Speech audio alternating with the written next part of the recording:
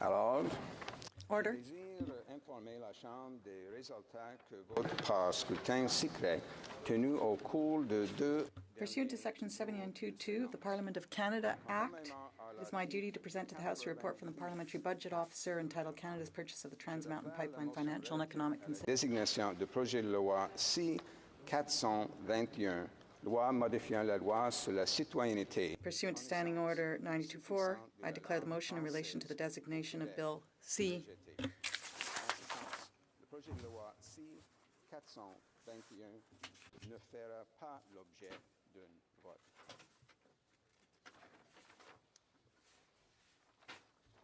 Not votable. Non-votable.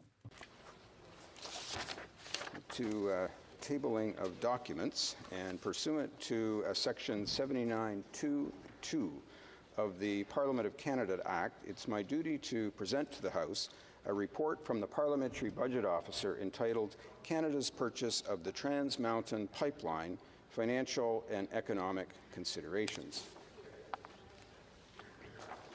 Tabling of documents. Dépôt de documents. Introduction of government bills. Dépôt de projet de loi émanant du gouvernement. Statements by ministers. Rapport de délégation. Reports from interparliamentary delegations. Presenting reports from committees. The Honourable Member for Moose Jaw Lake Centre, Lanigan. Thank you very much, Mr. Speaker. Mr. Speaker, I have the honour to table in both official languages the 16th report of the Standing Committee on Government Operations and Estimates entitled Improving Transparency and Parliamentary Oversight of the Government's Spending Plans. Also, Mr. Speaker, while I'm on my feet, and I beg your indulgence to say a personal thank you to a member who has announced his most recent retirement. And I'm speaking of course, the member from King's Hants, the former president of the Treasury Board. Mr. Speaker, in my capacity as chair of the Government Operations and Estimates Committee, the president of the Treasury Board appeared before our committee on several occasions. And it was always a pleasure to hear him, and I always found the minister to be extremely knowledgeable. I found him to be well prepared, unfailingly polite, and at times he exhibited his trademark sense of humor on many, many occasions. He is a member, I think, who has distinguished himself in his role as a minister of this government, and I can tell you from a personal standpoint, I will certainly miss his appearances, but on behalf of myself and all of my colleagues on that committee, I do wish the minister the best of luck and much success in all his future endeavors.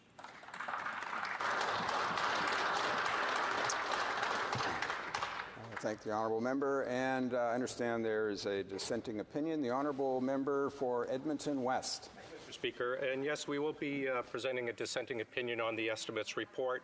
Now, when calling the model parliament, King Edward stated what touches all should be approved by all. Basically, any tax expenditure should be approved by the people's representatives, the members of the House of Commons. It's basically how the Westminster system was created and why we exist. Unfortunately, the estimates process under this government is going against what touches all should be approved by all. We're going backward in transparency.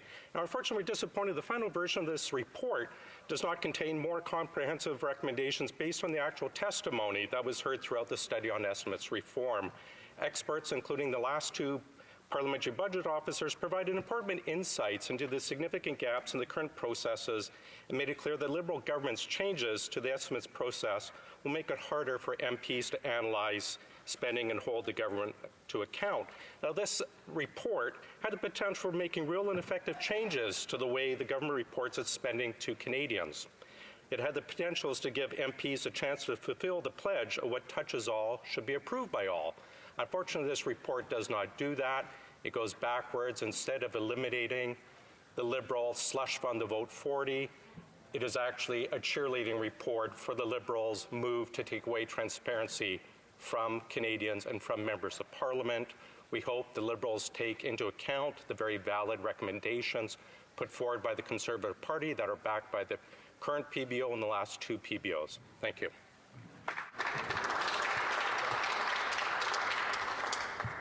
Présentation du rapport de comité. Presenting reports from committees. Private members' bills. Mr. Harvey, seconded by Mr. Arsenault. Yep, okay. Moves for leave to introduce a bill entitled An Act to Amend the Department of Agriculture and Agri-Food Act, Excellence in Agricultural Innovation. Agricultural Innovation. This motion is deemed adopted. The honourable member for Tobique-Mactaquac. Well, thank you, Mr. Speaker, and I thank my honourable colleague from Madawaska-Ashtagouche for seconding the bill, and I'd like to speak to it just briefly. The bill consists of the creation of an advisory committee for the pursuit of excellence in agriculture, innovation, established and composed of persons appointed by the Minister, including representatives from the agriculture and agri-food sectors, academics and scientific communities, the provinces, and the department itself. The function of this committee would be to advise the Minister on any matters within the mandate of the Minister's purview by acting as a centre of excellence for the pursuit and innovation of agriculture and agri-food sectors, including the fields of artificial intelligence and robotics. The committee must hold every year outside the capital region a minimum of 2 meetings, and the persons appointed by the Minister would do so at no cost to the government. So this is on a voluntary basis, and I would just like to say that from my experience in the agricultural sector and agri-food sector, which is a very broad based industry, but one that's filled with new challenges and one that's really striving to reinvent itself through the use of robotics and new technology, I think this is an excellent opportunity for government to inform itself better. Thank you. Well done. Mr. Harvey, seconded by Mr. Arsenault, moves that the bill be now read a first time and be printed. This motion is deemed adopted. Premier lecture de ce projet de loi, first reading of this bill. And when shall the bill be read a second time? At the next sitting of the House. Introduction of private members' bills. First reading of Senate public bills. Motions. Motion. Motions. Motion. Okay. Presenting petitions. Présentation de pétitions. The honourable member for Mississauga-Streetsville. Thank you. Mr. Speaker, today I'm presenting a petition on behalf of my constituent, Joanne McIsaac. In 2013, the McIsaac family went through a horrible tragedy. On December 2nd, Joanne's brother, Michael McIsaac, was unfortunately shot by a police officer while experiencing the combined effects of a high fever and an epileptic seizure. On December 3rd, he tragically died from his injuries. This April, Joanne created a petition on change.org, which gathered over 21,000 signatures calling for a national database of police-involved deaths in response to her brother's shooting. Today, Joanne is calling for a national database of police-involved deaths and the use of force in any incidents in Canada. This information is collected and could help the police officers in their tactics and training, identify areas of improvement in recruiting, and drive the need for policy and training changes. Public reporting of excessive force incidents would increase transparency between law enforcement and the public. It could lead to an increase in public safety, officer safety, and would help Joanne and the rest of the McIsaac family get some answers about Michael. Thank you. Presenting petitions. The honourable member for Lethbridge.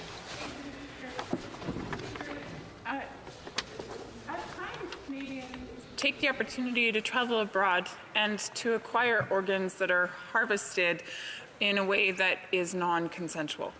Now, this is rare, but yet it happens, and it's inhumane. And so there is a petition that I wish to present to the House that calls upon those in this place to act quickly with regards to 2 bills that are currently before the House to outlaw this practice that is currently taking place. Presenting petitions. Presentation de pétition. The honourable member for Pickering-Uxbridge. Mr. Speaker, I rise today to table petitions on behalf of my constituents in Pickering-Uxbridge regarding the federal lands in Pickering, as well as a petition supporting Bill S-214. The first, with nearly 610 signatures in total, I have 6 petitions that call upon the House to rescind all plans for an airport and all non-agricultural agricultural uses on the remaining federal lands in Pickering, which encompass Class 1 Ontario farmland. Mr. Speaker, this issue has been going on for over 40 years, and the residents of Pickering and the signers of this petition would like to see farmland, this Class 1 farmland, used for agricultural purposes. The second petition, Mr. Speaker, which contains 175 signatures, calls upon the House to support Bill S-214 and ban the sale and/or manufacturing of animal-tested cosmetics and their ingredients in Canada moving forward. Thank you, Mr. Speaker. Presenting petitions. Présentation de pétition. La députée d'Alfred Pelland. The Honourable Member for Alfred Pelland. Thank you very much, Mr. Speaker. I'm rising today to table a petition on behalf of my constituents in Alfred Pelland. The consequences that tobacco plain packaging legislation would have on their business. Indeed, many moms and pops businesses depend on premium cigar sales and could be at risk of closing up shop. Thus, Canadians call upon the government to exclude premium cigars from the proposed tobacco products regulations. Thank you, Mr. President. Presenting petitions. Honourable Member for Winnipeg North. Thank you, Mr. Speaker. Back in July of 1999, the Chinese Communist Party launched an intensive nationwide persecution campaign to eradicate Falun Gong. I think it's worthy of noting that lawyer David Matus and former Canadian Secretary of State for Asia Pacific, David Kilgore, conducted an investigation in 2006 and concluded that the Chinese regime and its agencies throughout China have put to death large numbers in tens of thousands of Falun Gong prisoners of conscience. Their vital organs were seized involuntarily for a sale at a higher price. The individuals petitioners from Canada are actually calling upon the government to do what it can to make the public more aware of this and to take actions to prevent it. Thank you, Mr. Speaker. Presenting petitions. Présentation de pétitions. Questions on the order paper. The Honourable Parliamentary Secretary to the Government House Leader. Mr. Speaker, I would ask the questions be allowed to stand at this time, please.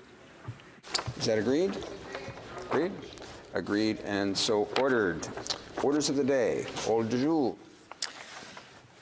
Government orders, business of supply, consideration of the opposition motion standing in the name of Ms. Benson concerning Canada's housing crisis. Madame Benson. Ms. Benson, seconded by Ms. Boutin-Suite, moves that in the opinion of the House, the government is failing to adequately address Canada's housing crisis,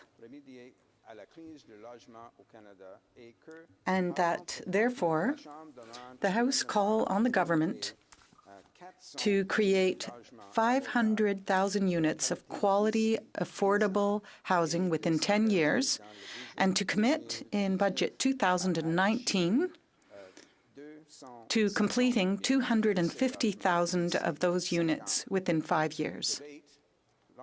The Honourable Member for Saskatoon West. Thank you, Mr. Speaker, and I'd like to let you know that I'll be splitting my time with the member for Hochelaga. Mr. Speaker, it's been over 3 years since the Minister of Families, Children and Social Development was mandated by our Prime Minister to develop a national housing strategy, and just a little over 14 months since the release of that strategy. Many of us, me included, after a year-long build-up to the final reveal, thought we would see a strategy that would be transformational. What we got instead were underwhelming targets for reducing homelessness, and most of the funding coming after the next election well into the future. But what we needed was a national housing strategy that would be big, transformational, because our country is in a housing and homelessness crisis. The homelessness and housing crisis of today is the direct result of the withdrawal of both Liberal and Conservative federal governments from affordable housing over the years. In 1993, the then federal Liberal government ended new funding for affordable housing, and thanks to this ill-conceived leadership, many provinces followed suit. And so we managed the problem of homelessness due to a lack of affordable housing with emergency services, shelters, and hospitals. It is a very expensive housing system, both the human costs and financially for governments and communities. This is the legacy of Liberal and Conservative federal governments, an expensive and ineffective emergency housing system. Today's motion is about ending the federal government's rhetoric and their pats on the back when it comes to housing and homelessness, and demanding that we face the reality of this national crisis with real federal leadership, real action, real and immediate investment. 1.7 million Canadians are living in what policy people call core housing need. That means a population of Canadians almost twice the size of Saskatchewan are paying more than 1/3 of their income for housing that is substandard, not in good repair, unsafe, and overcrowded. And of those 1.7 million, 400,000 Canadians are paying more than 50% of their income for poor quality housing. I call that a crisis in need of bold and immediate action. The National Housing Strategy so far has overwhelmed us with a lot of fanfare, but underwhelmed me in particular with actual results. Very little housing has been built. Operating agreements and rental subsidies have been temporarily extended, but many nonprofit housing providers, especially those providing tenants with rent geared to income subsidies, remain in precarious financial situations. Unable to fix and repair their affordable units and provide the needed rent subsidies, these affordable homes are at risk of being lost. This country has an annual capital repair deficit in excess of $1.3 billion annually. This affordable housing is a lifeline for seniors, newcomers, people with disabilities, Indigenous peoples, and other vulnerable Canadians. Most of what we have seen so far is a rearranging of current dollars with nominal new investment, more of a tinkering around the edges of the crisis. Many of the repackaged programs need cost matching from provincial governments, but after 14 months, only 3 provinces and 1 territory have signed the bilateral agreements. With 10 years of austerity from the Harper Conservatives, the federal government deficit and debt cutting just simply moved that debt to the provinces. Provinces were left scrambling to fund higher health care and social service costs as the federal government cut important support programs. The ability of many provincial governments to match federal investment will be limited, and therefore the big dreams of the National Housing Strategy may be greatly hampered.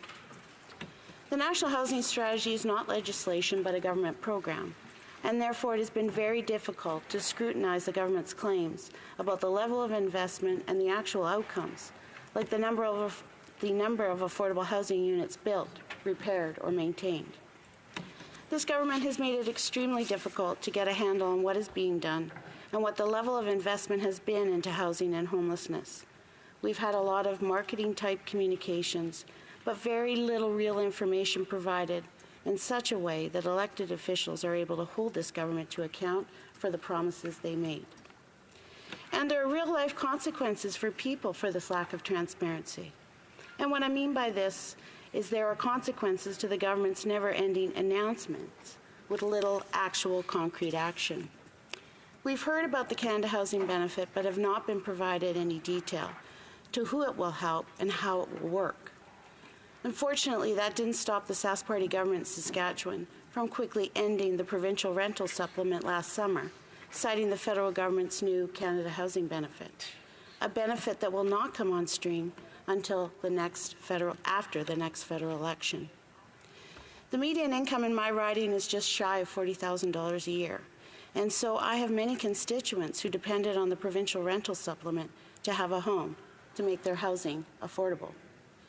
With the end of the provincial rental supplement and no replacement anytime soon vis-a-vis the federal government, I have many constituents who are remaining in unsuitable, unsafe housing, putting up with slum landlords for fear that if they move, their rental supplement will be reassessed, they'll be considered a new applicant, and therefore not eligible for a benefit that now no longer exists. Mr. Speaker, governing is about priority. Today's motion is asking this Liberal government to make affordable housing for Canadians the priority for this government. A government that has rearranged and renamed funding programs, a government has put minimal new dollars into building housing in comparison to what is needed, that has underwhelmed us with unambitious targets for homelessness reduction, has not made affordable housing and ending homelessness a priority. Mr. Speaker, it's hard not to think about what if. What if our past Liberal and Conservative federal governments had made affordable housing a priority every year? One could imagine if only the investment and leadership by past federal governments had been maintained. Instead of ending affordable housing, we would have had an additional 650,000 affordable housing units in this country, perhaps even more. But we can bemoan the past, but what I'd rather do is have a government who is seized with this issue and getting down to the hard work and making the tough decisions it will take to pull our country out of this national crisis. This government still has time to step up. Today's motion is not about postponing investment and action, but about immediately ramping up our response. Safe, affordable housing is such a foundational piece for the quality of life for families and individuals, for our children's welfare, for healthy and thriving communities, for businesses to grow. When housing is unavailable and unaffordable, businesses can't recruit employees. When families struggle with housing, we know from the research that the state of a family's housing is a factor in 1 in 5 cases when children are admitted to care. Mr. Speaker, I'd like to end my comments on a more personal note. I believe I'm here today as an elected member of Parliament in large part because my family benefited from accessible, affordable housing. When my parents were first starting out in Brandon, Manitoba with a young family, we lived in subsidized housing. That leg up early in my parents' life together meant my mother was able to finish her postgraduate psychiatric nursing program while my dad began his career. They were able to save a bit of money, even in those early days, that allowed us as a family to weather the inevitable financial ups and downs of life. It meant I never questioned if I'd be able to afford university to become a social worker, the education that brought me here today as an elected member of Parliament. It is for that reason and the many other reasons I have mentioned that affordable housing and ending homelessness must be the priority for this Liberal government.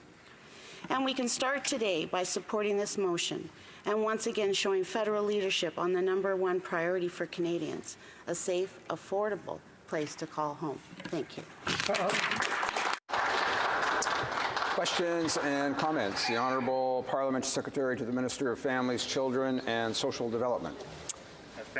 Thank the House very much for the opportunity to speak about housing, and once again pay my respect to the member opposite, who has been a tireless advocate for better housing policies, stronger housing policies, and has sustained the debate in this House, and to that I give her thanks, because for all of us who are fighting to create the strongest national housing program possible, we need the good ideas of the sides opposite, as well as the voices of people who, as she has said, have come through lived experience. The question I have for the member opposite is to start to detail out their program. I recognize that they're calling for 500,000 units of housing, half of which are to come after 5 years, which is not after one election, but after 2 elections. But I just have the question that really I think needs to be answered, which is this. CMHC and housing advocates and housing suppliers across the country peg the cost of providing a house at 80% of market value at $350,000 on average across the country. Of course, it's much higher in Vancouver and Toronto, where land values drive a different equation. But the question is this. Based on the simple math that they've produced, that means their housing program would cost $175 billion, half of which would have to be spent this year. And I'm just curious as to where they're going to find that money. And secondly, they said they're going to subsidize every Canadian in core housing need, which she said was 1.7 million people. Where is that dollar figure, and where are they going to find those dollars this year?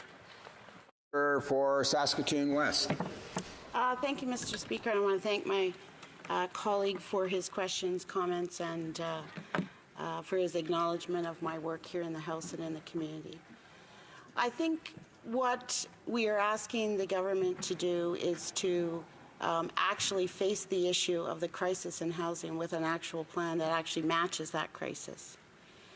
The idea that you make housing a priority around the cabinet table means, and I understand, you make difficult decisions and you have to do some things and not the other. I do believe the Minister and the Parliamentary Secretary believe that there is a crisis in housing. I do believe that they are making that case around the cabinet table. What I'm asking them to do is to make that case better and to bring their colleagues along. I do think the money is there. I do think we have to make decisions. I do think we have to ask everyone to pay their fair share of taxes because it is a crisis, and that is where I believe the money will come from. But the first place it comes from is a government that makes it a priority and makes decisions to do that instead of other things. Thank you. Bravo. Questions and comments? The honourable member for Kootenay, Columbia. Thank you, Mr. Speaker, and I would like to also thank my colleague for her tireless advocating for housing and affordable housing across Canada. So yesterday in question period, yesterday of course was Mental Health Awareness Day. I raised the issue and the particular challenges faced by people with mental illnesses around housing. I did meet with a woman in one of my communities who is living in a storage unit, had that confirmed afterwards by some of the municipal people. And I wonder if you could talk just about the need for enhanced funding for both mental illnesses and housing and the relationship between the two. For Saskatoon West. Thank you, Mr. Speaker. I want to thank my colleague for the opportunity to comment about how foundational housing is and how it is interrelated in many other issues that we face in our community. When I was becoming a social worker, we started to talk about the impact of homelessness on people's mental health, and that was a long time ago, 30 or 40 years ago. But I think what's happened is when we have pulled out the support for affordable housing, those who are most vulnerable were impacted first. And we developed a very expensive system of just picking up people's lives almost literally on the streets. Bringing people into hospital, helping them, and putting them back out on the street. I think when you talk about making housing and homelessness a priority, you do start to prioritize those people in our community who are most vulnerable now. And I think the idea that someone does not have a stable, safe, affordable place to live has an extremely a big impact on their mental health, and it really holds people back on being able to move forward in their lives or to become healthier or to deal with mental health issues. So it is a key foundational piece. We could really make a huge difference in this country to so many people if we made housing and homelessness prevention a priority. Thank you. Reprise de débat. La députée d'Hochelaga. Resuming debate, the honourable member for Hochelaga. Thank you, Mr. Speaker. I'm very pleased to have this opportunity to speak for the first time in this new House of Commons. And I'm even happier that this speech is on a subject that's very important to me, because I have been working on it for the past 7 years on behalf of my party here in the House, but also on a daily basis in my riding of Hochelaga. Today I'm going to talk once again about housing, and I won't stop talking about it until the rights of all people living in Canada to affordable and adequate housing are respected, and we have a great deal of work to do to achieve that. Mr. Speaker, I'd like to start by thanking my colleague for Saskatoon West for having tabled the motion that we are debating today, and I'd like to congratulate her for her work on this file. The motion reads as follows: that, in the opinion of the House, the government is failing to adequately address Canada's housing crisis, and that, therefore, the House call on the government to create 500,000 units of quality, affordable housing within 10 years, and to commit in Budget 2019 to completing 250,000 of those units within 5 years. In the NDP, we acknowledge and recognize that the principle of housing is a human right. 43 years ago, Canada ratified the International Covenant on Economic, Social and Cultural Rights. In doing so, we formally acknowledged a series of rights, including the right to housing.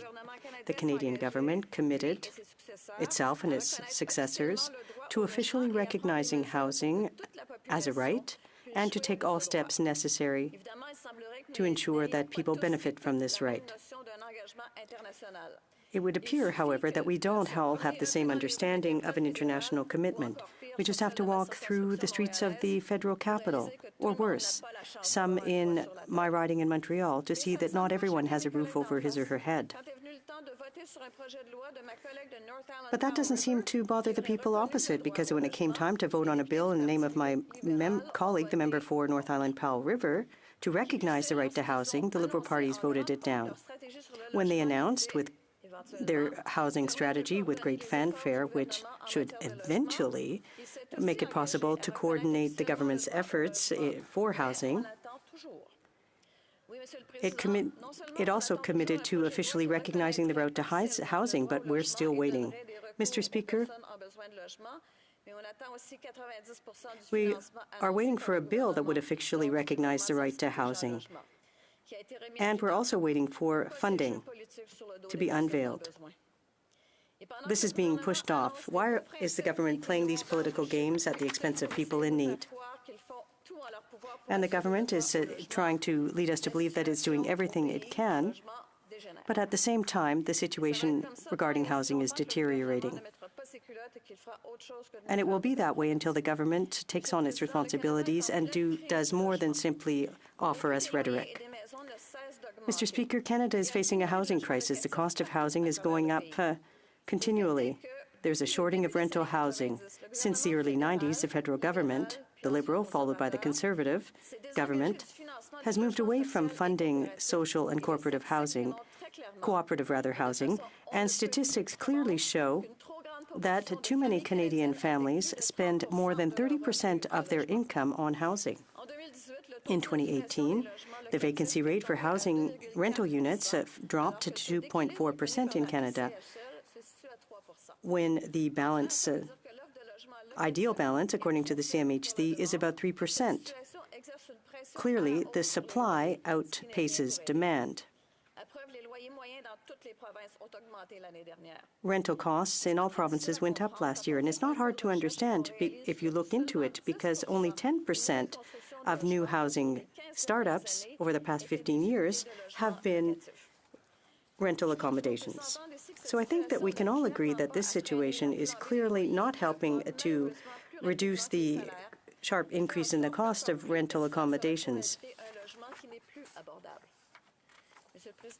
Mr. Speaker, according to the National Household Survey in 2016, 25% of Canadians, whether they be renters or owners, devote more than 30% of their total income to housing.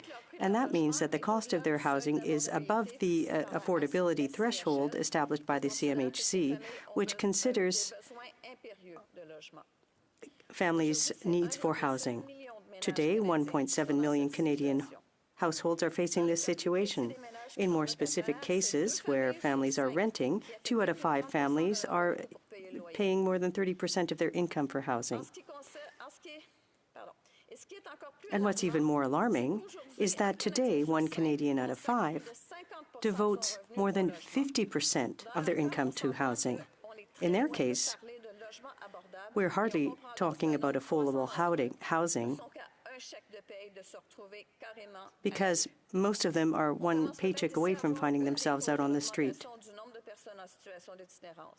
We can see that that is one of the reasons for the increase in homelessness in this country, and that's very worrisome.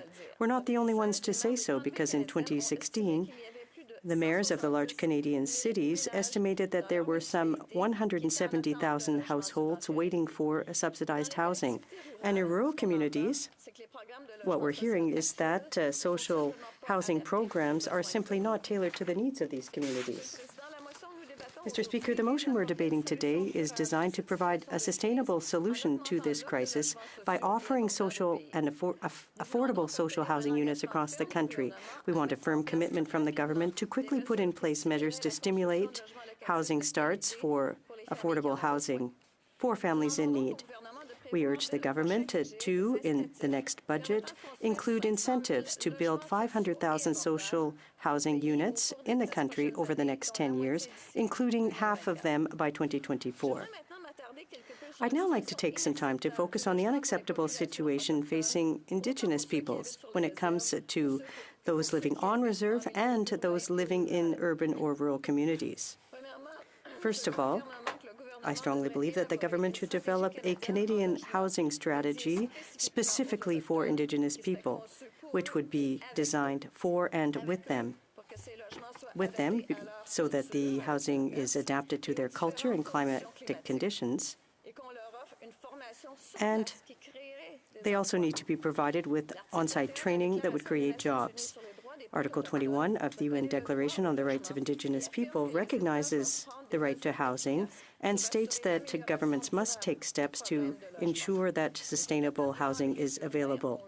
Indigenous peoples living in urban communities are 8 times more at risk of ending up homeless than the rest of the population. The budget 2017, however, only earmarked $225 million over 11 years, or $20 million a year, for Indigenous housing off reserve.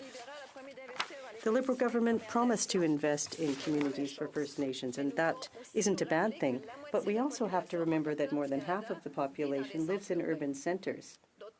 Moreover, the situation for housing in Indigenous communities is disastrous. Just yesterday, 4 of my colleagues held a press conference to talk about the problem with mold on reserve and in the north. Nothing to deal with the housing shortages facing Inuit and First Nation communities. In 2011, almost 41% of households on reserve lived in housing requiring major repairs and identified mold in over 50% of all housing units.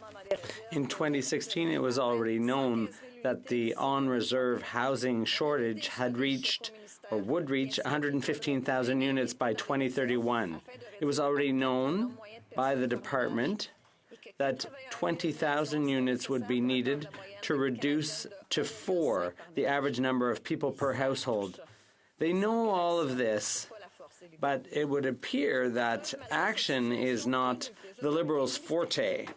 To wit, despite this situation, the government decided to finance only 300 new units per year in 2016 and 2017. That's only 3% of what is needed.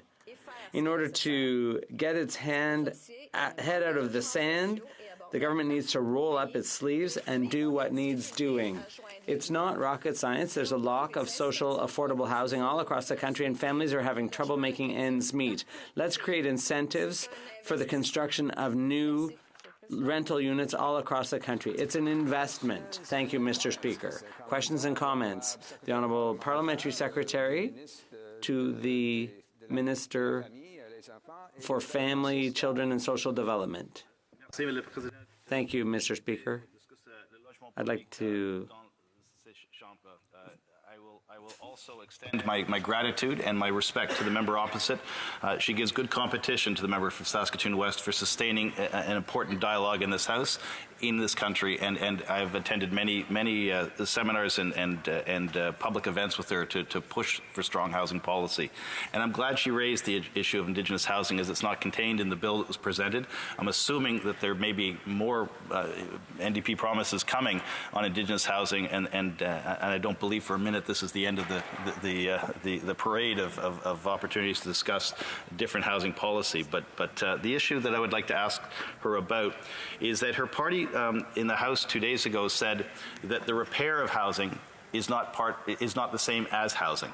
In other words, the fact that we've repaired 157,000 units over the last 3 years with new investments as part of the National Housing Strategy and our budgets, that was dismissed as not being housing. And I also heard the member from Kootenay, Columbia say that there are complex needs to house people. For example, sometimes you need housing and supports to stay in that housing and a subsidy to make that housing affordable. Would the member agree that a multi-layered approach is the right approach, and that sometimes when you make 1 million investments in housing, 2 or 3 of them have to land at the same address in order to make that housing viable for the person in question? In other words, you need to fix housing, subsidize housing, build housing, and support housing, not just simply construct affordable housing in order to make a housing system work. The Honourable Member for Hochelaga. Well, I'd like to return the compliments to my colleague who also works very hard on housing, so I'd like to thank him too. I fully agree that our investments in housing are not simply to build, but also to renovate. The member opposite has been here for a while, and he knows full well that in 2012 I presented a motion in the House of Commons that included reinvesting in renovations to social housing units. One thing he said earlier was that the NDP fully agrees that we have to invest in renovation, but when you look at the numbers that have been announced publicly, when you do double dipping, that's not being honest with Canadians, or double counting, if you will. So if the Prime Minister wants to say how much exactly has been invested in housing, we need the real numbers, because those numbers were used twice to reach 1 million people who'd been helped with their $5 billion of investment. But it's 115,000 people who were helped. So you have to be careful when you read what's in the media, because it'll eventually come back and bite you. Questions and comments? The honourable member for Elmwood, not Elmwood Transcona. It's going to be Edmonton Strathcona. Thank you, Here we are. Mr. Speaker. Happy to represent Manitoba as well. We're all prairie folk. I want to thank my colleague, the member for Hochelaga, for her long-standing work on resolving the housing crisis in Canada. She mentioned, Mr. Speaker, the issue of cooperatives. I am fortunate in my riding to have a huge number of cooperative units available to my constituents. Since the 1970s and 80s, the federal government provided a lot of support to the creation of cooperatives. They now provide very important housing, affordable housing, and for seniors and for immigrants and families. The Cooperative Housing Federation of Canada, on behalf of the 900 housing cooperatives in Canada, have made specific requests to the government. And one of those is to provide $7.5 million in funding per year to enroll housing cooperatives. Now, we know that the cooperatives are old and they need to be retrofitted, and they want to become energy retrofitted. But there's a possibility of municipal land in all of our cities, certainly in my city, where we could be building cooperative housing now if the government would commit long-term funding. I wonder if the member could speak to those asks. The honourable member for Hochelaga. Thank you, Mr. Speaker. I have a number of answers to that question. My family is from the co-op movement, so I've known about the advantages of co-ops for a long time.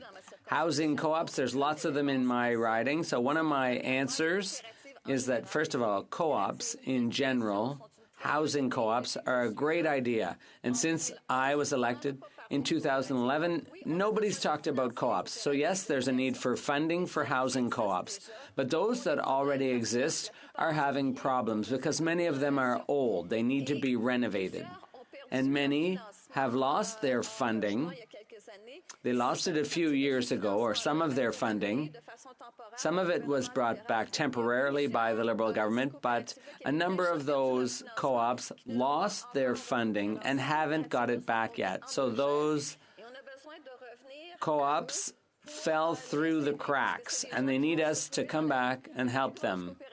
The biggest housing co-op in Canada is in Montreal, and many of those people are subsidized. So the government, the federal government, has to help those people to remain in affordable housing and decent housing, good housing, housing that will suit them in terms of quality and in terms of the size of the unit for the size of the family. Resuming debate, the Honourable Minister of Family, Children and Social Development.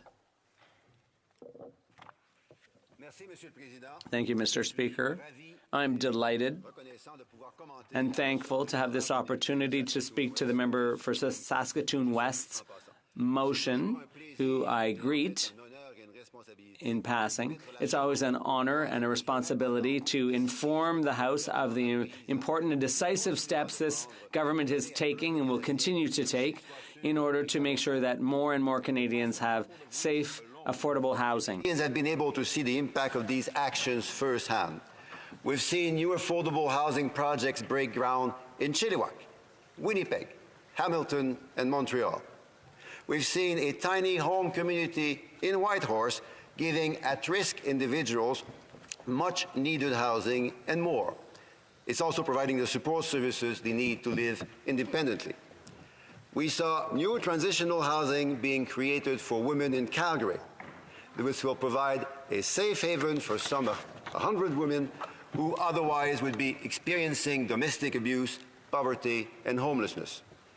We've seen work on a new development in Porters Lake, Nova Scotia.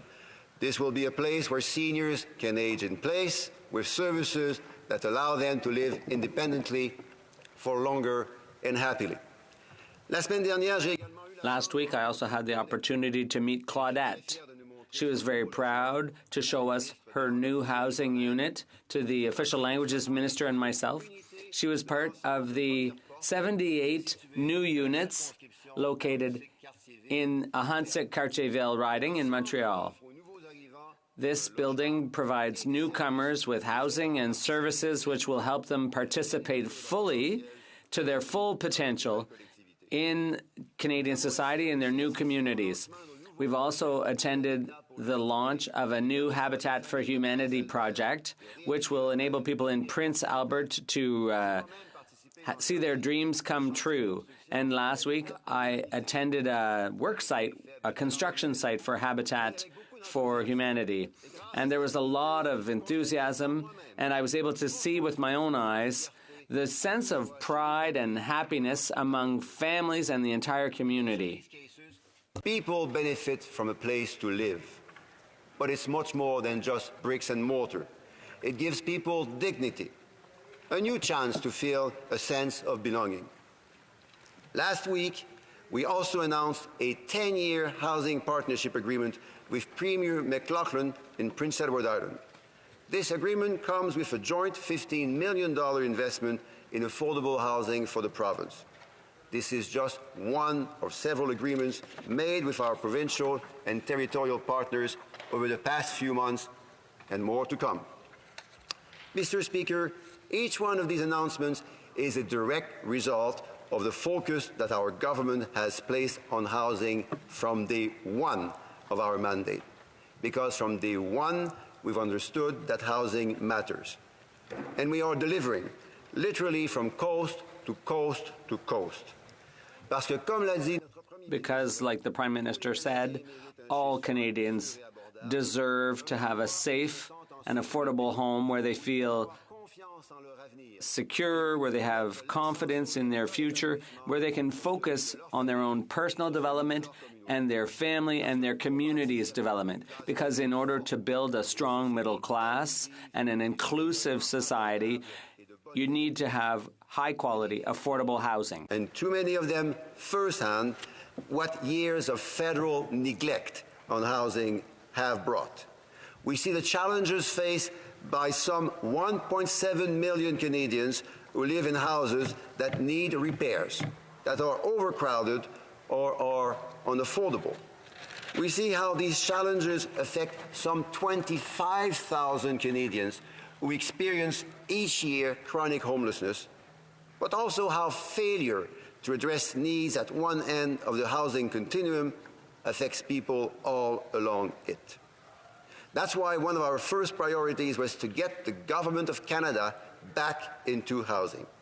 We acted decisively, and since 2016 we have invested more than $5.7 billion to make housing more affordable across Canada. And it's already having an important impact, helping nearly 1 million families since 2016 gain access to a safe and affordable place to call home. But, Mr. Speaker, we did say that those investments were but a first step. Major investment is required, and we developed the first national housing strategy, a 10-year plan, over $40 billion, which will enable more Canadians to have safe, affordable housing. Mr. Speaker, my colleague for Saskatoon West has called for 500,000 new units. She should know that the new national housing strategy seeks to make up the housing shortages for over 530,000 Canadians and to reduce homelessness by half. Our plan is ambitious, but it's also realistic. It was developed after extraordinary consultations with people in the field, people who are housing experts, and I'll just name a few of them: the National Housing Collaborative, the Canadian Federation of Municipalities, the Quebec Not-for-Profit Housing Association, YWCA Poverty, YWCA Canada. These, Mr. Speaker, are just a very small number of the wonderful stakeholders that have helped us build this historic first-ever national housing strategy. Our plan does indeed respond to the real need for new affordable housing units. And to get us there, it includes major initiatives to repair and increase the housing stock, including the $13.2 billion National Housing Co-Investment Fund. In order to leverage our investments, we are providing community housing providers federal lands to a value of up to $200 billion, and that is to reduce costs or make things cost neutral. And in order to facilitate renovations and other problems stemming from federal neglect, we have provided funding for that as well. A lot of our housing stock is aging and has suffered from years of underfunding. Families are living in overcrowded conditions, dangerous conditions, but thanks to our co-investment fund, up to 240,000 units will be repaired and renovated, and 60,000 new units will be built. Mr. Speaker, we opted for a co-investment fund because we needed that a top-down approach would not work. And in order to invite the provinces and territories and providers in municipalities and the private sector and Indigenous organizations to cooperate with us, we hope to find sustainable solutions to meet the needs. Advances housing priorities that matter to all Canadians by prioritizing projects that go above and beyond mandatory requirements for affordability, energy efficiency, and accessibility. It focuses on people, communities, and partnerships, and includes specific targets to protect and support survivors of violence, seniors, and people living with developmental disabilities, among many others. Our major partners in housing are provincial and territorial governments. So for me, an important accomplishment in our national housing strategy was reaching a historic housing partnership framework agreement with them, the first in more than a quarter of a century. This framework includes $7.7 billion in funding that will be cost-matched and invested in programs that will meet the unique needs of Canadians, whether they live in a remote community in Nunavut, an urban center in British Columbia, a small town in Princeton, Rhode Island, or any point in between. These partnerships will unlock further initiatives, like the Canada Housing Benefit, a direct benefit that will give at least 300,000 households, on average, an amount of $2,500 per year to help meet their housing cost. Our agreements with the provinces and territories will also maintain affordability for some 330,000 community housing units, and so 330,000 families. That's another key step to help low-income Canadians who have trouble affording their rent. The affordability of federally administered community housing will be maintained through our national housing strategy because we are extending subsidies that some 55,000 households currently enjoy. Last year, we also announced a new strategy to combat homelessness, a $2.2 billion plan to reduce homelessness by half. The strategy will provide increased funding and more tools, more flexibility to a greater number of communities in order to combat homelessness in their own fashion. My colleague will speak further to this strategy a bit later today. Work represents a very important achievement for our government. I'm proud of how we've been able to collaborate with Canadians and many, many stakeholders to launch programs that will make a lasting difference. But of course, there is much, much, much more work to do. As mentioned previously, we're working hard with provincial and territorial partners to sign all bilateral agreements by April 2019. I'm also working closely with the Minister of Indigenous Services and with Indigenous leaders and organizations to develop the first ever distinct First Nations, Métis, and Inuit housing strategies. These strategies will meet the unique needs of each group and will be anchored in the principles of reconciliation and self-determination. One of my colleagues will also speak to that progress in more detail later today. We've also launched major research initiatives to fill the data gaps that exist around housing. I look forward to seeing the resulting research and to learning how we can continue to make progress on creating better housing for Canadians. Enfin, nous préparons. Finally, we're drafting legislation to protect housing from discrimination based on prohibited grounds of discrimination. And this will be a huge step forward in providing the right to housing free from discrimination, as was called for in the International Covenant on Economic, Social, and Political Rights, the UN Covenant. With this legislation, we will ensure that affordable legislation remains a priority for all future governments in Canada, and this will benefit all Canadians for generations to come. I've said it before, and I will say it again. The Government of Canada is back in housing, back as a leader, and back as a partner. Canadians are on board with our new approach, Mr. Speaker. Groups like RENA, which promote dignity and inclusion, praise the national housing strategy, and I quote, "Thank you for recognizing the importance for all citizens to have a home and implementing a plan that will improve the quality of thousands of people's lives. We applaud the federal government and call on provincial and municipal leaders to align behind this effort and create local solutions to serve communities across the country." End of quote. Mr. Speaker, I second that call, and I urge members on the other side to join us. Working together, we can deliver an inclusive national housing strategy that will launch a new era in housing in this country, improve the lives of Canadians, strengthen our communities and the economy for years to come. Thank you.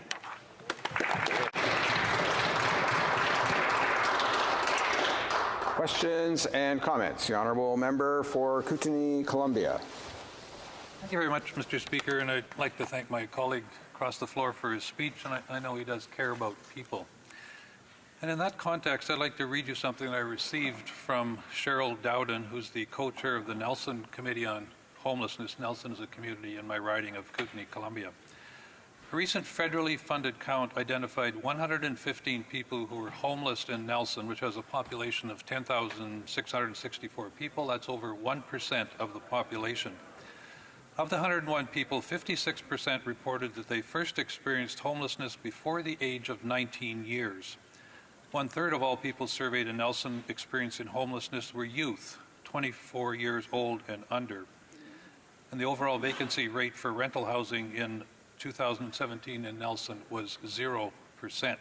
So does that not indicate a fundamental failure of the housing that's currently being offered to Canadians and particularly to people in Nelson? Honourable Minister of Families, Children and Social Development.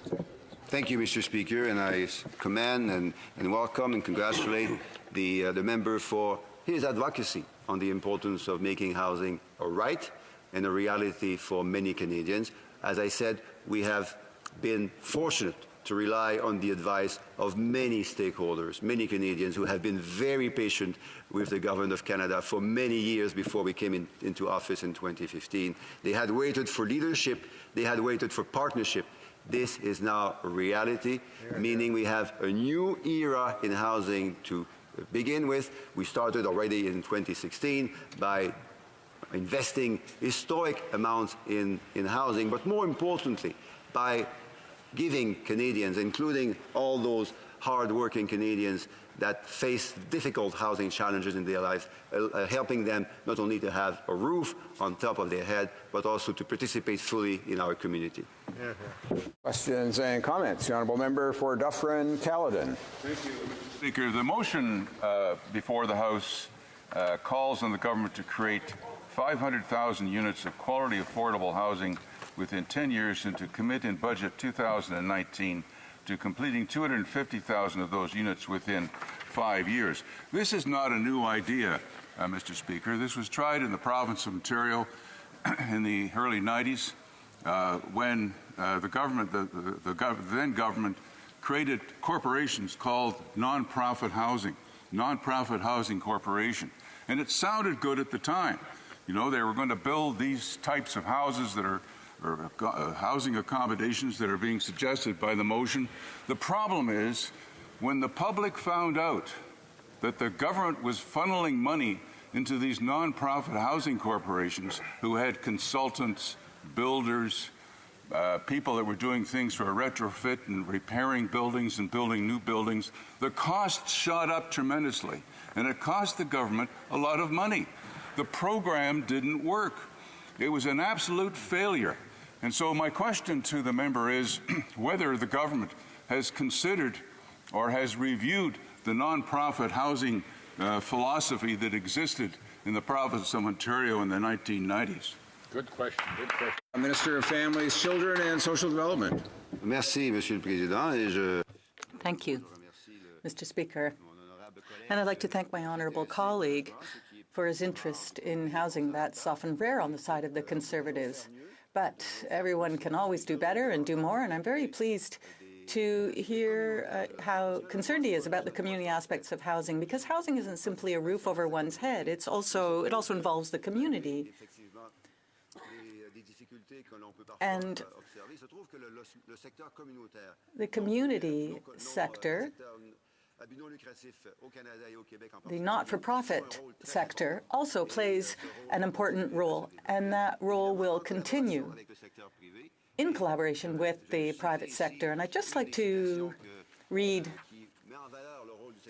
from something about the private sector.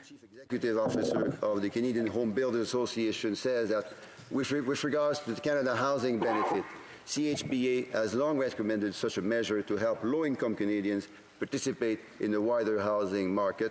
This benefit can provide them support and choice rather than tying them to specific housing units. And I would just, given the very rare time that I have, I would just also add that we have the support of municipalities and localities. The Federation of Canadian Municipalities says the National Housing Strategy released is a breakthrough for cities and communities from coast to coast to coast. This is the kind of federal leadership that local governments have been seeking for more than 20 years. And comments. The Honourable Member for Saskatoon West. Speaker, and I want to thank the Minister for his comments, and I have appreciated his advocacy around this issue. And I do believe it is a tough job for the Minister around the Cabinet table to make sure that housing and homelessness stays a priority, and I want to encourage him to continue that. And I guess through my comments, I'm asking him to step it up, because I feel that although we've started, we need more sooner. I would like to mention to the Minister, to reiterate what I mentioned in my comments, and that is that the Saskatchewan Party government has ended the rental supplement in Saskatchewan on the anticipation of a federal Canada housing benefit. And that is very concerning to me, and I imagine that is concerning to the Minister. And I'm wondering through you, Mr. Speaker, if I could ask the Minister to perhaps follow up or comment on that. I think he would agree with me that that is not helping people and is not the spirit of a provincial federal agreement around housing and homelessness. Thank you, Mr. Speaker. Honourable Minister of Families, Children and Social Development. Thank you, Mr. Speaker. Thank you again to my colleague. She is correct. No, this is a joint responsibility, and we need the collaboration of every government, including provinces and territories, but also the most welcome and the most expected collaboration of cities and municipalities to make this not only a success now, but a success in the next 10 years. Let me also say that our national housing strategy supports many other objectives of our government, including gender equity. The YWCA Canada said on the Laos National Housing Strategy that a gender lens on the national housing strategy is a game changer for women and girls in Canada. I would also add that the National Housing Collaborative, a key stakeholder in building the national housing strategy, says this is Canada's first national housing strategy. It's a game changer because of the size of the investment, the breadth of the policy, and the approach to how government will work with communities to shape housing going forward. Questions and comments? The honourable member for Calgary, Shepherd. Thank you, Mr. Speaker. So I'll start by practicing charity at home, and I'll commiserate with the minister about, I think I've done Habitat for Humanity as well, and I think we share the same level of skill at construction, so we'll commiserate about that. In November of last year, the CMHC put out a report showing the impact of the $5.7 billion spent on affordable housing by the government since 2016. In it showed that it had only built 15,000 new affordable housing units and 156,000 units had been renovated. That is at a prodigious amount of money spent and so little to show for it that I wonder whether the minister could comment on that part of it too. And then maybe also comment on the fact that the private sector wasn't even worthy of a single mention in any of his commentary about how it produces, on average, about 200,000 units of housing per year, and therefore there was very little focus on it. The minister also repeated the same 1 million families helped figure that has been lambasted in the media as absolutely false. Several professors have said that they cannot reproduce those numbers, and they're based on erroneous double counting done by another member as well. Member Papineau repeated the same words again. So I wonder if the minister could mention the private sector's role in ensuring housing that's affordable, how the stress test has made it unaffordable for millennials, iGens, young people to afford housing, and how the $5.7 billion spent on affordable housing so far has only produced 15,000 affordable housing units. Minister of Families, Children and Social Development. Thank you, Mr. Speaker. Maybe the member was distracted when I mentioned the quote from the President, the Chief Executive Officer of the Canadian Home Builders Association, who says that CHBA, the association, has long recommended the Canada Housing Benefit to help low-income Canadians participate in the wider housing market.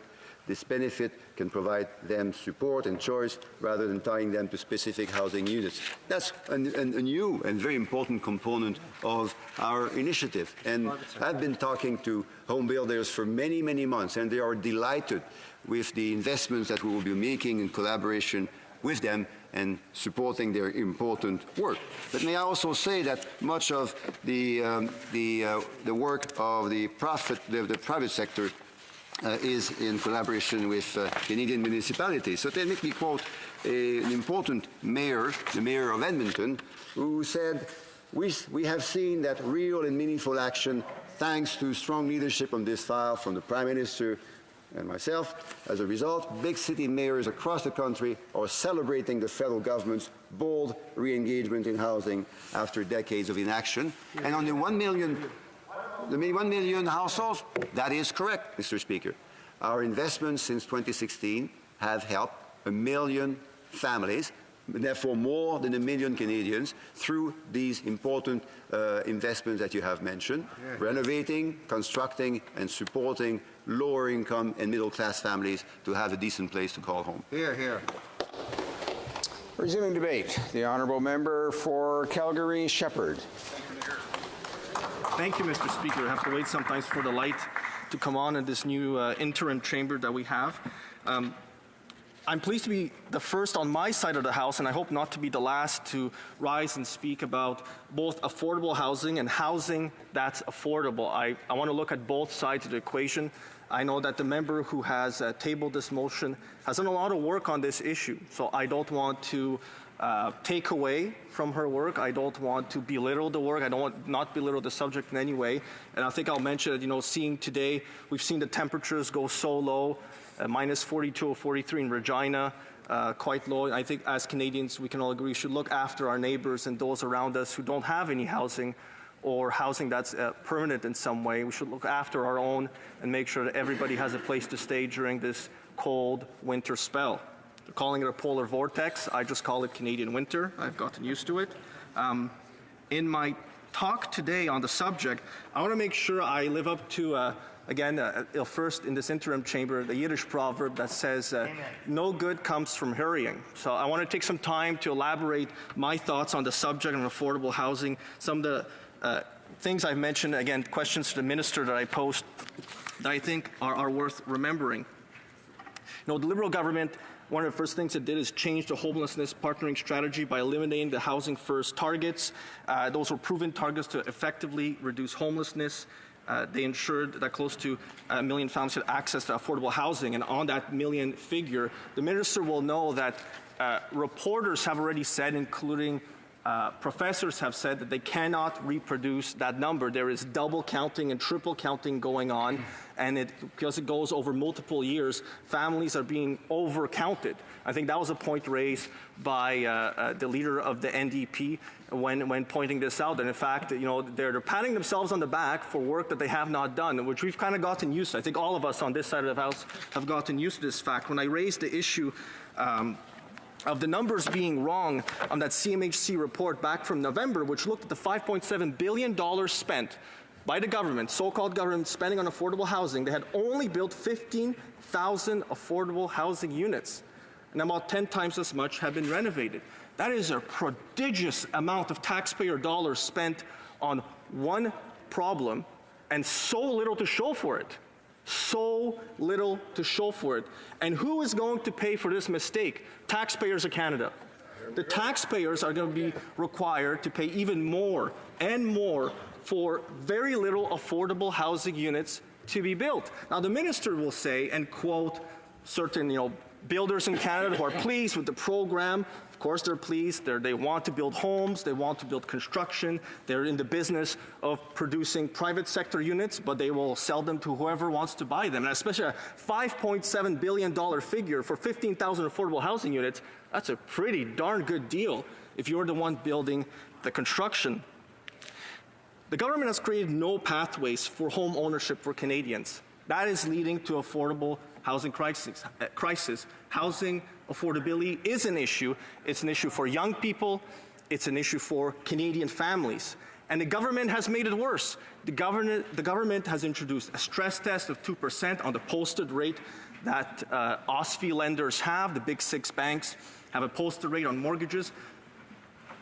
They say it's to reduce prices. That's what Minister of Finance said, which is interesting because that is not the regulator's job to reduce prices at any market in Canada. So it's interesting that the minister admitted that there was a political reason for introducing the stress test on Canadian mortgages. Those who are trying to get into their first home, whether that be a condo or a townhouse, whether that be a detached home, a semi-detached home like the ones in my riding. I live in a suburban riding of Calgary. When I moved there back in 2005, there were entire communities that didn't exist today. Cranston, Mahogany, communities of 30,000 people each, the largest communities in Calgary, all suburban communities with multiple types of housing in it. And today I hear story after story about how the stress test on mortgages is causing people to either lose their homes during refinancing because they simply can't afford to continue living in their home and paying the now higher mortgage interest rates, or they can't get into the home that they need because they're having kids, because they're getting married, because they need to move into something a little bit bigger, or downsizing as well. And we see the impact in the numbers. All of 2018, 20% less mortgages coming from young people, millennials, iGen, Gen Z, whichever terminology you want to use. So we talk about affordable housing and housing affordability crisis in this country. The Liberal government's making it worse. The carbon tax, higher taxes, nickel and diming Canadians, they have made it worse. At the end of the month, Canadians have less money in their pockets. So how can they afford to save for themselves to invest in a unit that they can live in? That's just simple math. And for those people who are trying to get out of shelters, for those people who are trying to move into an affordable housing unit, how are they supposed to afford their day-to-day and then save a little bit on the side so they can get into their own home ownership and save for their own home. They can't do it, not under this government, because they're going to make Canadians pay for their mistakes. And that's not right, Mr. Speaker. See, we on this side, I think, Conservatives, we can say, we're in the business of planting seeds, the seeds of success for Canadians. Not the government deciding where you shall live and what type of housing you shall live, but as much as possible allowing people the opportunity to find the housing choices that they want and that they need. And for those who are unable to do so because of, life happens, there are events of life that make it impossible. You're fleeing an abusive spouse, you've lost your job, which is happening a lot in my riding right now because of the war on energy jobs that the Canadian government has insisted on leading. I know people who have lost their homes. So they find themselves in temporary housing. They're looking for that affordable housing unit. Some of it is run-down stock that has been not well maintained, and some of it is partially they just can't find anything at a price that they can afford to move into or to pay rent for, because rents haven't come down all that much. So we're in the business of planting seeds. We want other people to have that success. We're also thinking about future generations. So we're not a one-generation party. We're looking for the long term. And I know that the member who tabled this motion talked about over 5 years, a commitment from the government to build 250,000 affordable housing units over 5 years. I went to look again at the total production of the private sector and how many units it's building and providing, and I would call it a drop in the bucket. There's a lot of housing needed. Of course, we have high immigration levels. A lot of people want to come to Canada, bring their families, start a family here, great paying jobs. They want to earn a living. That's, when my family came here, that was a big driver. It came down to Canada or Australia. And I'm very thankful my uncle chose to come to Canada. Canada was the first one that issued him a passport when he was waiting, partially almost homeless, to come here to Canada. And then, thanks to that, my grandfather came here and the rest of our family was able to move here. So what we don't intend to be is a party that we only look at one generation. We want to have a Canada that is more than just a one-generation society. And what we have right now is a government that's introducing a series of policies. It's never one thing. It's always the nickel and diming. It's always a series of policies that leads to a situation where housing becomes unaffordable. And affordable housing, there's simply not enough of it. There's not sufficient amounts of it. The issue is supply, which is, I'm going to compliment the NDP in at least identifying the crux of the problem. There's a supply problem. There isn't enough housing being built to keep prices down. If you ask Jack Mintz, one of Canada's premier tax professors, he'll say the same thing. It's basic economics, just basic economics. The more supply you have, the more it keeps prices down and controls pricing. Real estate is very much a regional, it's very much a local good that you purchase. You rarely compare homes across two different cities or two different towns. Rarely do you do that.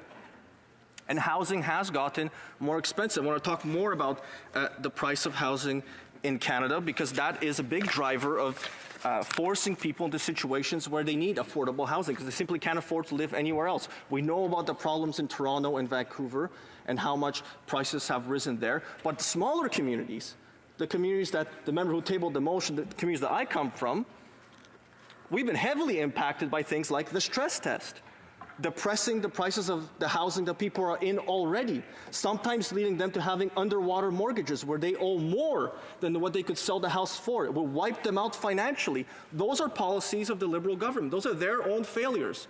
In 3 short years, this is what they've managed to do.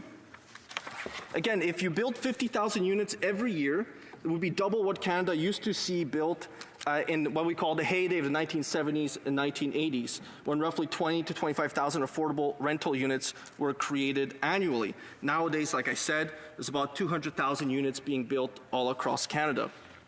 Now, when we talk about affordable housing, and I talk about housing affordability on why I think it's so important, is we've seen over 2018 the depression of prices in a specific segment of the housing market, specifically single-family homes, residential properties, have gone down in pricing quite substantial, about 11.3%. You could say partial reason is higher interest rates, But the stress test, general affordability, at the end of the month, Canadians have less and less in their pockets because of government policy, reducing their ability to meet their day-to-day needs. So some of them might consider moving into smaller units, something that is more affordable for them. But you know what's happened, Mr. Speaker? During the same time period, the largest price increases, 14.7%, were for townhouses, row units. Row units actually went up 6.5% according to CREA. So what the government has done is it's forced a group of people who could afford a home before, and they would save for themselves through their house. We know this, whether it was a townhouse or whatever type of housing that you were in. If you were trying to get onto that property ladder and save for yourself, you're paying interest, and you're paying into the principal on the side. You're saving in your house. Your house is a savings vehicle. Now what the government has done through the stress test, changes to the mortgage rules, through carbon taxes, higher daily cost of living, it's suppressed the ability of people to meet their day-to-day needs and pay for those needs that they have. You have to eat, you have to heat your home, and you got to pay your mortgage most of the time, whenever you possibly can. But they've moved an entire segment of the population down into row houses and townhouses and pushed others out. So you have a crunch in between. You have those who are trying to get out of shelters, those who are trying to move out of affordable housing because maybe the one that they're in doesn't quite suit their needs right now, and they want to move on into kind of the first part of home ownership, the first townhome. I know the first property I ever bought as an older 20-year-old was a condo in Edmonton with my wife. It was the first piece of property that we had, and we paid quite a bit for it. We were quite happy that we were able to do that, and we stretched our finances to do it. Today, we would not be able to do that. Today, like many people I know, my cousins, my family members, many young people I've talked to, cannot do that. They have no ability to get into that first ladder of housing. And speaking of young people, 54% now say it's more difficult to buy residential property than the past year. That's according to Abacus data. And what affects affordability? This is one of my favorite figures that they've produced. Down payment is 47%. People are having a hard time saving for a down payment. Can you blame them? With carbon taxes, higher income taxes, because all these tax credits have been eliminated that families were using. Can you blame them that they don't have enough money at the end of the day to save a little bit on the side so they can save for that house or the home, the townhouse, the condo, the apartment that they want to save for, whatever it is? The second one, 44%, said it was the affordability of monthly payments. And these are young people saying this. There's taxes, the employment uncertainty, loan approval, foreign buyers. Foreign buyers account for 10% of buyers in Vancouver.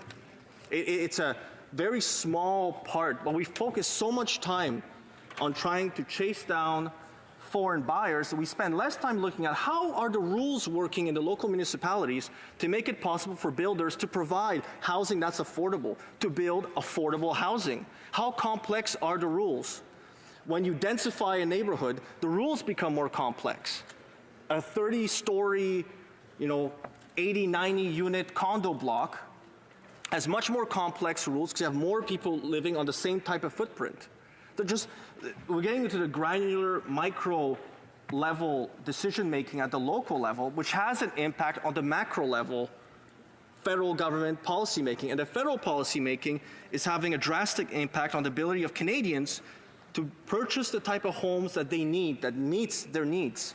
Like I mentioned at the beginning, I had that CMHC study from November, so it's very recent, looking at a $5.7 billion spent on affordable housing by the Liberal government, showing that 15,000 affordable housing units have been built since 2016. That's not me saying it. That's a government crown corporation making a judgment call on what they're doing.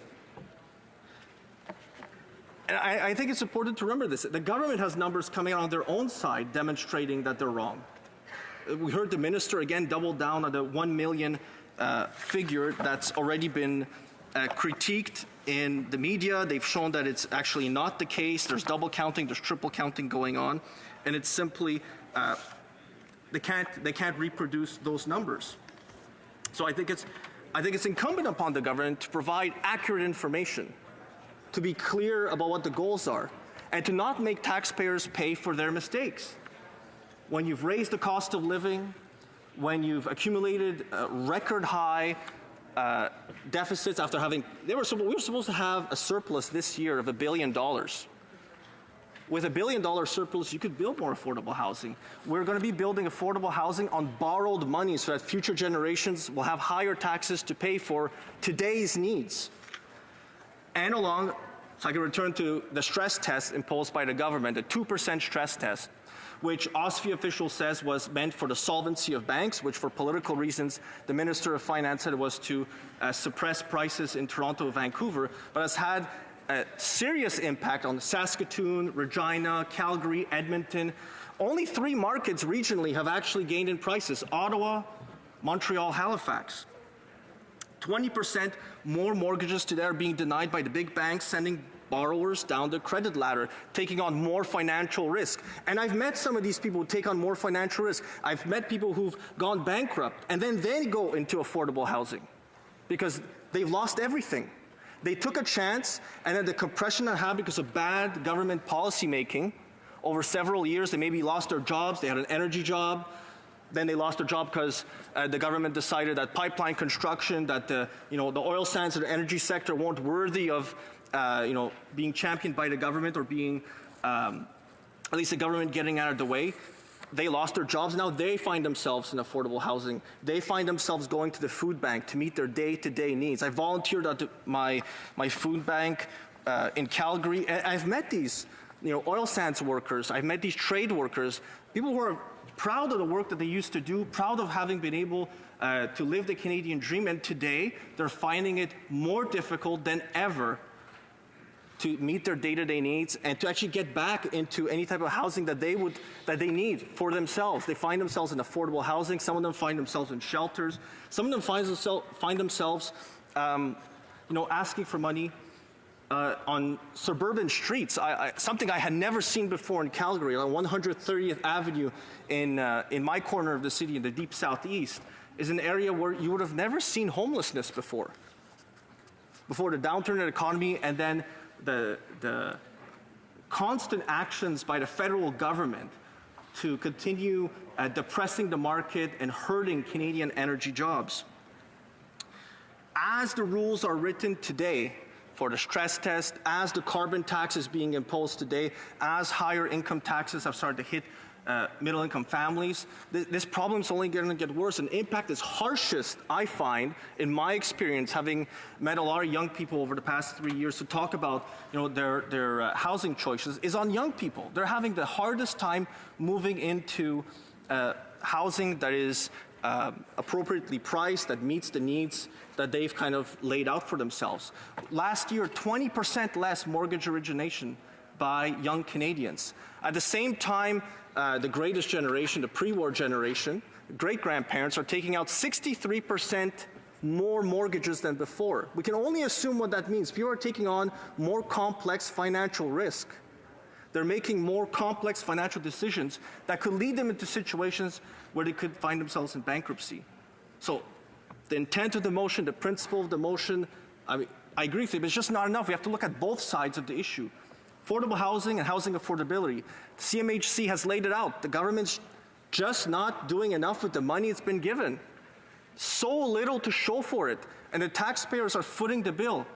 And that's not right, Mr. Speaker. In 2019, in October, it has to change. Taxpayers can't afford another 4 years of this.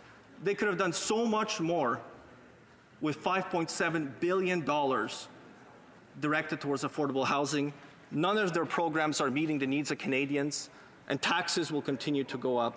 There's just no way that the Canadian middle class, Canadian workers can continue to afford this government. So thank you, Mr. Speaker.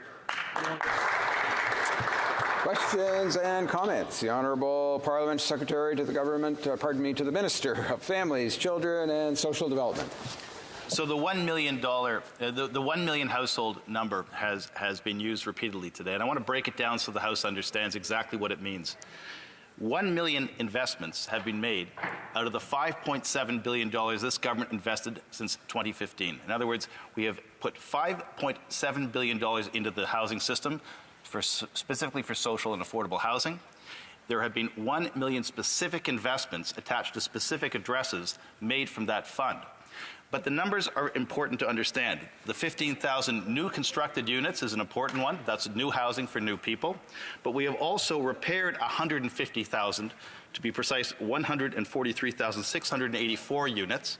We have also subsidized individuals because affordable housing for some doesn't meet 30% of their income unless you provide subsidies above and beyond the affordability that's built into the project. So we've provided 783,928 individuals with subsidies to sustain their housing at an affordable level. Without that subsidy, they would not afford rent or be in deep poverty.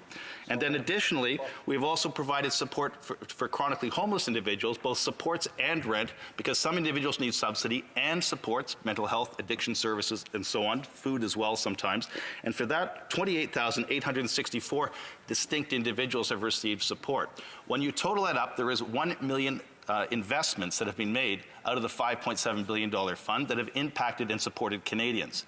Now, I agree with the member opposite that the construction numbers need to get up higher and faster. But when you're starting from nothing, getting new projects started takes 2 or 3 years' time because you have to acquire land, get the approvals, build, and then house people. But when you do that, if you don't additionally provide subsidies, the housing doesn't work for some individuals. And so there will be layering, or as the NDP calls it, double counting, and they don't want to do that apparently. I disagree with that. Supports, fixing, repairs, renovations, revitalizations, as well as subsidies, as well as supports, constitute an intelligent and comprehensive housing system. But when you do that, you have made 1 million investments. But when you add to that there are 2.5 Canadians per average household in this country, I can say we've helped more than 1 million Canadians, and we've preserved affordable housing, created affordable housing, and supported affordable housing for well over 1 million Canadians through 1 million distinct investments through a $5.7 billion budget. Member for Calgary Shepherd. I'd say to the member again, the 1 million figure has been criticized by journalists and professors that it's double counting. And yeah, double counting is wrong when you're lumping in a whole bunch of different subjects to try to inflate a number so you can fill one of the bullet points in your talking points. That's wrong. You shouldn't be doing that. It misleads Canadians. And again, the member also failed to mention the private sector and what the private sector is doing. And you know, I didn't mention this during my talk, and I ran out of time, unfortunately, but the parable of the Good Samaritan. We wouldn't remember the Good Samaritan if he hadn't had money in his pocket to pay those 2 denarii to the innkeeper to take care of the stranger. We wouldn't have it. And today, if there was a Good Samaritan, he wouldn't be able to afford this government. He wouldn't have those 2 denarii in his pocket to be able to help the stranger along the road, to make sure that the stranger had some housing so he could recover. And that's what the government is doing. That is what's so wrong with running multi-year deficits when there is GDP growth going on. And there's not a recession, there's not a war, there's not a deep recession that's international in scope. You could say that these are decent years for GDP growth, and they're running multi-year, multi-billion-dollar deficits, accumulating debt that future generations will have to pay. And that is so profoundly wrong, Mr. Speaker. And for the $5.7 billion that's supposedly been spent on affordable housing so far, the government has had 3 years. It's 2019. Questions and comments? The honourable member for Saskatoon West.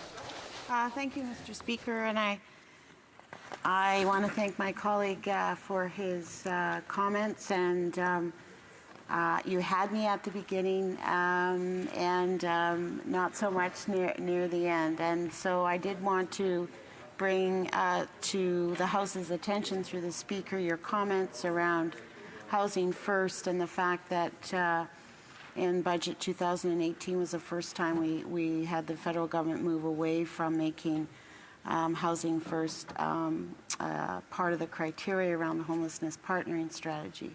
And I wanted to acknowledge the previous Conservatives government's commitment to that program, one of the only evidence-based ways to intervene into homelessness that has been proven effective, and that Alberta and cities around Alberta really led the way, and governments in Alberta, both Conservatives governments, really invested highly. And they did that because the investment up front made for savings over the long term, because people weren't having to access very expensive emergency services. So I want to acknowledge the leadership of Alberta and, of course, Medicine Hat, who has actually eliminated homelessness in that community. And I just wondered if my colleague would comment on the importance. I do understand not wanting to have a top-down approach, but I also believe in evidence-based practice and that there does need to be some criteria when it comes to the homelessness partnering strategy that sticks to housing first. And I know I may be offside with some, but I really do believe that. Thank you, Mr. Speaker. Member for Calgary Shepherd. Thank you, Mr. Speaker. I'd like to thank the member from Saskatoon West for that comment. It was indeed a previous Conservative government that led the way, evidence-based policy making on this. I know when she was CEO of the United Way of Saskatoon, she had gone out in public saying this is the right way to go. Having targets in there actually makes it certain it's a way for government to verify how the money is being spent, and spent in a way that can be adjusted later on and to meet the needs of people that actually need it. Which is why I brought up that CMHC report again that talks about the $5.7 billion spent, 15,000 affordable housing units built, 150,000 renovated. That would seem to me like a really bad deal for taxpayers. Too little for so much money. It's pretty typical of the Liberal government. It's rinse and repeat. Almost every single policy they have introduced has been the same way. It is measured not by actual success on the ground, the facts on the ground, which are typically Conservative facts, but they are measured by how much money did they shovel out the door. Then they pat themselves on the back for it. So I agree with the member. It should be about what works and what doesn't. I care not about intent. I care only about what works. Questions and comments. The honourable member for Kingston and the Islands. Thank you very much, Mr. Speaker. And I heard the member talk a number of times about the stress test with respect to mortgage lending. And the way he says it, you would almost think that the government brought that in and implemented that for no reason other than to just make life more difficult for Canadians. But as a matter of fact, Mr. Speaker, if you look back historically, one of the reasons why Canada was able to weather the 2008 recession better than our U.S. Neighbors was because of the fact that we had some pretty stringent or a lot stricter rules in place when it came to mortgage lending than the U.S. did. We refused to allow to put Canadians in a precarious situation that would have put them in the same position that we saw a lot of our neighbors to the south. I'm wondering if the member can comment about why he thinks it's so important to put Canadians into a precarious situation where if there's a downturn in the economy, they're not protected so that they can continue to stay in their houses and as a result won't have to go and start looking for affordable housing. Member for Calgary Shepherd. Thank you, Mr. Speaker. I thank the member for allowing me an opportunity to praise the previous Conservative government. In fact, it was Stephen Harper who led Canada through one of the worst recessions internationally. He's absolutely right. Stephen Harper ensured that we had a stable financial system that weathered the storm through the right type of policy making based on the evidence before you. Not the stress test. The stress test instead is a one-size-fits-all tool that punishes Canadians from coast to coast to coast, regardless of what the prices are in their local market. The member should know that. The member should know that. What was meant to stabilize the banks, that was what the regulator said, and then his own Minister of Finance said just a few days ago that it was meant to depress prices in Toronto and Vancouver to keep them down. And it's made things worse. It's made things unaffordable for those at the bottom of the market who are trying to just move in to their first home, the very first one they're trying to buy. It's impacted young people the worst, 20% less mortgage origination from young people. And it's not about affordability, Mr. Speaker. What they have done through this rule is they have outsourced policy making to the marketing branch of the bank because it's based on the posted rate. The 5.5% put publicly by the bank. It's not based on the negotiated contract rate. It affects every single Canadian who's trying to refinance their mortgage. The widow who is carrying a HELOC, a home equity line of credit, and a mortgage, who's trying to sell her home after having renovated it to reach the maximum value, is faced with a stress test, and therefore has to pay more interest. And you know what the best part is, Mr. Speaker? If you fail the stress test and you're with a major bank, you can only get a mortgage with that lender. It's a deal for big banks, not for Canadians. Hear, hear. Resuming debate, the honourable member for Vancouver East. Thank you very much, Mr. Speaker, and I'll be splitting my time with the member for South Okanagan West Kootenay. First, let me also acknowledge and thank my colleague, the member from Saskatoon West, for the incredible work that she has been doing based on her history and her background, the advocacy that she brings to the table, the reasoned approach that she takes to housing, but with heart and compassion, and always pushing the government to do the right thing. And I thank her for all of her efforts. Because why, Mr. Speaker? Housing is one of the most important issues from coast to coast to coast. We're talking about affordable housing, housing where people can access as a home that they can afford, a place where they feel safe, where they can thrive. And the truth of the matter is, we haven't had that for a very long time for far too many Canadians. I can tell you this, in 1993, the Liberal government, the federal Liberal government, canceled the National Affordable Housing Program. And as a result of that, Mr. Speaker, this country lost more than 500,000 units of affordable housing that would otherwise have been built by the nonprofit or the cooperative sector. Just imagine for 1 minute what our communities would look like across this country in this housing crisis if we had had an additional 500,000 units of affordable housing in our community. We don't have that because of that approach, that cancellation of the National Affordable Housing Program by the federal Liberal government. Since that time, what's happened? The Conservatives, of course, took power. And what did they do about the affordable housing crisis? Nothing. And so the issue continues. And more we see people in our communities today in desperate need. I see this every day in Vancouver East, and it breaks my heart, Mr. Speaker. I walk the streets of my community, and there's an area, the downtown east side. I literally have to step over people on the sidewalk. Why? Because they are homeless. They don't have a place that they can call a home. And somehow we think it's okay. Somehow the government can brag about how swell they are with their national strategy that they say that they have brought back. And they pat themselves on the back and say, yay, we're so great. And then we learn, what have they done? They double count the numbers. Now, I'm not saying that the government shouldn't be investing in subsidies. I'm not saying that they shouldn't be renewing the agreements for the co-ops. Of course they should. They should have been doing that all along. They never should have canceled the National Affordable Housing Program. The Conservatives should have done that job 10 years ago. Those nonprofit sectors and the co-op should not have been left to the late date for someone to come to support them. And subsidies was needed all the way through, not just now, but all the way through. So many of the nonprofit housing projects and the co-op housing units had to raise their rent all through these years. Why? Because they didn't get subsidies from the government. And so when the government says, but we are doing our job, everything is going to be great, well, just talk to the people who are on the streets today. Ask them how great it is. When you see people in the community, if I have seen, where people are vying for awning space so that they can stay out of the rain because they're homeless, they're fighting over that. There is something very wrong with this picture. And none of us, not one of us, should be patting ourselves on the back to say that we've done a great job. Far from it. And you know what? Rhetorical advantage, really? That's how you double count to make it sound good?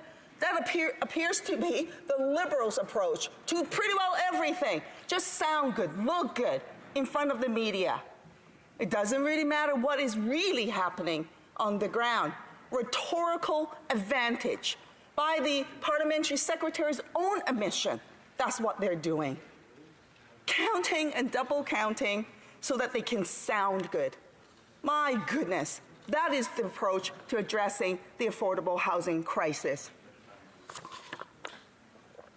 The parliamentary secretary, I may add, Mr. Speaker, to the Minister of Social Development admitted this week and it was reported in the Toronto Star. Now, I have to say, he also admitted when he appeared in the Standing Committee for Citizenship and Immigration on July 24, 2018, when he agreed with my assessment of the colossal mistakes made by the Liberal government of the 1990s. Let me just quote him on the record. He said, "I agree with the member from BC. The mistakes that were made in the early 1990s devastated people in this country and created a national housing crisis. The policies over the last 10 years made it worse."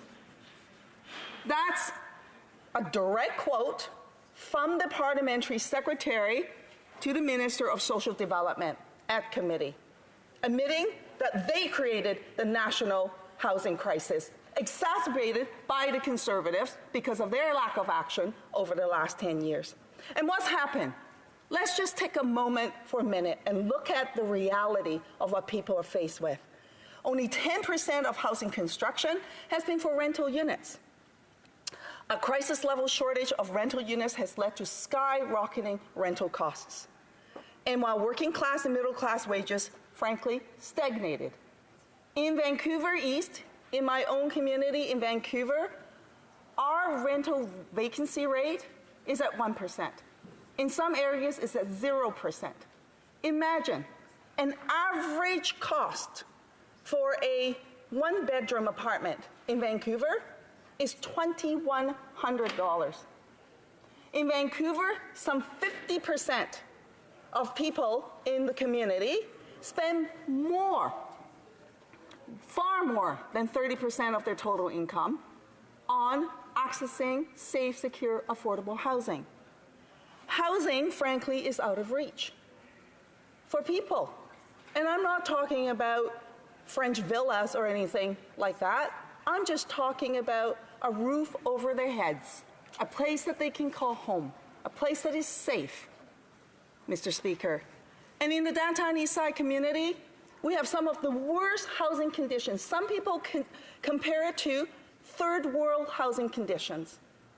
These are the SROs, single room occupancy hotel rooms, 100 square feet, cockroach-infested bed bugs, some with no heat, no cooking facilities, no toilets or bathrooms, unsafe conditions. And yet those rooms are some of the highest cost on a per square footage basis, to which the lowest income, the most vulnerable people rent. That is our reality, and even that housing stock is dwindling, Mr. Speaker. And so while the Liberals can sit back and say, hey, we're doing great, and we will flow 90% of the money after the next election to build new housing, I ask them to just take a minute and think about the realities of today and what that means for the people who need that housing now, Mr. Speaker. I just had a constituent who came and asked for help, and she lives in a home, and is full of mold. And her doctors have said it's not safe for her, it's not safe for her son. But she has no ability to find alternative affordable housing. My colleague, the member from Timmins Bay, have been raising this issue for many of the people in the Aboriginal community, Indigenous community, the Métis community. And what has the government done about that?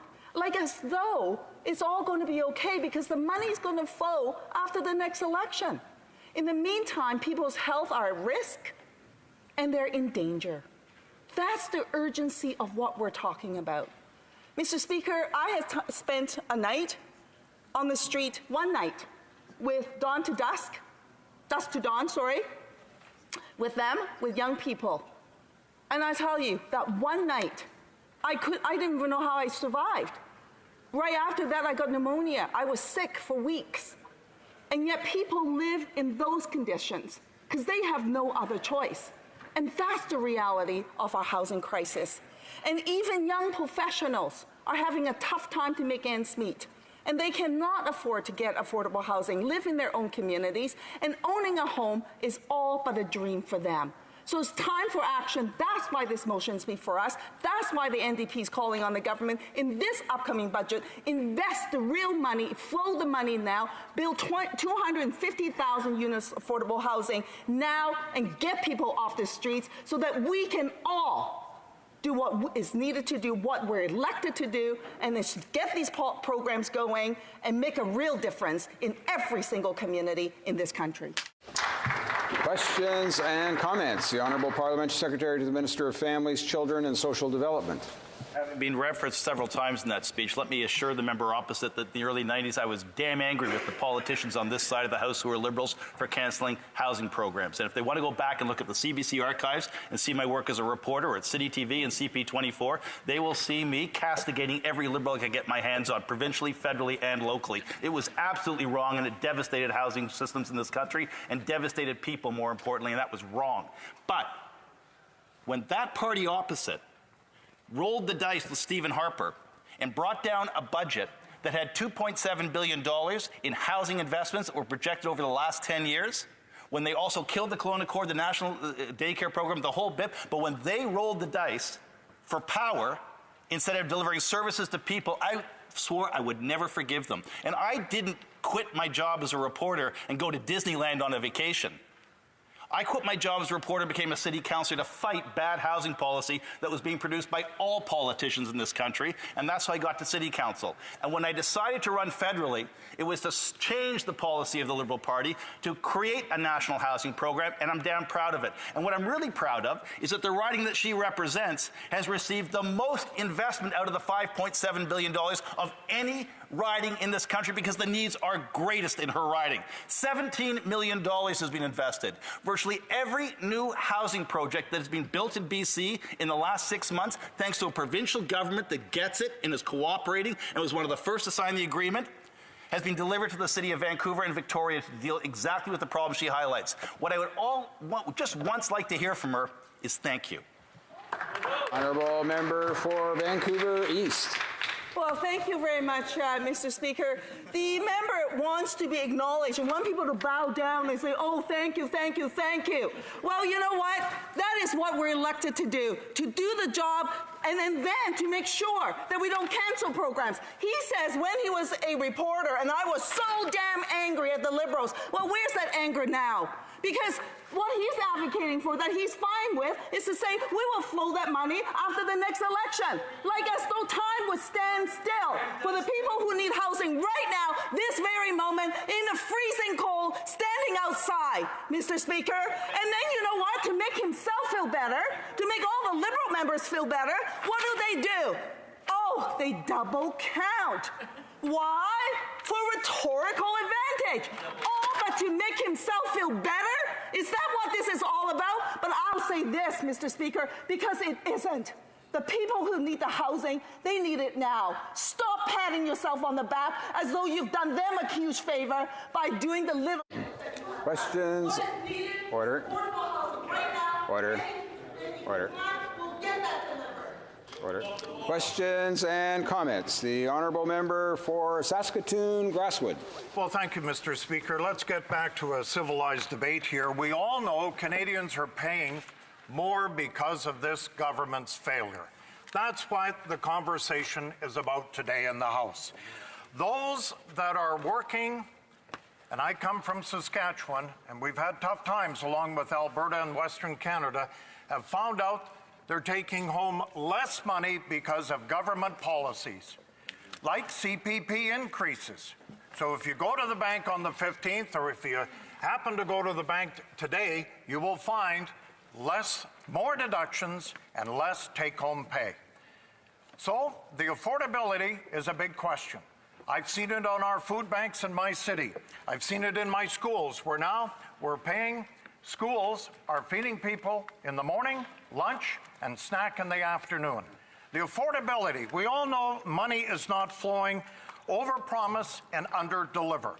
I'm interesting because a year ago I went to Nunavut. They could have had 15,000 homes up there alone, and they've done little or nothing rolling out the money in Canada's north. So I just wonder, what is the object and the vision of this government to treat people in the Yukon, Northwest Territories, and Nunavut who need housing probably more than anyone else in this country. Here, here. For Vancouver East. Well, thank you very much, Mr. Speaker. You know, it's interesting. The Conservatives say, hey, we need affordable housing. We need to act now. We need those investments. Well, I'll say this. Where were they in the last 10 years? Because they sure as heck didn't do that when the Liberals, after the Liberals canceled the National Affordable Housing Program. And by the way, when they say housing is so important, both the Liberals and Conservatives join hands to vote against a motion that says housing should be a basic human right. So ask yourselves, when you cry your crocodile tears, I have to say through you, Mr. Speaker, to the Conservative members, look in the mirror twice before you talk. So we're going to resuming debate. Just encourage honourable members to direct their attentions and speech, if they can, to the chair, and use of the third person mode is certainly preferred. We're going to resuming debate, and the honourable member for South Okanagan, West Kootenay. Well, thank you, Mr. Speaker, and I'd like to start off by thanking the member from Saskatoon West for bringing forward this motion, this important motion on Canada's housing crisis and what this government should be doing to deal with that. And this housing crisis is widespread and very diverse across the country. It's different in every community, every city, every rural area. It goes from rising homelessness to ridiculously expensive housing markets that exclude first-time buyers, rural seniors that have nowhere to go when they want to downsize, to low vacancy rates that are often exacerbated, at least in my riding, by online vacation rentals, to crowded and often mold-ridden homes in remote Indigenous communities. Now, when I meet with mayors in my riding, when I meet business people, when I meet with service groups, the priority that they bring to me is almost always the same. It's housing, housing, housing. And I recently met with the mayor of Trail. Trail's a small city with plenty of issues facing it. It's home to one of the biggest lead zinc smelters in the world, owned by Teck. And so international mining markets are important to Trail. The cost of power for that smelter is very important to Trail. The local hospital is in the middle of a big renovation. That's important. The local police force is understaffed. But when I ask the mayor what's her biggest priority, it's housing. I go up the road to the town of Fruitvale.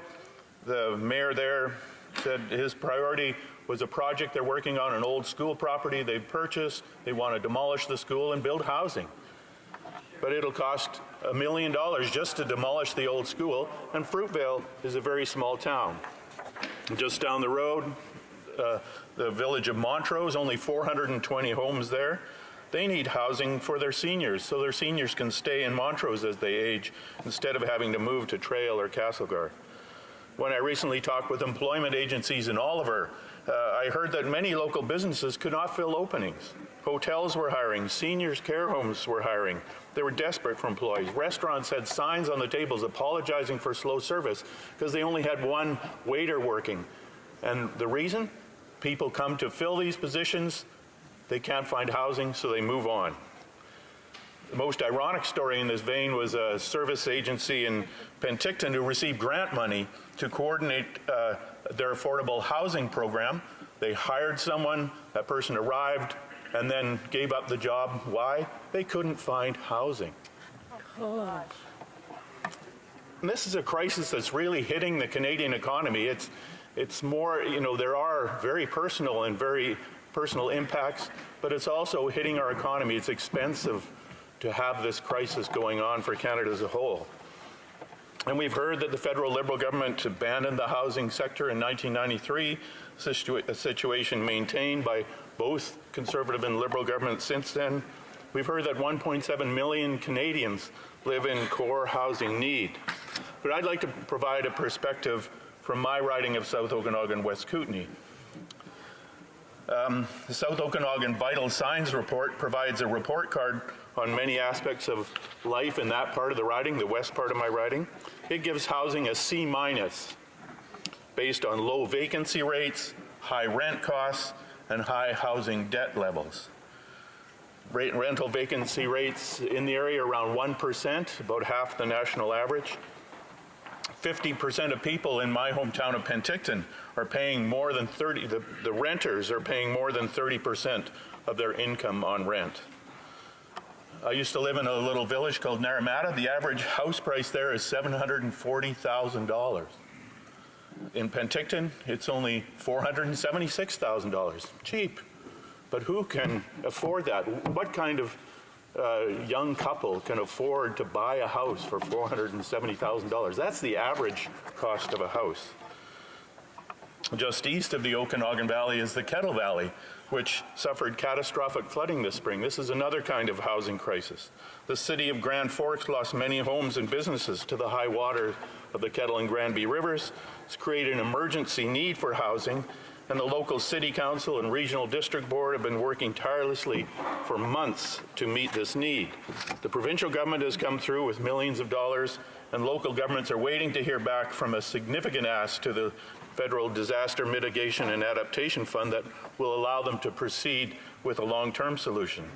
And one of the big issues in rural areas is providing housing for seniors who want to stay in their hometowns, but to scale down to smaller homes so they don't have to take care of their large acreages. Much of my riding is very rural, and a good example of that is the beautiful Slocan Valley. Most of the housing there, about 98%, obviously, is in single detached homes. And about half of the Slocan Valley population is over 50 years of age now, and that proportion will increase dramatically over the next decade. And about a quarter of those seniors are living below the poverty line. There are wait lists of over 10 years to get into subsidized non-market housing in Nelson and Castlegar. As one community member put it, we have a community hall every 10 kilometers in this valley. We have schools, we have graveyards, but we have little to address seniors' housing needs, supports in between. So the Slocan Valley Seniors Housing Society stepped up to the plate, and I want to spend some time here outlining what this small but energetic and talented group of citizens, many of them seniors themselves, have accomplished. They started with plans for a 10-unit lodge in the community of Passmore. A massive community effort raised over $600,000 in funds to help make Passmore Lodge a reality. Seniors and all people of all ages hiked for housing around the Silvery Slocan 250-kilometer loop, raising over $50,000. Local sawmills donated the construction lumber, the huge beams for the central common area, and the beautiful birch and all the cabinets for wainscoting were all made locally. The common rooms, tables, and chairs were designed and built by a Kootenai School for the Arts student. An agreement was negotiated with the general contractor to hire local EI reachbacks for some of the construction crew, bringing the cost down. The Real Estate Foundation, the Vancouver Foundation dug deep, and the Columbia Basin Trust saw this community effort and stepped up. Finally, a $940,000 mortgage and an operating agreement with BC Housing was secured, and Passmore Lodge was opened in 1999. And inspired by that success, the Society immediately began plans for a similar project in the village of Slocan, and they've recently opened 12 units of affordable housing there. These are in very, very small communities. These are huge efforts that have been successful. And there's other success stories around my riding like that. In Okanagan Falls, the South Skaha Housing Society is building 26 units of affordable housing, and there are similar projects that have gone on in Naramata and other communities. Now, Madam Speaker, I'd like to move now to the topic of homelessness, which is a crisis within this housing crisis. Many might associate homelessness with urban areas, but it is just as tragic a situation in smaller towns and cities. What we need is for government and community agencies to come together and simply create homes for the homeless. Penticton has become a model case for this cooperative, integrated approach. An initiative called 100 Homes has brought together more than a dozen groups with a clear vision to house the homeless, and their project has been very successful. They've already exceeded their goal of 100 homes, have produced 133 units as of last July. They're now in the process of setting new goals with a view to housing all of the 400 people in need in Penticton. One of the valuable lessons that 100 Homes has learned in the past months is that funding is needed for support services as well as housing units themselves. Given both social support and a roof over their heads, many homeless people can quickly return to normal lives. But everywhere I go in my riding, I find groups that are doing amazing work for the homeless and other disadvantaged people. In Trail, the Career Development Services has Getting to Home program that provides critical support for individuals who need to find a home. In Castlegar, there's Chrissy's Place, named in honor of Chrissy Archibald, a young woman who had dedicated her life to helping the homeless before being killed in a terrorist incident in London. While Chrissy's Place doesn't focus on just the homeless, it does provide a wide range of supports for people in need through the Castlegar and District Community Services Society. Madam Speaker, we need bold action from this government now to tackle this housing crisis. We've done it before. I grew up on a Veterans Land Act subdivision in Penticton. I still live in the house that I grew up in. After the war, this government built thousands and thousands and thousands of homes across this country to help the people returning from war and rebuild this country. And we can do that again. And I'm very happy to support this motion. Thank you. Questions and comments? The Honourable Parliamentary Secretary to the Minister of Families, Children and Social Services, Social Development. Thank the member opposite in particular for highlighting the complexity of rural or small community housing programs that are just as important to protect Canadians as those in large cities. In fact, we know that when we don't invest heavily into rural and smaller communities, it migrates into larger urban centres as people come looking for work and for housing. And it just makes even more complex the situation and also depletes, as the member opposite identified, depletes those regions of useful and participating citizens and employees, and we know it's a significant issue.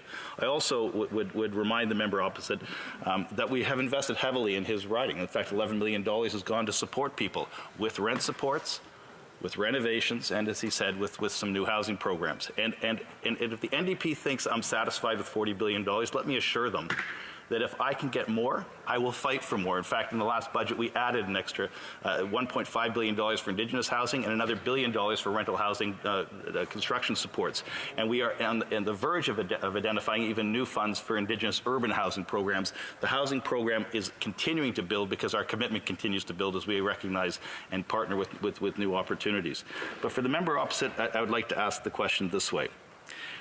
Do they understand that it is not double counting when you make investments in subsidies for rent and investments in supports for people who are homeless who may need supports to stay housed, and when you also renovate the housing? Those are three distinct investments that may be counted as three distinct investments, and they may assist one household, but they also may assist 6 people living in that. There's only enough time for a couple of questions, and so I would ask the members to keep their preamble short. The Honourable Member for South Okanagan, West Kootenay. Well, thank you, Madam Speaker, and I'd like to thank the member opposite for his comments, and I know he's sensitive about this double counting issue. You know, personally, I don't care whether it's double counting or not. I just want this government to step up. I appreciate the fact that federal monies have come into my riding. I knew that. And we thank this government for that, but we have to do a lot more. This, as I said, is not only affecting individual people and is hard for them, but it's hitting our economy. There's huge numbers of businesses in my riding that would like to expand, that can expand, but they can't find people because those people can't afford housing. That is the economic impact of this problem. There's the human impact as well. We have to step up. This is the #1 priority of everybody across this country, and the government should be spending money in an equivalent manner. We should be investing huge amounts of money in this problem because it is holding our country back. Questions and comments. Questions et commentaires. The Honourable Member for Kootenay, Columbia. Thank you, Madam Speaker, and I'd like to thank my colleague for his speech today. My riding is adjacent to South Okanagan, West Kootenay, and my communities are experiencing the same kinds of issues and challenges.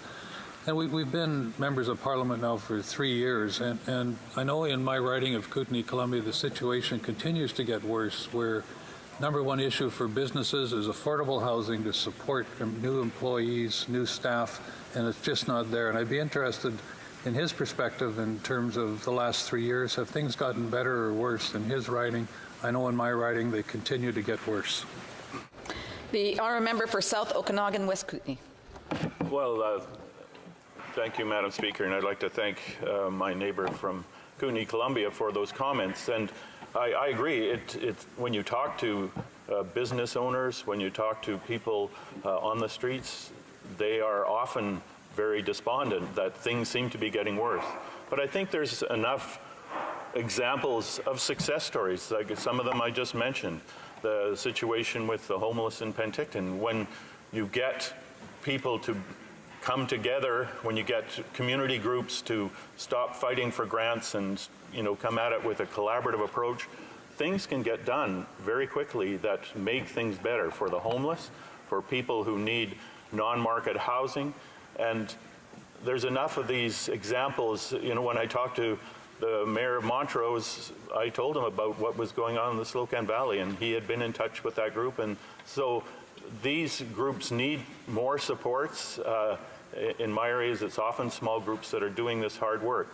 But in general, the market forces that drive housing prices up to the $500,000 mark, those are the huge problems that are affecting a lot of people in my riding that are hardworking people that really can't find a good home. Resuming debate, reprise de débat, the honourable member for Calgary Centre.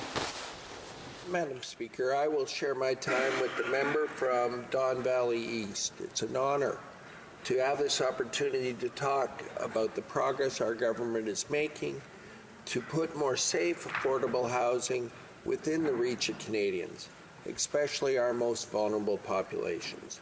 I've said in this House time and time again that it is difficult, if not impossible, to build a life if you don't have a home. Housing allows people a sense of dignity, a sense of purpose, and a place where they can build their lives.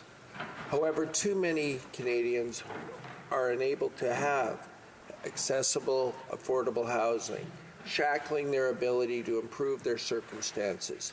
Seniors, people with disabilities, vulnerable women, Indigenous Canadians, people dealing with mental health and addiction issues, and veterans are all disproportionately affected by this issue.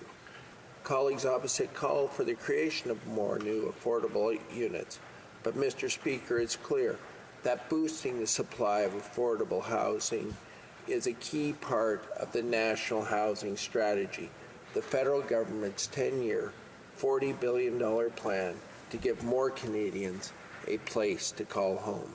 Through several innovative initiatives, this plan will create 100,000 new units in Canada over the next decade.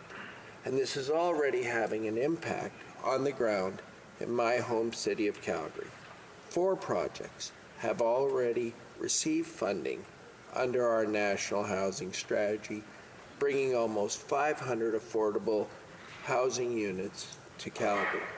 The first project funded under this strategy was the Glenmorgan Project in southwest Calgary in partnership with Horizon Housing.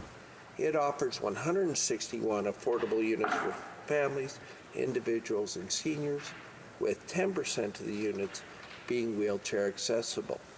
Also in this Glenmorgan project is a place called the Cub House. The Cub House is a unique place where children who were previously living in a hospital with disabilities now get a place in the community to call home to build their lives. Think about it, Madam Speaker. These children have been living in hospital and trying to build a life there. And we know that that is almost impossible to do. Their parents will also have access to be able to live in and visit on site and be able to help them grow and take part in a supportive, loving community that the Horizon Housing is providing at the Glenmorgan Project. This is truly groundbreaking. The next project was the YW Calgary Hub in Inglewood, which offers supportive transitional shelter for 100 women fleeing domestic violence. We partnered again with the YW Calgary to build the Maple, a brand new, safe, accessible housing with 26 private suites. where vulnerable women can rebuild their lives. And now, most recently, the Canis building, announced by the Prime Minister, located near Glenmore Park. It will offer over 120 new, affordable, and accessible apartments for families in Calgary's city centre. It has only been 1.5 years since the release of the National Housing Strategy, and we have already rolled out 4 projects in Calgary alone, with more to come. And let me take a moment to explain why this strategy's focus on accessibility is of particular importance to me. In 1991, I suffered a spinal cord injury and became a C5 quadriplegic. As a result of a lack of accessible, supportive housing in the community, I ended up staying in hospital for many, many, many more months than necessary. Think about that, Madam Speaker. Those were months that my life was on hold. Further, the costs to the healthcare system were much higher than actually getting me a place to live in the community. In fact, things aren't that much different in Calgary today than they were in 1991. Right now in Calgary, there are only 400 wheelchair-accessible units for rent in the entire city. There is clearly a need for action, and our national housing strategy is addressing this shortfall in accessible housing units, not only in Calgary, but across the nation. But Madam Speaker, creating new units is only one part of the solution. Keeping up with the maintenance and repair needs on existing units is also a critical piece, and we are doing that as well.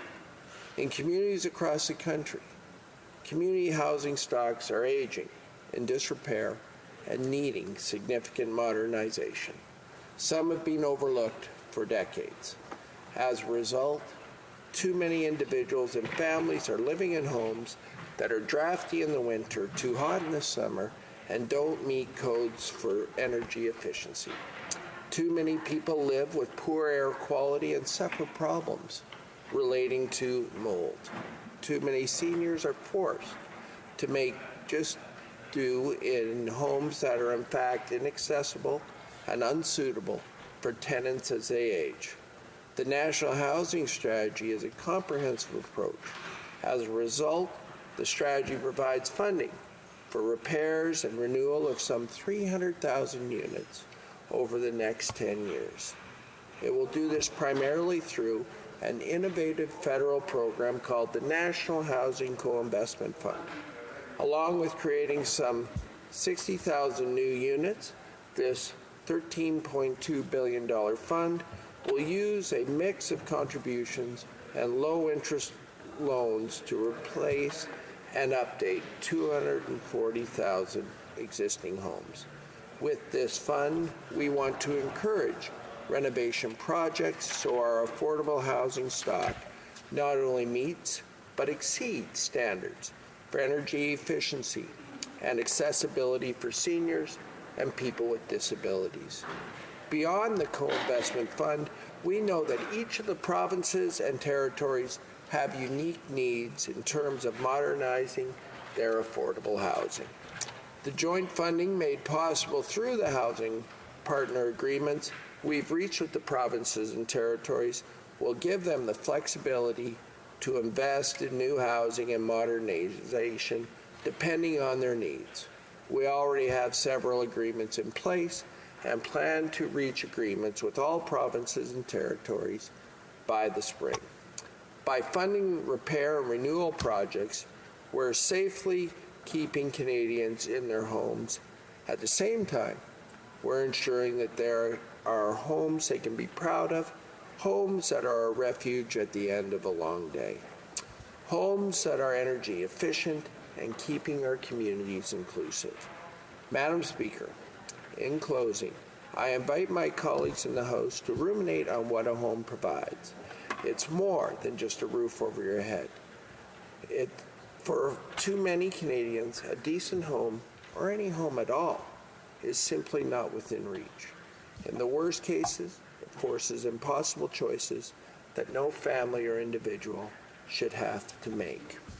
That's why I'm proud of the National Housing Strategy, a plan that will reduce chronic homelessness by 50% over the next decade and ensure people in vulnerable situations, people with disabilities, women fleeing domestic violence, seniors and others have a place to call home and to build their life.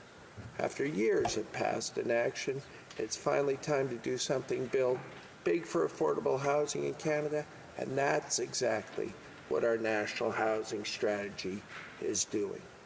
In close, I would also like to applaud the Resolve campaign in Calgary, which binded together 9 nonprofits to raise money and to collectively organize to get big projects built. Of course, they were the Accessible Housing Foundation, Bishop O'Byrne Housing, Calgary Alpha House, the Calgary Homeless Foundation, Calgary John Howard Society, Horizon Housing, Silvera for Seniors, the Mustard Seed, and the Trinity Place Foundation. All of these organizations do tremendous work in helping people find affordable housing and helping people build their life, and we're glad to be partnering with all of them. Thank you very much, Madam Speaker. Questions and comments. Questions et commentaires. The honourable member for Calgary-Shepherd. Thank you, Madam Speaker. I'd like to thank the member for his intervention on the House on the subject. I wonder if he could comment on the CMHC November report that showed it was an assessment of $5.7 billion spent by the Government of Canada on affordable housing, showing that it only built 15,000 affordable housing units. 150,000 were renovated. I wonder if he thinks that is good value for money in terms of units built for amount of money spent. And then maybe to the second, I have a second part to the question. I wonder if he's aware of George Chahal, a city councillor in Calgary, who's tabled a motion and will be debated next week on Monday at City Council, calling on the Liberal government to abandon the stress test because it is costing, between now and 2021, 200,000 construction jobs will not exist because of this government policy. And he also raises in his motion the fact that it's making a house unaffordable for young people in Calgary. So just want to hear from the member on those two issues. The honourable member for Calgary Centre. I appreciate the member's question and his intervention regarding people's need for housing in Calgary, and I think that's what our National Housing Strategy is hitting on. We know that in Calgary right now there are over 18,000 people on a wait list at Calgary Housing alone for people who are in need of affordable housing, people who right now are in vulnerable situations, people who do not have a place to live. That's 18,000 people whose lives are on hold that we know about. And that's why our investments in the Calgary community and under the National Housing Strategy so far are making those inroads. I mentioned projects done by Horizon Housing, the Glen Morgan Project, all making that ability for people to find a place to build their lives and community a reality. That will help our economy. It'll help them build their lives and be able to move forward. Questions? Comments? The honourable member for Esquimalt Saanich-Sooke. Thank you very much, Madam Speaker. I want to say just a little bit about the situation in my riding, where a third of my riding are tenants, and over 40% of those tenants spend more than a third of their income on on their rents every month. And in the last year, we saw an 8% increase, average 8% increase in rents in my community. And while the published vacancy rate is 1%, in fact, for affordable housing, it's 0%. And so what are these people supposed to do? And I guess that's my real question. Those who can't even afford to rent, certainly buying now has gone beyond the average person in my riding, just can't afford to buy a place at all. And this government says they've got a housing strategy, they've got housing partnerships, and they're doing all these things, except when you look at the investment resulting from them being in government over the last 3 years in my riding, when you ask neutral authorities like the Parliamentary Library or anyone else to look for spending in my riding, the amount spent on affordable housing or housing of any kind by this government in my riding is zero. So how does the honourable member explain all the good things they've said, but the result in affordable housing units in my riding is none? The honourable member for Calgary Centre. Madam Speaker, as a member is well aware, the federal government had been absent from this field of being supportive of affordable housing for 25 years.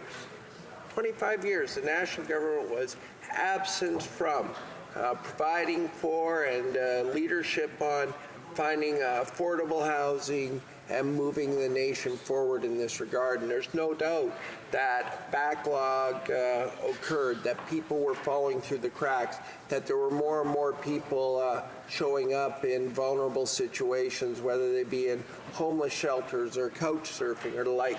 So I appreciate his concern, and that's why our government ran on this policy. That's why we're implementing this policy to ensure that Canadians from coast to coast to coast have a place to build their lives. In order to have a real and fair chance at success, you need a place to live. Our government understands that. We'll keep on working towards this, and I know much more work needs to be done, but we're hitting the ground running. In Calgary, 4 projects have been started already, and I know many more across this nation will be happening soon. Resuming debate, reprise au débat, the honourable member for Don Valley East. Thank you, Madam Speaker. And Madam Speaker, it is with great pleasure that I rise in the House today to debate on the motion before the House.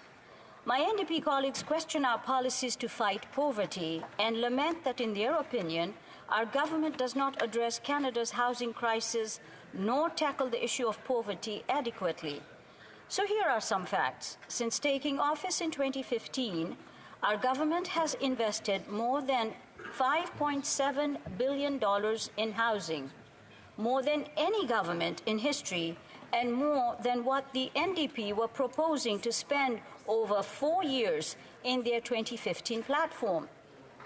Our strategies to date have been Canada's first ever national housing strategy, a 10-year, $40 billion plan to give more Canadians a safe, affordable, accessible place to call home.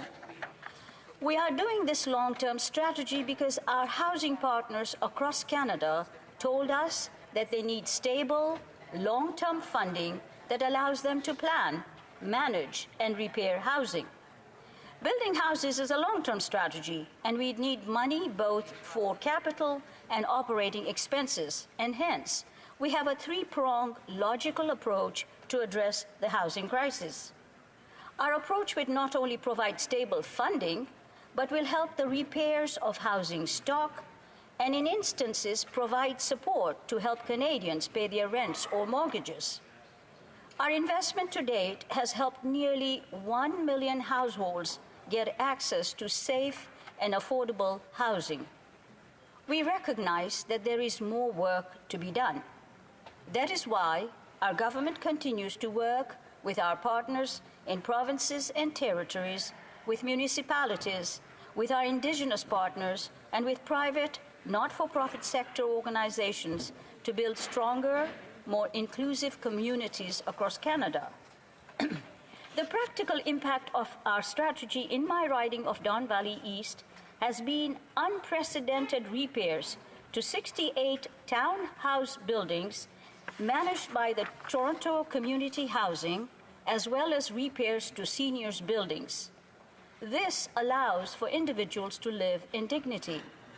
Secondly, we created the National Housing Co-Investment Fund in the amount of $13.2 billion. This National Housing Co-Investment Fund is expected to create up to 60,000 new homes and repairs up to 240,000 units of existing affordable and community housing. The Co-Investment Fund is also helping some of the housing in my riding of Don Valley East to retrofit and make their buildings more efficient. This fund was accessed by residents of 2 of my buildings who have been left holding the bag since the Conservatives cut the Eco Fund. The schools and apartment buildings in my riding were being climate smart and retrofitting their buildings to be more energy efficient. However, through the cancellation of the Eco Fund by the Conservative government in Ontario, they were left high and dry. The Co-Investment Fund has helped them complete their retrofitting. Mayors of municipalities have told us that the co-investment fund is an excellent way of helping them, as the previous Conservative government downloaded social housing to them without adequate funding. I am shocked that the NDP believes that repaired and renewed housing does not count as housing. Mayors like Vancouver's Kenny Stewart and Toronto's John Tory, not to mention city councillors from across the country, have told us that reinvesting in renewing and repairing housing is an essential part of meeting the housing needs of Canadians. With an aging population, there is a high demand for affordable housing for seniors. As well, seniors in my riding have told me that they would like to stay at home. Helping seniors stay at home and contribute to their communities is a top priority for this government. The Co-Investment Fund will create 7,000 new affordable housing for seniors. As well, it will provide much-needed support for renovations to allow seniors to age in their place of residence. As well, as part of the Co-Investment Fund, we have invested $3.75 billion in rental construction financing and a $208.3 million in Affordable Housing Innovation Fund. These collective initiatives have given municipalities $17.2 billion to help build more affordable housing. Our government believes that every Canadian has a right to access adequate housing. Therefore, it will introduce legislation that promotes a human rights-based approach to housing and will ensure that the strategy is here to stay and grow. A federal housing advocate will be appointed to enable Canadians to raise issues or barriers they may face in accessing adequate housing. These new initiatives will help Canadians find an affordable, secure, and stable place to call home. We have heard the debate about homelessness. Homelessness is a reality for too many Canadians and a challenge for every Canadian community. When someone is forced to live on the street, we are all diminished. Through Reaching Home, which is our redesigned homelessness strategy, we are working with other levels of government, NGOs, Indigenous partners, and communities across Canada to provide more stable housing to people living in homelessness. As well, we are increasing support for vulnerable groups. Together with our ambitious investments in the National Housing Strategy, we are committed to reducing chronic homelessness by 50% across Canada. We understand that many Canadians are having a hard time finding affordable housing in places with high real estate prices. Strong economic and population growth, together with low mortgage rates, have been important drivers of higher house prices in Canada. But the supply response has been weak. Our government, through the National Housing Strategy, is also taking steps to improve supply and affordability in high-priced housing markets to ensure that the goal of home ownership continues. In conclusion, Madam Speaker, unlike the previous government, which focused on 1% of the population, our strategy has been to focus on all Canadians. With a booming economy, we need to ensure that everyone benefits from prosperity. Madam Speaker, our government understands that we have a lot of work to do to eradicate poverty. However, every measure counts. Hence, our measures like the National Housing Strategy, which has benefited many residence buildings in my riding, the Canada Child Benefit, which has alleviated 17,000 children in my riding out of poverty, the enhancement of CPP and OAS, which has helped 16,000 seniors in my riding, as well as our cuts to taxes for the middle income, which has helped 9 out of 10 Canadians, is a logical approach to alleviating poverty. Madam Speaker, poverty will not go away on its own. We need to act and create economic opportunities to really affect change. In other words, we need to act, and that is what this government is doing and will keep doing. Canada's first ever poverty reduction strategy is built on the vision that all Canadians should be able to live in dignity and represent a whole-of-society approach to tackling poverty. Thank you, Madam Speaker. And comments, questions and comments? The honourable member for Caribou Prince George. Kamloops, Thompson, Caribou, sorry. I did listen to my colleague with great interest, and she talked about all Canadians and the ability to enjoy housing. And if she truly believes that, I am looking at one sort of segment. I realize we have to tackle this in a multi-pronged way, but there is a group of people who typically are young. They're trying to get into the housing market for the first time, usually have to have CMHC insured mortgages, and this government has done two things. So number one, they have created a stress test that makes it almost impossible for them to qualify. And second of all, they are massively overcharging them in terms of their CMHC mortgages and siphoning off that money into general revenue. So can my colleague stand up and say how she can possibly say we support all people in terms of access to housing when there is a subsection that clearly they're trying to destroy in terms of their ability to access? Madam Speaker, I thank the honourable member for her question, but I think it is actually non-factual what she has stated. We are the government that has invested twice, in more than 2 times, in the Canada Mortgage and Housing Corporation. And when you talk about housing affordability, the budget 2018-2019 has focused on ensuring that people who are living in high real estate markets are able to access. These are the young people that are living there. The previous government had actually moved away from housing. For 10 years, they did nothing. The last housing project that is in my riding that I know was done in 2006 under the Liberal government. So, Madam Speaker, we are doing what we have to do, and we are not complaining. We're saying there's work to be done. Honourable member for Windsor-Tecumseh. Thank you, Madam Speaker. In my riding of Windsor-Tecumseh, home ownership is a dream that is not achievable. We do not have a program for helping young people attain home ownership.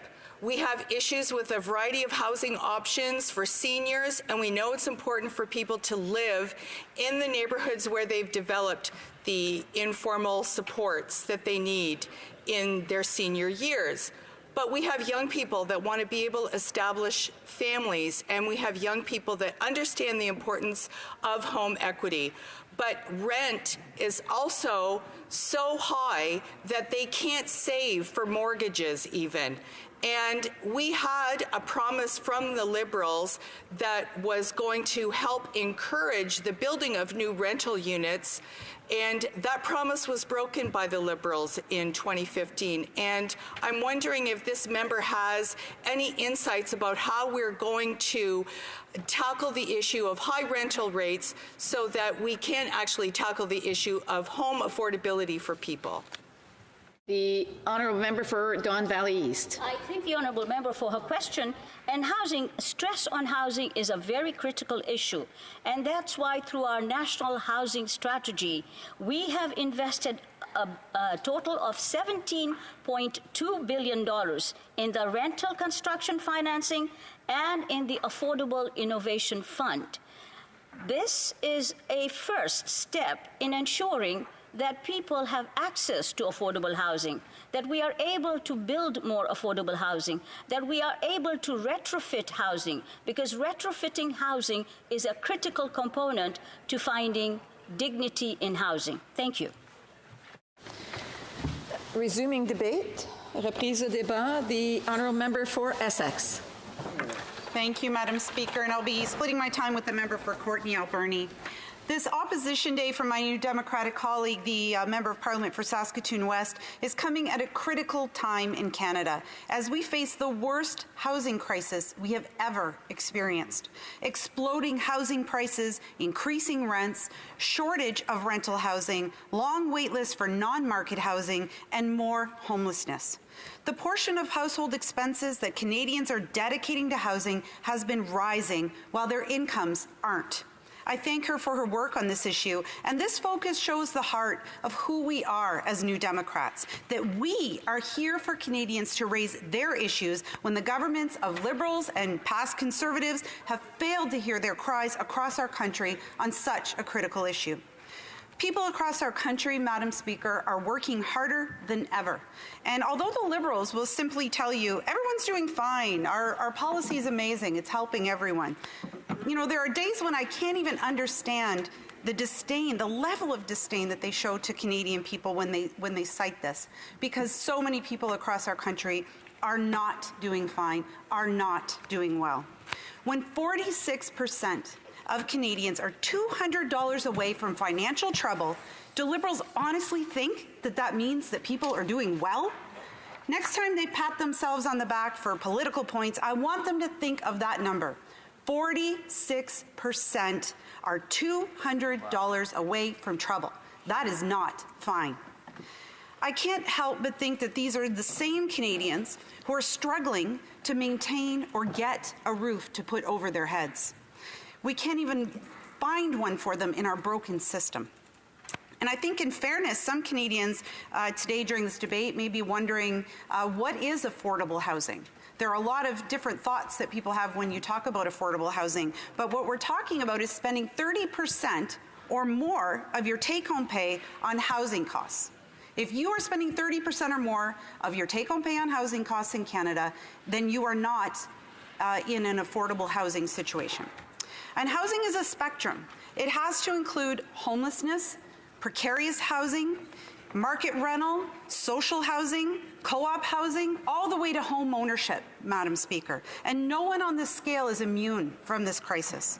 Anyone on this scale can be experiencing difficulties in their housing situation in Canada today. Measures taken by this government aren't addressing the urgency of the situation. 90% of the funds earmarked by the Liberals for the National Housing Strategy won't even be spent until after the next election, even though 1.7 million families are living in inadequate, unaffordable, or unsuitable homes right now today. Safe, affordable housing should be a right. But for too many, it's increasingly out of reach thanks to skyrocketing rents and ballooning home prices that have reached rural communities like the one in Essex that I represent. In Essex today, housing affordability and availability is reaching a critical level for people who would like to stay in their rural towns. Madam Speaker, I grew up in a small rural town. I live in a small rural town.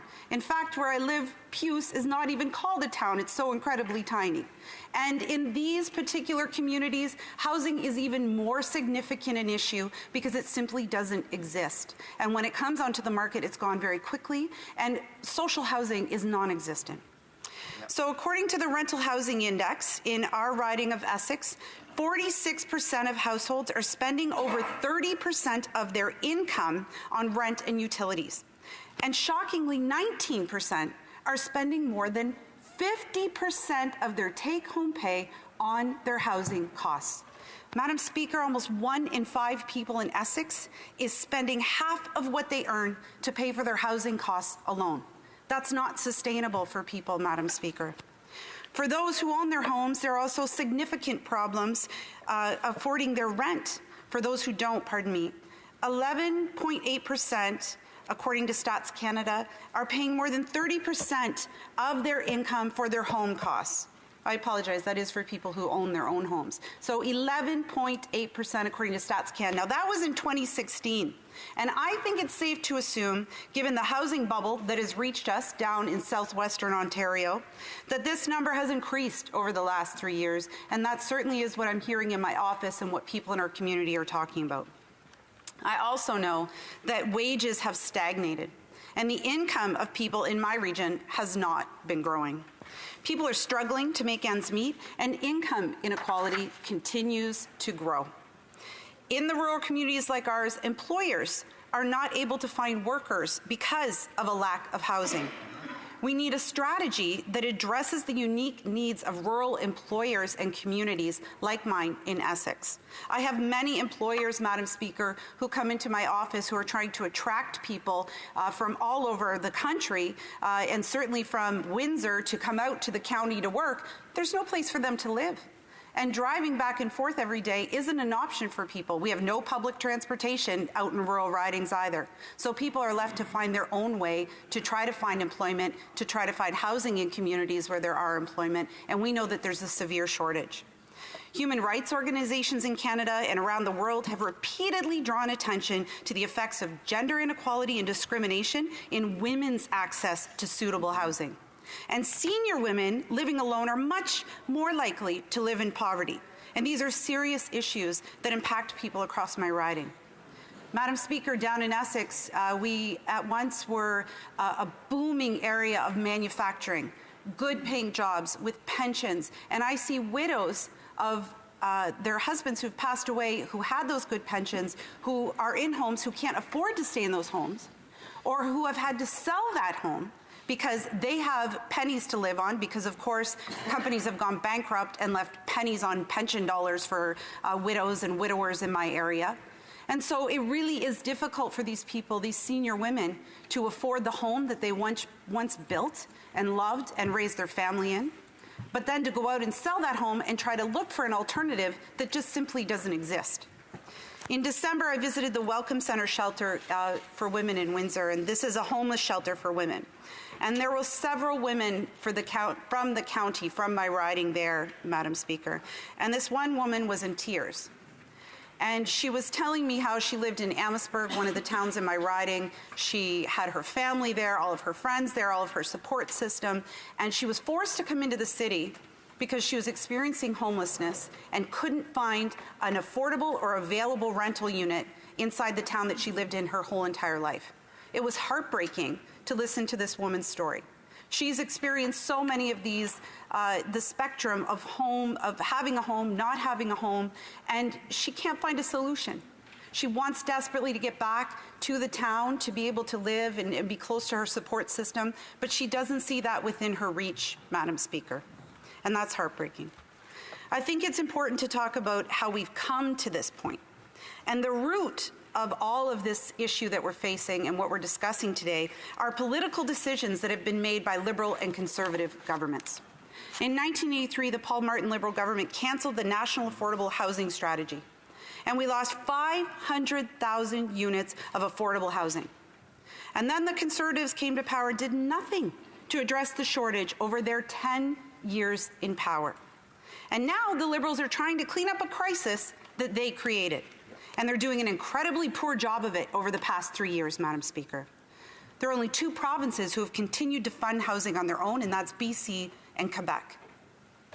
We can do this, Madam Speaker, but again, it takes investment in people instead of corporate giveaways. After World War II, we built 300,000 units in 36 months. I'm sorry, Madam Speaker, I'm going to have to interrupt my speech because I can't hear over the member from Fort York Spadina across the aisle. If you could please be respectful, I would appreciate it. So again, after World War II, we built 300,000 units in 36 months. This is the kind of commitment that is required to help get us back to being a country where people are cared for and not left behind. Madam Speaker, I want to end by talking about 3 cases in my writing, 3 people who I know who are experiencing difficulty with housing. And the first is Crystal, who came to us because her brother Daryl was living in a tent because he couldn't find affordable housing. We helped to work with him to find a subsidy, but this story is not unique, and I hear my colleagues talk about tent cities from coast to coast to coast because people simply have no other option to try to have a roof over their head. Fred, who's a former coworker of mine, he met with me about his daughter. His daughter, Tracy, is a single mother with 5 kids living with her father. He told us the kids sleep in his living room because she can't find affordable housing. These are the stories that we're facing in our ridings, Madam Speaker, and this is why New Democrats will never stop talking about housing and issues that matter to Canadians. Comments? The Honourable Parliamentary Secretary to the Minister of Justice and Attorney General. Thank you very much, Madam Speaker. I'll thank the member for Saskatoon West for raising this important motion for debate today and for advocacy on this file. And thank the member from Essex for her advocacy in this chamber, not just on this issue, but on other issues. I'll be very candid. I share many of the concerns that she's articulated today. That's why I've been here listening to many of the speeches today. I want to ask her specifically about co-ops. I have 5 co-ops in my riding of Parkdale High Park. It resonates with something we heard earlier from the member from Calgary, my colleague, the member from Calgary, I can't remember which part of Calgary, but he talked about co-ops and he talked about the fact that it's not just a roof over your head, it's about building a home. Co-ops take that home and they build actually a community. What we've done, there was anxiety expressed to me at the time of the 2015 election by people who had rent subsidies. We ensured to maintain those rent subsidies at those federally subsidized co-ops, but we've also put money on the table to ensure that co-ops can not just survive, but can actually thrive and potentially expand. And I'm just going to ask the member from Essex, is co-ops a specific focus that she would like to see emphasized in terms of the work we're doing and the work that she would like this government to be doing going forward in terms of the national housing strategy? The Honourable Member for Essex. Thank you, Madam Speaker. I thank my colleague for the question. This has to be approached at all of those people that are on the point of the spectrum of housing. So co-ops are certainly part of that. We're talking about subsidization. We're talking about homelessness. We're talking about shelters. We're talking about people who have home ownership that simply can't afford the home that they're in. So absolutely, co-ops are a part of what we need to be looking at as a comprehensive plan to make sure that we're addressing this issue. But we can't look specifically only at one component of that. All of those things have to be addressed, and all of those things have to see improvement. And what we've seen under the Liberal government in the past 3 years has been just a complete lack of movement on this. So, I would be curious if I could ask a question back, it would be to see whether or not people in his riding feel that co-ops under a Liberal government have improved. And comments, questions et commentaires. L'honorable député de Rivière-des-Mille. The honourable member for Rivière-des-Mille. Thank you, Madam Speaker, and I'm pleased to ask my honourable colleague from Essex a question. In my riding, one of the issues is homelessness. Believe it or not, there is homelessness in Rivière-des-Mille. It's a fact. In the 2015 Conservative platform, there was nothing for homelessness, whereas we doubled the funding to combat homelessness. So I'd like my colleague to answer that. Well, Madam Speaker, I can tell you, and I referenced in my speech that I visited a shelter for homeless women, and I can tell you that the shelters across our country do not feel that the Liberal government is funding them properly. They were severely cut under the Conservatives. They have a petition going right now trying to get money back into shelters that are for women, but shelters across our country. And so while the Liberals or my colleague would like to only talk about what the Conservatives have done, and again, not really talk about what the Liberals haven't done, this is a consistent problem between both governments. But this isn't a partisan issue. And my colleague's trying to make a partisan argument about what the Conservatives didn't do. This requires all of us to work together to adopt and to move forward to ensure that people are not experiencing homelessness, particularly in the weather that we currently have right now with this polar vortex that's working its way across our country. Homelessness and the reduction of homelessness is something the Liberals could act on. They could refund the shelters. They could increase shelter spaces. This is a way to address homelessness. So I would encourage my colleague to go to her minister and have that conversation and get that funding flowing this year in the budget. For a brief question, the honourable member for Timmins James Bay. Thank you, Madam Chair. In Timmins right now, we have 1,000 homeless people in a city of 45,000. We have at least 200 who have no place to go. Living space, the homeless shelter is completely overrun. The city is working full out. We have the Native Friendship Centre working full out. These are real people. And yet the Liberals have fictitiously, the member for Fort York Spadina claimed they'd helped over 1 million people, and he said they made this claim for a rhetorical advantage. What is the rhetorical advantage to people who right now in my community have no place to live because of the inaction of that government? Brief answer from the member for Essex. Canadians are tired of politicians who are playing games and making up numbers in order to make themselves look good. And this is why this article was published, and this is why the attention is on this particular member, because he was not telling the truth, and Canadians know. Canadians are experiencing this, and to be able to do this in order to... Go ahead. We have a point of privilege from the Parliamentary Secretary to the Minister of Families, Children and Social Development. The numbers are accurate. The numbers are accurate, and to say that they're not telling the information that the member is bringing forward is actually debate, and therefore I will allow the member to wrap things up very quickly. Well, I would just say, Madam Speaker, for everyone who's interested in Canada, you can look at the story in the Star. Did the federal government really help 1 million Canadians finding housing? By Alex Ballingale, posted Tuesday, January 29, 2019, so that Canadians can learn for themselves the truth. Rhetorical advantage. Resuming debate, reprise de débat, the honourable member for Courtenay Alberni. Thank you, Madam Speaker. Madam Speaker, it's an honour to rise today to talk about this very important issue and the motion that was tabled today by the honourable colleague from Saskatoon West, who I'd like to thank for her hard work and advocacy on housing issues across Canada. Madam Speaker, just to put some context of the history of how we got here, we know in the 70s and 80s there was a robust program to build non-market housing, co-op housing across our country.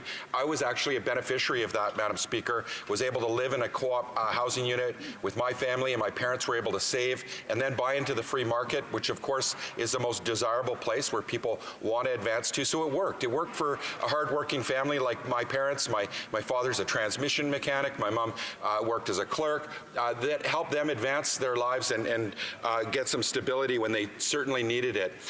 Madam Speaker, 10% of our housing back in the 80s was non-market housing. And then again, the Liberal government in the early 90s and Paul Martin's government axed the program to invest in Canada's housing program and download it on the provinces, which of course then downloaded on local governments. And I was fortunate enough to serve in local government in the municipality of Tofino on the west coast of Vancouver Island. And like every other municipality, we're scrambling on how to address this really difficult issue on affordable housing without the capacity and aptitude and sometimes leadership. Really, our community struggled until recently, where we've got a really strong leader in our mayor, Josie Osborne, who's leading a council that's put housing as a priority. We've seen some municipalities have success, like Whistler, which has 7,000 non-market housing units, which they've pulled out. But most municipalities have really struggled, Madam Speaker, right across our province. And it's actually becoming such a huge problem.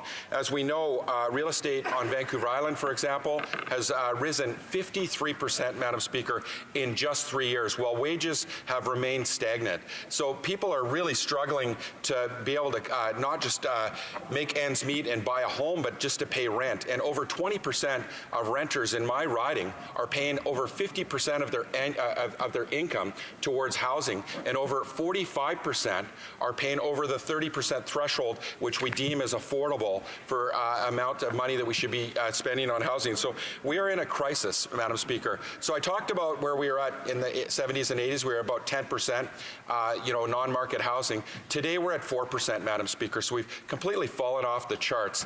And in terms of comparables, Europe is at 30%, and we can look at Austria and Vienna, where they've had great leadership, built co-op housing. That's fantastic housing. The standard of living is quite high. We saw over the last decade, the Conservative government followed the practices of the Martin government, downloading on provinces and municipalities. No action was taken, and this is the result we're in today. Many people that are struggling, like I identified, to pay their bills, to pay rents. Many people that are homeless. The Conservative answer to this was free market and supply will solve this issue. Well, Madam Speaker, clearly that isn't working. We know that's not working. We need to build non-market housing. So the government, the Liberal government today, was elected on a promise to develop and deliver affordable housing across our country, which they say they're doing. But in my riding, all of the affordable housing that's being developed and built is by the province of British Columbia, which is building half of the non-market housing in this country. And Madam Speaker, while I'm being heckled across the way and being told that it's from federal money, in fact, I've asked about every project that is being developed in my riding, as I go to the ribbon cutting and celebrate the provincial government there, the BC, NDP, and the Green Coalition, as they're building housing, because they understand, Madam Speaker, what the sense of urgency is and how to deal with a crisis, unlike this government.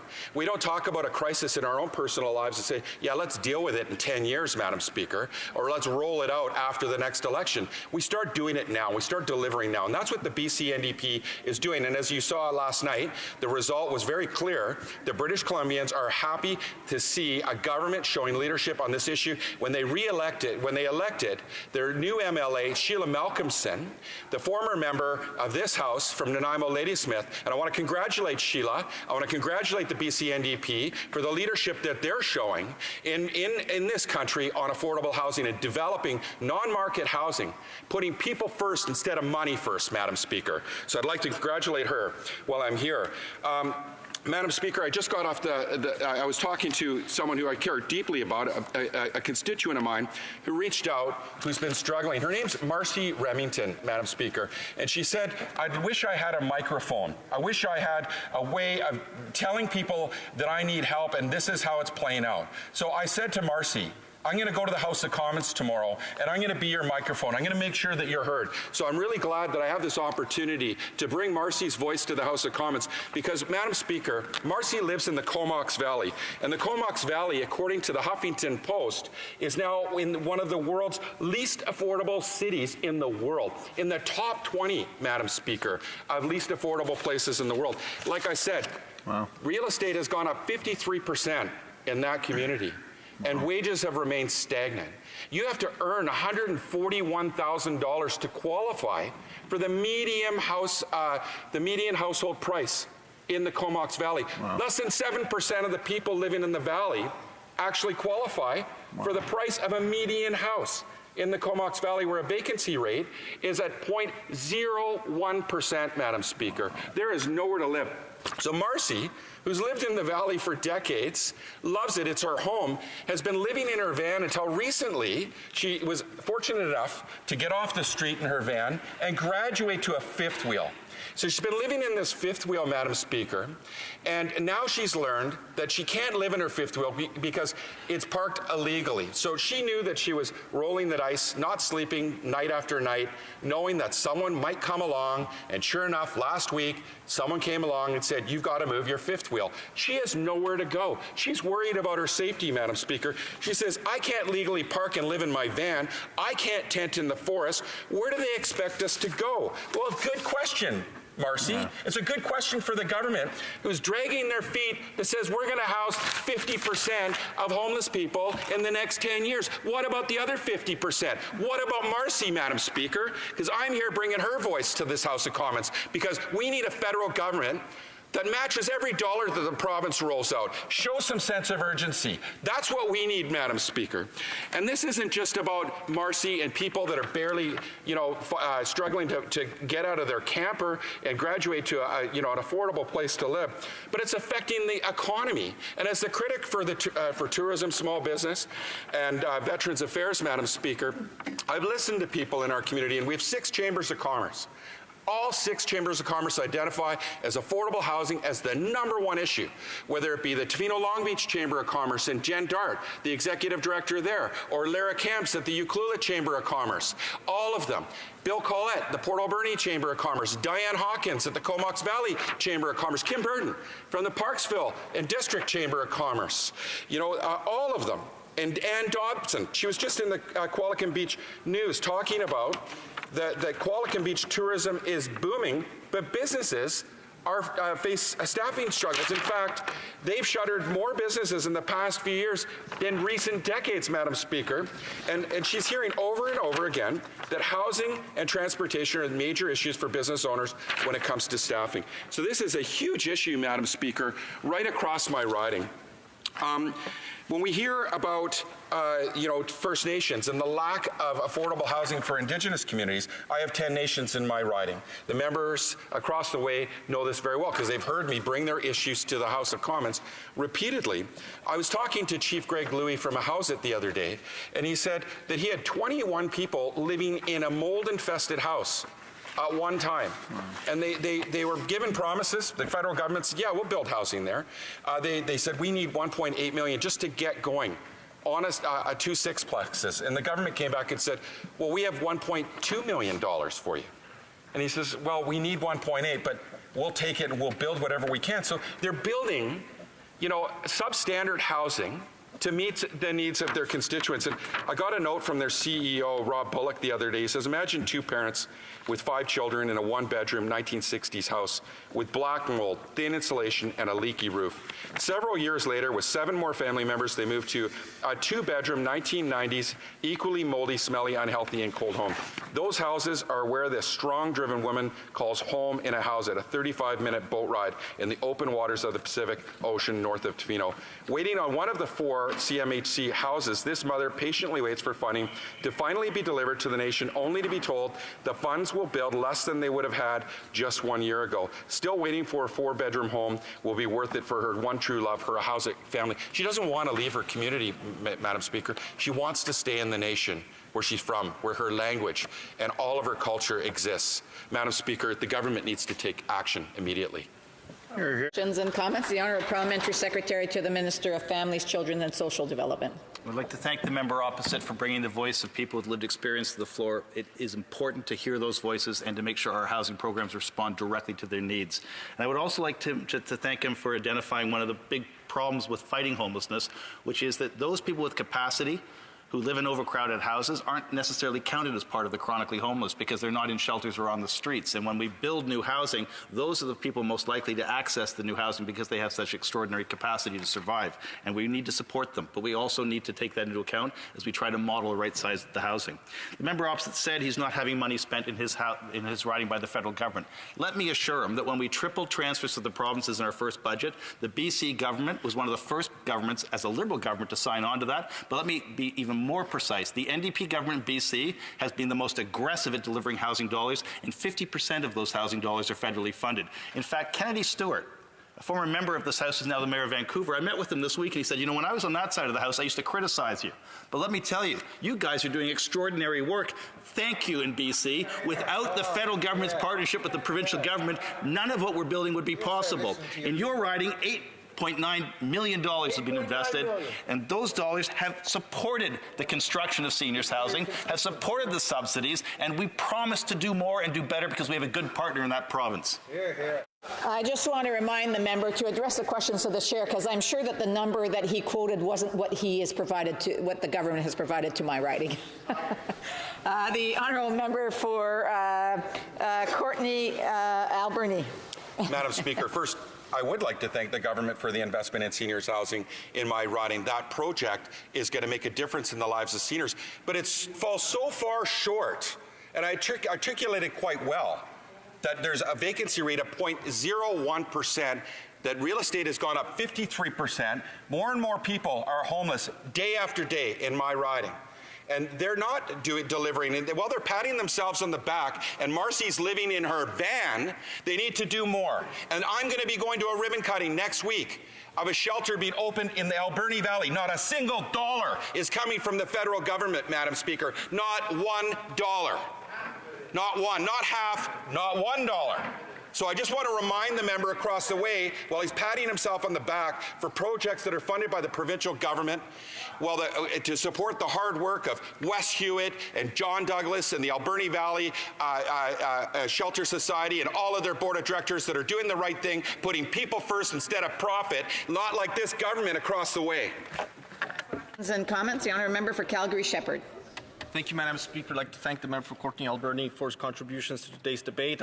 We've worked alongside a lot of Kurdish issues together. I want to go back to this 1 million number that one member specifically on the government side caucus likes to use often. I want to refer to the article that Toronto Star. Did the federal government really help 1 million Canadians find housing? And I'm just going to quote, Madam Speaker, I mean, obviously we've doubled counted to rhetorical advantage, but that's how much money is in the system. That's why it's $5.7 billion. And then it goes on, and this is now the reporter, Alex Ballingall, says, however, said the government doesn't actually know how many individuals are affected by this spending because it doesn't have statistics for how many people live in each unit constructed, repaired, or targeted with a subsidy. And then David Hulchansky, he's actually a professor at the University of Toronto, called the government's numbers opaque and confusing. Can I hear the member maybe comment on that? The honourable member for Courtenay Alberni. Well, first, I'd like to thank my good friend from Calgary and support and appreciate his interventions in this House, who are well thought out and well researched. And again, he's got the same questions that I have. You know, the government comes up with these numbers and they spin them. It's like their $40 billion number for affordable housing. I mean, they're stacking it. They're counting municipalities and provinces and money that's not even federal funds. And they're talking about rolling it out again over the next decade. What we need is numbers. We need numbers that are delivering and building houses now, like the provincial government in British Columbia is doing. So instead of talking about futuristic numbers if they end up getting reelected and forming government after the next election, which is doubtful, what we'd like to see is them actually roll out a plan right now while they're in government, while they're in power, in the next budget that shows the action and urgency that people are living, this experience that people are living. Demonstrate to Canadians that these numbers are real. Do it now, not in the future. And stop stacking numbers. Deliver real numbers. So I appreciate the question from my friend from Calgary. Reprise de débat. Resuming debate. L'honorable député de Rivière-des-Mille-Îles. The honourable member for Mille-Îles. I share my time with Kingston and the island, my colleagues up here. Alors, Madame la Présidente, c'est un plaisir de vous parler des répercussions. Madam Speaker, it gives me great pleasure to rise and speak to you about the impact of our government's investments in housing in Quebec. Last week, Minister Duclos was in Montreal to announce 3 new affordable housing projects worth $27.6 million. One of these complexes will provide housing to 78 families and single people, including newcomers. It's very exciting to see community partners come together to support this complex that is being built by the Société de Gestion Kerb. The Caisse d'économie solidaire Desjardins is also contributing to this project as well, and the Regroupement, ROMEL, will provide a range of support services to newcomers who will be living in this complex. This is an example of what can be done under the National Housing Strategy, a series of unprecedented federal investments in housing throughout communities in Quebec and Canada. Throughout the country, the National Housing Strategy is providing housing solutions that address the needs of communities and that are supported by the communities. Another example is a complex that will be built in Quebec City. This building will include 131 rooms for emergency support and shelter for homeless people or vulnerable people, and 18 traditional housing units for people with mental health issues. The services will be provided by the Maison de l'Auberivière, and the building will be built with joint investments of $32.5 million from the governments of Canada and Quebec, as well as Quebec City. More and more of these projects are taking place, and more families are moving into quality, affordable housing within inclusive communities. Other projects will be announced in Quebec over the coming weeks, innovative projects that address the needs of vulnerable citizens and middle-class families. As in all provinces, Quebec also faces issues of affordability in housing, and the affordable housing stock is not enough to meet the need. In Montreal, what that means is there has to be more affordable housing for newcomer families and for high-risk families. In the regions, we know that the needs are different, but they are still very worrisome. That is the case, for example, in communities such as Longueuil, where there's a lack of accessible housing for seniors. The minister consulted people in the regions, and he realized that those issues are different depending on whether you live in the suburbs, the city, and the regions. The minister came and listened to people to get a better understanding of the issues that constituents are facing, including homelessness. There's also a lack of housing in Longueuil for seniors. The vacancy rate is low in Canada, and it's obvious that the housing stock is not enough to meet the increasing needs. What that means is that rent has gone up, and this makes it more and more difficult for people who are trying to make ends meet. As Minister Duclos said earlier, our government realized very early on that people throughout the country are experiencing problems in finding decent and affordable housing. This is a serious problem that jeopardizes the well-being of our families, our communities, and our economy. And that's why we started making unprecedented investments in our 2016 budget. Since then, the Government of Canada has invested more than $5.7 billion in Canada, including $996 million in Quebec. These investments have led to a higher number and better affordable housing for 362,000 households. That means families, seniors, women, and children trying to escape family violence, Indigenous peoples, people with disabilities, people experiencing mental health issues and addiction problems, as well as veterans and young adults. Now, there is going to be an even greater impact on the lives of Quebecers under this national housing strategy. Madam Speaker, as the minister stated earlier, this is a $40 billion project spread over 10 years that will lead to the creation of 100,000 new housing units and will help 530,000 families who have housing needs. Even though the member for Saskatoon West would like us to focus on the construction of new housing, we know that more than that has to be done to address housing needs. We have to reinvest in the renovation of existing affordable housing so that families can continue to live in them without overcrowding or without having to worry about leaky windows, mold in the walls, or dangerous staircases. And that is why under our plan we'll be able to repair and retrofit more than 300,000 housing units. Madam Speaker, the NDP has never mentioned in their own platform or plan reinvesting in retrofitting and renovating, and it's very important to keep that in mind. Our plan also acknowledges that dealing with chronic homelessness will require more than new construction. It requires an overall strategy, and our strategy aims to reduce that homelessness by more than 50%. Madam Speaker, there are community shelters in Saint-Eustache, and we have been given funds to be able to face the issues that Saint-Eustache are facing. A major pillar of our plan is the National Co-Investment Fund that will be supporting the two projects that I mentioned earlier. The goals of the funds are ambitious. We want to build 60,000 affordable housing units and retrofit up to 240,000 existing community and affordable housing over the next 10 years. This is a program that leverages local partnerships and that addresses the unique needs of communities. We're supporting projects that bring together all levels of government, that bring together developers, not-for-profit, and the not-for-profit sector. There's also going to be a fund for the construction of rental housing, and under this fund, there will be low-interest loans that will be specially designed for developers in order to encourage a construction of more than 14,000 housing units in areas where that need exists.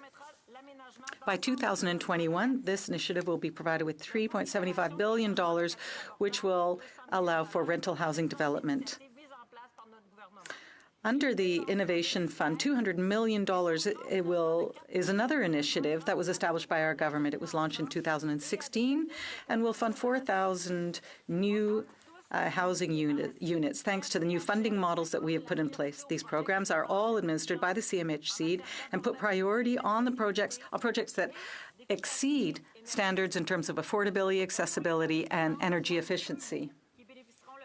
And families are the ones who are having trouble making ends meet will benefit the most in Quebec.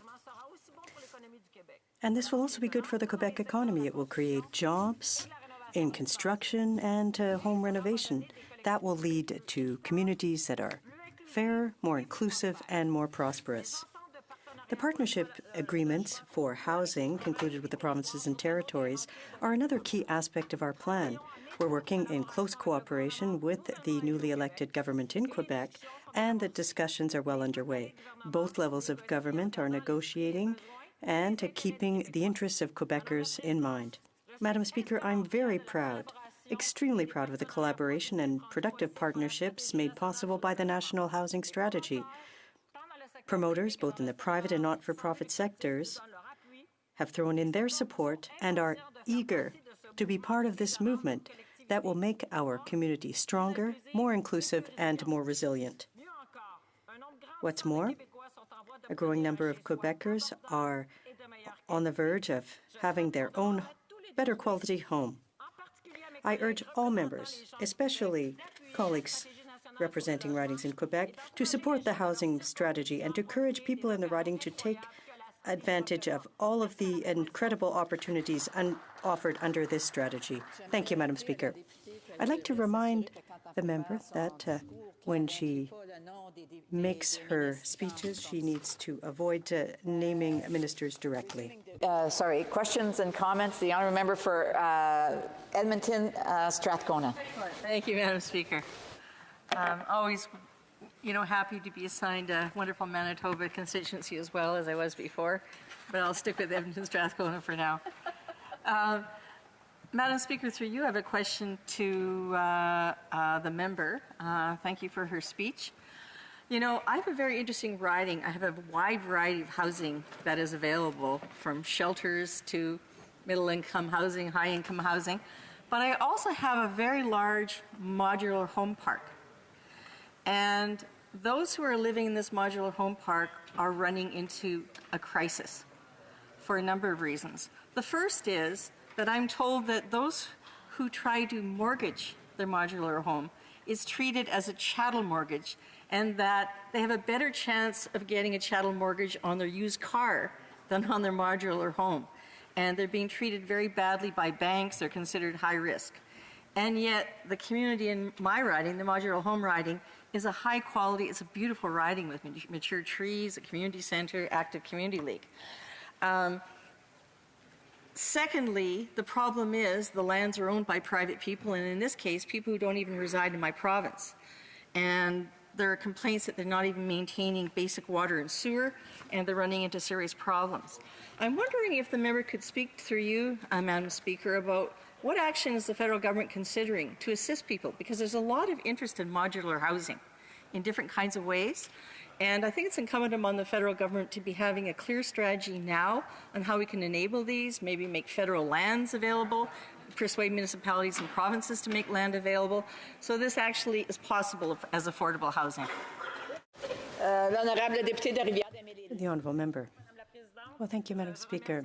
And I'd like to thank the Honourable Member for her colleague, which is very precise regarding what she's experiencing in her riding.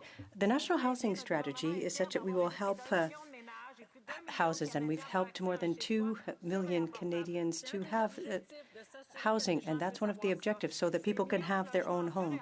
These housing units were possible thanks to investments, but the objective is to have new housing units and to repair and renovate housing as well, so that everyone has a safe place to raise their families. Questions and comments? Questions et commentaires? The Honourable Parliamentary Secretary to the Minister of Families, Children and Social Development. I'd like to thank the member from Edmonton Strathcona. I think I got it right. For that intervention, because it is an incredibly important idea. Modular housing is one of the programs through the Innovation Fund that we supported in Vancouver. And the Mayor of Vancouver is looking to do additional housing at the Burrard Bridge with one of the Indigenous communities that has territory in Vancouver. And we're looking to provide support for that. In fact, we also provided support for an Indigenous center in Nanaimo that created passive housing, which is another innovation.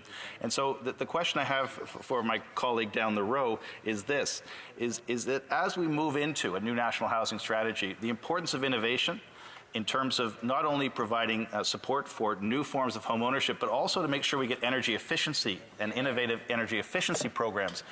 How proud is she that our government has also made that a requirement of new housing, so that new housing not only reduces greenhouse gas emissions, but also is cheaper to operate and cheaper to rent for the residents that live in it? The Honourable Member for Rivière-des-Mille-Îles. Well, I'd like to thank the Parliamentary Secretary for his question. Energy efficiency is a very important concern, and in my riding, it's one of the comments that I often hear talk about the environment, energy efficiency. It means investing and ensuring that future homes are built safely, but at the same time, they will be energy efficient. Very brief question. Questions et commentaires? The Honourable Parliamentary Secretary to the Government House Leader, a brief question. Yes, thank you, Madam Speaker. And I just wanted to emphasize and ask my colleague more so for an affirmation in regards to how important it is that the Government of Canada continue to work with other agencies such as provincial entities, municipal entities, Indigenous entities, and the many different stakeholders, that there is a room for us to work and grow if we are all encompassing in developing that ongoing development of a housing strategy. A brief response, the Honourable Member for Rivière-des-Mille-Îles. I'd like to thank my honourable colleague. Yes, the various levels of government need to work hand in hand to ensure that it responds to their needs. No situation is the same across the country, so it's important for the various elected officials in the various levels of government and stakeholders come up with these solutions that are tailored to each community. Resuming debate, the Honourable Member for Kingston and the Islands. Thank you very much, Madam Speaker, and it is an honor today to rise in the House to speak to what is such an incredibly important issue, not just throughout my particular reading or Ontario, but indeed the entire country. And as we've heard from various different stories from people today about the pressing need for affordable housing.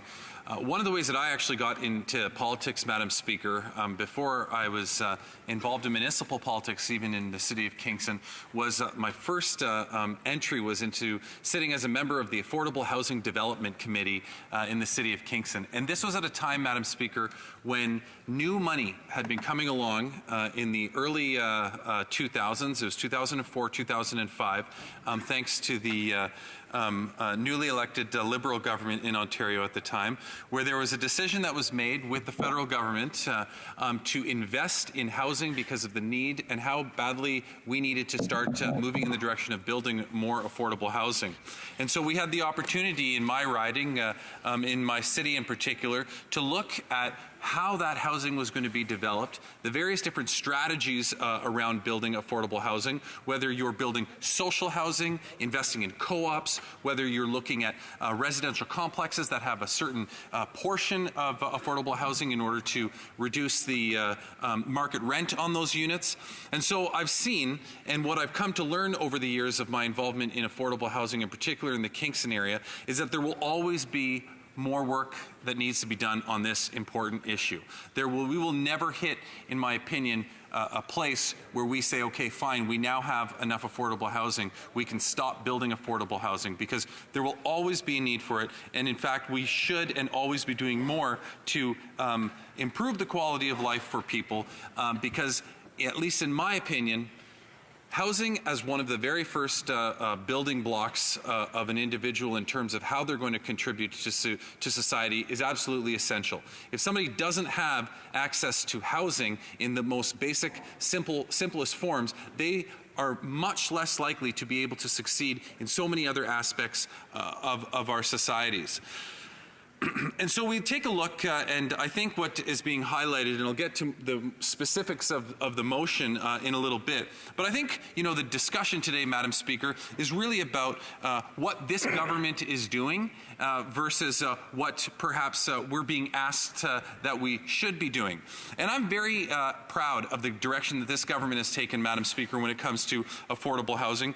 Since 2016, when the first budget was introduced that started the discussion discussion on the housing crisis and put resources towards solving the housing crisis at the very next budget in at that budget in 2016, more than $5.7 billion has been spent since then on nearly 1 million families across Canada, as we've heard many times in this House today. And in Ontario specifically, Madam Speaker, since 2016, over $2 billion in federal funding has been provided. And so how is this government's approach to affordable housing versus some of the other options that have been presented, Madam Speaker? I would argue that the very most important component to this was the decision to sit down, to take some time, and to plan out exactly how this would be implemented. I know, and based on this motion that's before us, that the NDP would rather just throw a whole bunch of money at something. But I also know that from having worked when I was mayor of Kingston and a city councillor with the Kingston Frontenac Housing and Townhomes Kingston, working with them on projects, you can't just throw money at these organizations and say, build stuff. For quite a while, there was no access to funding, or very limited access to funding. They don't have the capability and the capacity to take what is being proposed by the NDP and just inject it without having a plan as to how they're going to do that. And that's where the national housing, the national affordable housing strategy becomes so important, because we plan out how we're going to spend that money and how we're going to effectively deploy the resources into the various different components that contribute to affordable housing.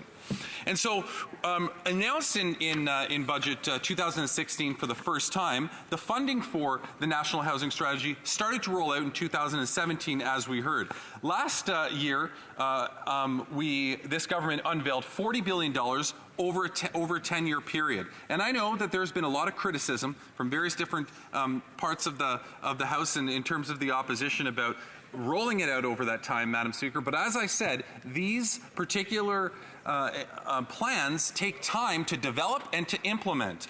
25% of the investments will go towards projects for women and girls specifically, Madam Speaker. And when we talk about women escaping violence and pay equity situations and single mothers, my mother worked for the Kingston Interval House for a number of years when I was in high school, and to hear and to see and to become aware of some of the problems and some of the situations that women and girls were going through as a result of domestic violence and how that impacted their housing. It is so critically important that when we develop a plan like this, we make sure that there are safeguards in particular to protect vulnerable portions of our community and segments of our community. So we'll talk about the National Housing Strategy and the 10-year plan, Madam Speaker. The rental construction financing of $3.75 billion to support construction of affordable rental housing, low-cost loans. Through the Canada Community Housing Initiative, we will invest and continue to fund provinces of almost 500,000 units of social housing to help keep affordable housing and pay for repairs. And I think that this is so critically important, and I think something that perhaps the NDP is missing is how important it is to actually repair the housing stock that we have. You know, the member from New Westminster Burnaby said yesterday, repairing housing isn't housing people. But I could not, coming from a background where I've been exposed to these housing corporations, I could not disagree with him more. It is vitally important that we continue to maintain the stock of housing that we have. And I'll tell you why. Because in Ontario, in the early 1990s, the NDP government of the day, some of which the current members of Parliament were in that cabinet, made a decision to only invest in and build new housing and totally neglected the existing stock. Because that looks great. You know, you get to talk about all the numbers and how many houses you're building, because really nobody cares about maintenance and infrastructure repairs. And as a result, when Harris came along in Ontario, after the NDP government, he downloaded all of that housing that had not been maintained and properly looked after by the Ontario NDP, downloaded it to the municipalities and said, okay, municipalities, here's the housing. Now it's your problem.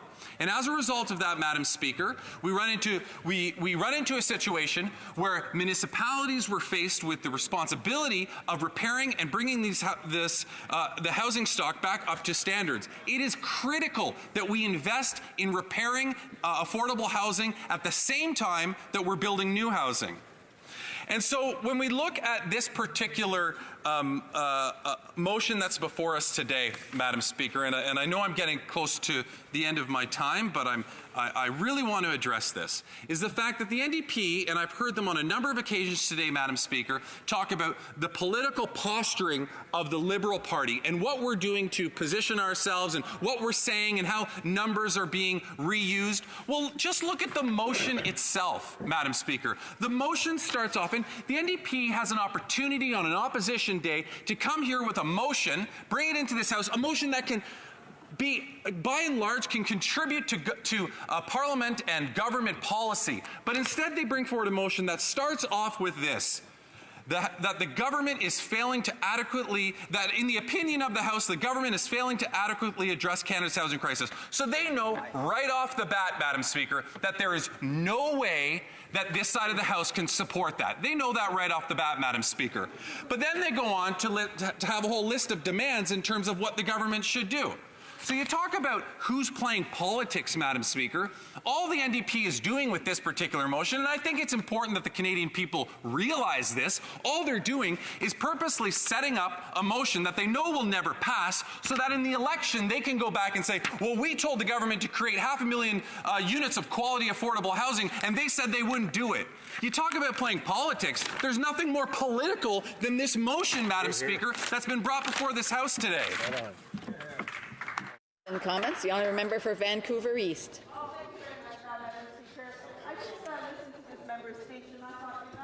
Just a minute here. He's talking about there's no politics on the government's way of doing housing. Did he read, Madam Speaker, through you to him, the article in the Toronto Star where the government's parliamentary secretary actually got on the record, got on the public record to say that they double counted the housing units, that they exaggerated the count. For what reason? Rhetorical advantage. Really, the housing units that supposedly was built and exists were actually rhetorical advantage. Who is actually playing politics, Madam Speaker? The honourable member for Kingston and the Islands. Madam Speaker, through her question, she never answered or addressed the fact that I'm accusing the NDP of playing politics. Rather, she just tried to spin it around and say that that's what the Liberals are doing. But in reality, Madam Speaker, she had the opportunity, the member had the opportunity to stand up and say that's not what's going on, but she didn't do that. I do want to remind the member for Vancouver East that she had an opportunity to ask a question, and if she wishes to do so again, she would need to stand up and be recognized. Questions and comments? The honourable member for Calgary Shepherd. Thank you, Madam Speaker. So to the member from Kingston and the Islands, and I appreciate my NDP colleague bringing up this great piece of journalism. Did the federal government really help 1 million Canadians find housing? By Alex Ballingall. So I'm going to go back to it because I want to actually go to the back end of the article. Jeff Morrison, the executive director of the Canadian Housing and Renewal Association, actually says that much of the government spending since 2016 is from the renewal of the so-called operating agreements. He goes on to say most of this is just stuff they were already doing, referring to previous governments. We know there's a CMHC document that was made public. It's a government document, was made public in November, that showed for $5.7 billion, all the government was able to do is build 15,000 affordable housing units and renovate 150,000 other units. I mean, talk about overspending and under-delivering, which has been the point that New Democrats have made and that Conservatives have made. How can the member defend that? Kingston and the Islands. Madam Speaker, you know it's a new day when the Conservatives start quoting from the Toronto Star and not the Fraser Institute. This is impressive. I actually feel sorry for that member, Madam Speaker. He's the only one member of the Conservative Party that has virtually stood up today. He's defending the entire Conservative Party on affordable housing. You can tell that the Conservatives don't even care about affordable housing, Madam Speaker. The only thing that they've been talking about is the stress test for mortgages the whole day. This should highlight for the Canadian people where the Conservative Party is when it comes to affordable housing. Questions and comments. The honourable member for Kootenay, Columbia. Thank you, Madam Speaker. Aaron from the Homeless Outreach and Homelessness Prevention Program in Cranbrook sent me 4 pages of concerns that we have in the city of Cranbrook. I'll just cover quickly 3 of them. A woman with a young baby had to suddenly flee her spouse after a severely violent event, and all she could find is a 1-bedroom suite for $1,000 plus utilities, as her 30-day stay in the local transition house was up and there was no space in second-stage housing. A veteran from the Canadian Armed Forces was charged $850 for rent.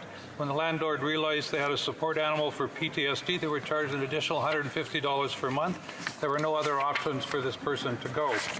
And the young Indigenous parents were struggling for the return of their 3 children. They worked to get their personal issues under check, enough to have them returned, but because they didn't have a large enough home, the children aren't permitted to live with them. This is a very common occurrence. Is the Liberal government not failing this single mother, this veteran, and this Indigenous family when it comes to housing? The Islands. Thank you very much, Madam Speaker. I totally agree with the member that there are people out there that are struggling that need housing. In my community, the waiting list to get into affordable housing is over 1,000 people in a small community of 120,000 people. There is no doubt that we need to do more. I said this in the beginning of my speech. We will never hit a point where we have to stop trying to improve upon the affordable housing situation in my community, his community, and indeed throughout Canada. So yes, we need to do more. We always need to do more, but I believe that this government set up a plan, the right plan, and is moving forward in delivering that plan. All right. Resuming debate, reprise de débat, the honourable member for Elmwood Transcona. Thank you very much, Madam Speaker, and I just want to start off by indicating to you that I'll be sharing my time with the honourable member for Sherbrooke. And I'm really pleased to rise today to speak to the issue of housing in the House. To me, it's one of the most fundamental issues and should be a preoccupation of government.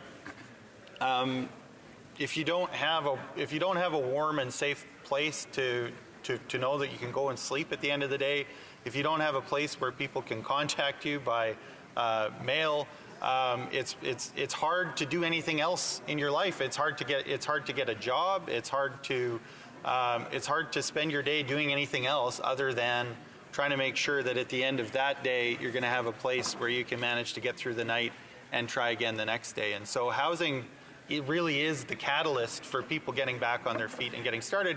And it sounds like something really obvious to say. I mean, you feel kind of funny saying that, because for those of us who are fortunate enough to have good housing, when you stop and think about it, you think, well, yeah, obviously, of course. But the fact is that there are millions of Canadians who aren't properly housed and who can't afford to take that for granted, and who wish that they could feel that that was an obvious statement, but for whom it isn't. And the point of today's motion is to try and give a kickstart to this government, who has announced a national housing strategy, and we have heard lots of numbers over the last number of years, but we haven't seen the results, Madam Speaker. And so we're impatient in the NDP, and I'm not ashamed to say that. Canadians who are living without proper housing are impatient to be housed properly, and the fact is we're not doing enough, quickly enough, to make sure that that happens. And so this is about trying to have firm targets for an amount of units to be built. We're calling for 250,000 units built in the next 5 years, 500,000 over the next 10 years, in order to be able to get those Canadians housed and get back on track. And that's why also the NEP in this place has been an advocate, like many other people in civil society, for a right to housing and to take a rights-based approach to housing, because it's as important as anything else in anybody's life. Our political rights are very important, Madam Speaker, but they don't mean a lot if you don't have a place to sleep, and particularly not in the kind of weather that we've had here in Ottawa this week and that we've been having back home in Winnipeg. where temperatures have been in the minus 40s and up to minus 50, Madam Speaker. If you don't have a place to go that's warm and be able to sleep at night, your other rights don't matter that much. And when one of my colleagues from BC had a private member's bill here in the House that would bring in that rights-based approach to housing, you know, I heard the parliamentary secretary, who's been up many times today, you know, get up and say, well, we don't need judges deciding where to build housing and everything else. And the nicest way that I can describe that kind of argument, Madam Speaker, is as facetious. Nobody has ever pretended that judges should be building affordable housing, but we do think that where governments repeatedly fail, as the federal government has for 25 years, to make the kind of investment that we need to make in order to make sure that Canadians can be decently housed, that there should be some kind of remedial action that goes outside the politics of this place, where Canadians can get a fair hearing and governments can be compelled to do the right thing. And so that's why we're quite proud to support a right to housing on this side, and we were disappointed when other parties in this chamber didn't support us in that endeavor. When we talk about housing, Madam Speaker, and the crisis that's happening right now in Canada with respect to housing, there's a number of different facets to that. One is the problem of homelessness. And I have to say that's a serious problem right now in Winnipeg. We have a number of different shelters that have been set up over the years, and in times like this especially, they're operating at capacity. I want to commend the work of One Just City for setting up Just a Warm Sleep. And I have to give a shout out to my younger sister Tessa, who was involved in getting that up and off the ground. But I have to tell you, Madam Speaker, one of the things that Tessa was telling me is that of the people that are sleeping at Just a Warm Sleep, it's a small shelter. It's got a capacity of about 20, 25 beds. A handful of those people are working full-time, Madam Speaker. They work full-time, and they come to the warming center at night because they can't afford, despite working full-time, to find an adequate place to live. And that's because there aren't enough affordable spaces. And so it gives you a sense of what's going on in the Winnipeg housing market to know that people working full-time are having to go to shelters at night in order to be able to have a good place to sleep. This isn't this is a real problem, and it affects people from all different walks of life and indeed different employment situations, Madam Speaker. I want to talk a little bit about a housing co-op in my riding, the Columbus Housing Co-op. We were looking after the election, because there were a lot of promises made by the Liberal government in the election, to some leadership and some answers for this co-op on two fronts, Madam Speaker. The Columbus Housing Co-op has faced a lot of problems because they're situated on a riverbank. That riverbank is eroding, and residents are fearful for the integrity of their building over time. They haven't had great response from the municipal government or the provincial government, and the hope was that, because if there is significant new money for housing, and the Liberals have said that they want to provide that and they're going to help fix up places. The irony for these people is that if their roof were leaking and that was jeopardizing their building, they might be able to access funds. But the fact of the matter is that it's riverbank erosion that's threatening their building. Well, they have 35 rent geared to income units in that building that we should all be concerned to keep, because we're not going to make gains in terms of more social housing if we don't preserve what we already have. But because of their unique situation, they're falling through the cracks. So I've asked various levels of government, including the federal government, to give consideration to the idea that they would be able to access the renovation fund in order to do riverbank work, not just work on the roof itself, in order to preserve those units. But so far, we haven't been able to achieve that, and that's a disappointment for them. But the other disappointment for them is that they are one of those housing co-ops whose rent geared to income units or social units or affordable units, whatever you want to call them, Madam Speaker, are tied to federal funding that's tied to their mortgage. And their mortgage is set to mature in several years, past 2020. And we heard for some time, we heard in the election when we were talking about the problem of operating agreements expiring and that funding leaving, and then affordable units having to be surrendered or put up to market rent, with all that entails for the people living in them who can't afford those rents. But we haven't got a solution to that, Madam Speaker. We got a temporary Band-Aid from this government in the National Housing Strategy that's going to take us to March 2020, which is kind of an extension of those agreements. But 3 years into this Parliament, I think Canadians and certainly residents of Columbus Co-op expected that we would already know what the long-term and lasting solution is for those buildings in order to be able to preserve those social units for the sake of the people living in them, and also so that we can preserve them in order to build on that base of social units that exists in order to ultimately increase and expand the amount of social housing that exists. But we didn't see that, and it's an important failing, I think, of the housing strategy so far that this co-op doesn't have the help it needs, and it doesn't have the certainty that it needs in its medium-term forecast, Madam Speaker. There was an announcement in my riding recently under the National Housing Strategy, and I'm glad for the investment, as many people in Northeast Winnipeg would be, but it's a challenge to somebody who really believes that there's a crisis and we need to increase our social housing stock when you hear that announcement, because that announcement was about rental units in a new development. And in the government press release, it said that this funding that they were announcing would be contingent upon the company setting rents at 30% of the median household income. Well, the median household income is about $69,000 a year. If you take 30% of that and divvy it up over 12 months, that would mean that the owner of the building could charge rents as high as $1,700 a month. And while I know that there are middle-class families that are struggling to find affordable housing, there's a real urgency to kickstart the building of social housing. And so in terms of the announcement that we've seen, I'm not confident that it goes to the area of highest need. I know we need to do many things at once, but I sure hope that the National Housing Strategy isn't just about offering some money to developers to marginally lower their rent so that they can talk big numbers like $40 billion, when actually they're only spending $10 billion, and actually 80% of that comes after the next election. And we've heard recently in the Toronto Star that the government is willing to have some fun with numbers, Madam Speaker.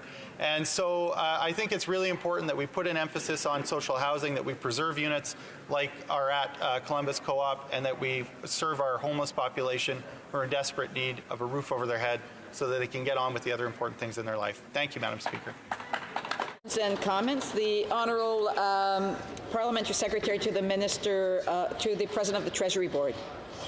Madam Speaker, I think all sides of this House agree on the importance of housing affordability. Even in Vancouver Quadra, which is seen as a wealthy West Side Vancouver neighborhood, we have co-ops, we have social housing, we have three-story wooden walk-ups, we have people that are homeless, and we have the whole gamut of social housing needs that are required there too. What I've heard from this debate today on both sides is just the extreme complexity and multi-layeredness of this subject and how to address it. And our government has put in a historic amount of funding, but also the thought and the partnership to really do a collaborative and systematic approach from subsidies to those that need help paying their housing costs, to repairs, to extending co-ops, and so on. So I just want to ask the member from Elmore Strathcona, why would his party put forward a motion that is so narrowly focused on creating units of affordable housing? Like, that is so narrowly focused, even if the motion didn't say that the government is failing, which we know the government is not. I couldn't support a motion that was just focused on one aspect of this incredibly complex, multifaceted requirement to support people in having access to affordable housing. For Elmwood Transcona. Look, Madam Speaker, the reason we want to put the emphasis on building units is that we can talk all day about the complexities of this and the complexities of that, and there are complex problems. But at the end of the day, you have to boil it down and say, we're not going to house people in Canada if we're not building units. And the problem with the national housing strategy is that it, it fetishizes complexity as an excuse to do nothing, Madam Speaker, and certainly not do enough and not do it quick enough. So, if you look at some of the governments across the country, and we've heard a lot particularly about the government in BC, the NDP government in BC, when they set their mind to building housing, they started building units right away. They're not 3 years into a majority mandate. They're working in a minority government in a coalition situation, and they're getting more units built, and they're getting it done, Madam Speaker. So the idea that somehow we need to get hung up on those complexities and miss the forest for the trees, which is that we need more social housing in Canada, is a mistake. And this motion is meant to remind the House of that, remind the government of that, and to get them on it, Madam Speaker. Then comments, questions et commentaires. The honourable member for Sandwich Gulf Islands. Speaker, and my honourable colleague from Elmwood Transcona, I thank the New Democratic Party for an opportunity to talk about the critical issue of homelessness today, especially as he noted in his early remarks, in the bitter cold that we're now experiencing, it's a matter of life and death to have shelter. I do appreciate the fact that homelessness and affordable housing is back on the federal agenda and that it's getting attention. I wanted to, although it's not immediately the question before us today, I have a lot of residents in my riding who are not critically impoverished at the level that they're homeless, but they are about to become homeless as they age, as they look for affordable housing. If they sell the home they're in where I live, it looks like they're millionaires, but there's no place to move. We really need affordable housing for seniors who are middle income. And I know that's not the direct import of today's debate, but I wonder if he has any thoughts on that critical need. The honourable member for Elmwood Transcona. Well, that's absolutely true. And in fact, I was talking earlier about Columbus Housing Co-op, which is in Elmwood, and 35 of the 70 units in that building are rent geared to income units, but the other ones are market rent, essentially. And we held a seniors town hall in my riding back in the fall, and one of the things we heard was that seniors are facing a real challenge, particularly at the time that they're thinking about transitioning from their family home into other living spaces, and the member's quite right that they might have a lot of equity in their home, but if they're still in the same housing market, then that equity gets used up very quickly just to secure another place to live. And so we want to see some quicker action from this government. They found $4.5 billion overnight to buy a pipeline, not build a new pipeline, to buy one that already existed. And what we're saying is if they put the same amount of effort and concentration into building housing in this country, we'd be going a lot faster, which is appropriate because we need to be responding to a crisis, not getting around to it in 10 years, Madam Speaker. Before I go to the next part, I just want to remind members as they come into this chamber, it is a little bit more echoey than the other chamber. And so I would just ask, as individuals start coming in for question period, to please keep it down and to keep the conversations, much more at a lower level. L'honorable député de Hochelaga. The Honourable Member for Hochelaga on a point of order. I think if you seek it, you'll find there's unanimous consent for the following motion. At the end of debate today on the opposition motion, in the name of the member for Saskatoon West, all questions necessary to dispose of the motion be put to a vote, and that a recorded division be deemed to deferred to the end of question period next Tuesday, at the end of question period. Thank you, Madam Speaker. I didn't have my microphone. L'honorable député a-t-elle... Does the honourable member have the consent of the House to move the motion? Yes. Yes? Nick, what are you doing, man? Carried. Excuse, la Chambre a entendu les... The House has heard the terms of the motion. Is it the pleasure of the House to adopt the motion? Agreed? Agreed and so carried.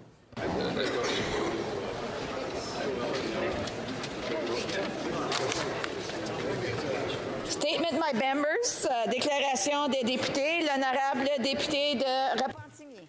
The honourable member for Repentigny. The government spent $1 billion too much to buy the Trans Mountain Pipeline because it didn't negotiate. And that's the crux of the issue, Madam Speaker. It didn't negotiate because when the oil industry demands, Ottawa says yes. Always yes, and always right away. Alberta wants new rail cars for billions of dollars? Yes. Alberta wants pipelines to export its dirty oil? Yes. Alberta wants money to speed up the development of oil sands? Well, the only thing that Ottawa asks is how much? The federal government always says yes, and right away, because oil is our Canadian identity, because oil is a condition for Canadian unity. So that's the basket that Ottawa puts all its eggs in, or rather all our eggs. That's Canada. And either you buy into that vision, or we organize to do something else. Thank you, Madam Speaker. Member for Fredericton. In Fredericton, no children's birthday party, trip to the North Side Market, or visit to Science East was complete without seeing Pearly the Magician. For over 30 years, Pearly Palmer delighted kids and adults alike with his warmth and wonder. In December, we lost Pearly to cancer, and Fredericton lost a beacon of joy. His laughter and delight spanned generations. Parents would watch their own children be wowed by tricks that Pearly had performed for them back when they were kids. À Fredericton, le 13 juillet est proclamé July 13th is a day in her honor. pour apprécier cet homme magique qui prenait toujours le temps à faire un tour de magie pour That's a day when we think of all those children. There's nothing better than seeing children with their eyes wide open and watching that magic. Children and grandchildren for sharing Pearly's incredible gifts with our community for generations. The honourable member for Calgary Shepherd.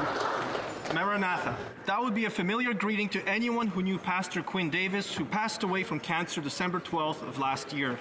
Warm, cheerful, encouraging, and pious. And Pastor Quinn, the Rocky Mountain Calvary Chapel congregation, had it all. Pastor Glenn would describe him, and I'm quoting here, a glass of fresh water when you are parched. He loved Peru and especially Lima from his many ministry visits, always armed with candy for the kids. Quinn had no dimmer switch.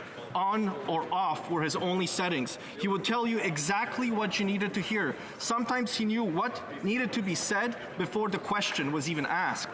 I ask all members to join me in this House in offering our sincerest condolences to his wife of 29 years, Pam, and to his daughters, Kirsten and Jesselyn. Pastor Quinn is not lost to us. He has simply gone ahead to the kingdom of God. Mr. Speaker, Maranatha. Honourable member for Malpeque. Mr. Speaker, I rise to celebrate the life of former MP Mel Gass, who recently passed away. Mel, a businessman, was elected 3 times as a progressive conservative and served the riding of Malpeque for 9 years with distinction. As a member of several committees, Mel felt truly honored to lay a wreath at Dieppe as Chair of Veterans Affairs, and especially enjoyed his time as Parliamentary Secretary to Fisheries and Oceans. I can sincerely say he stood up for fishermen in Canada and in his community. In 1989, Mel served as leader of the provincial PC party. Returning to private life, he continued to operate Silverwood Motel, served as a local councillor, as well as president of the Tourism Association of PEI, and was granted several awards for his work in tourism. Affected with ALS Light in recent years, he retained his good humor and sense of good nature. His love of life, people, and community always showed through for the proud Canadian he was. Our condolences to his family. For Essex. As Black History Month begins, the theme across Canada this year is Black Canadian Youth, boundless, rooted, and proud, highlighting the importance of providing youth with positive role models, celebrating the achievements of people of African descent throughout Canadian history, and learning what we can from their stories of overcoming. In our region of Windsor-Essex, we have a powerful history of more than 30,000 former enslaved people of African descent who freed themselves and made their way to freedom in Canada, sometimes with help from the Underground Railroad operatives, but often relying on their own intelligence, critical thinking, courage and determination. Marianne Shadd, born a free person of African descent in Delaware, moved to Windsor in 1851, where she opened Windsor's first black school. She is the first woman in Canada and the first woman of African descent in North America to publish a newspaper, the Provincial Freeman. Elijah McCoy, who was born to formerly enslaved parents in Colchester in 1843, went on to become one of North America's greatest inventors, with 57 patents in his name.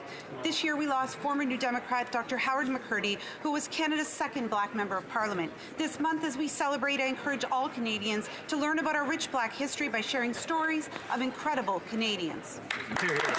The Honourable Member for Brome-Missisquoi. Mr. Speaker, the protection of Lake Memphremagog continues to be a high priority issue for me.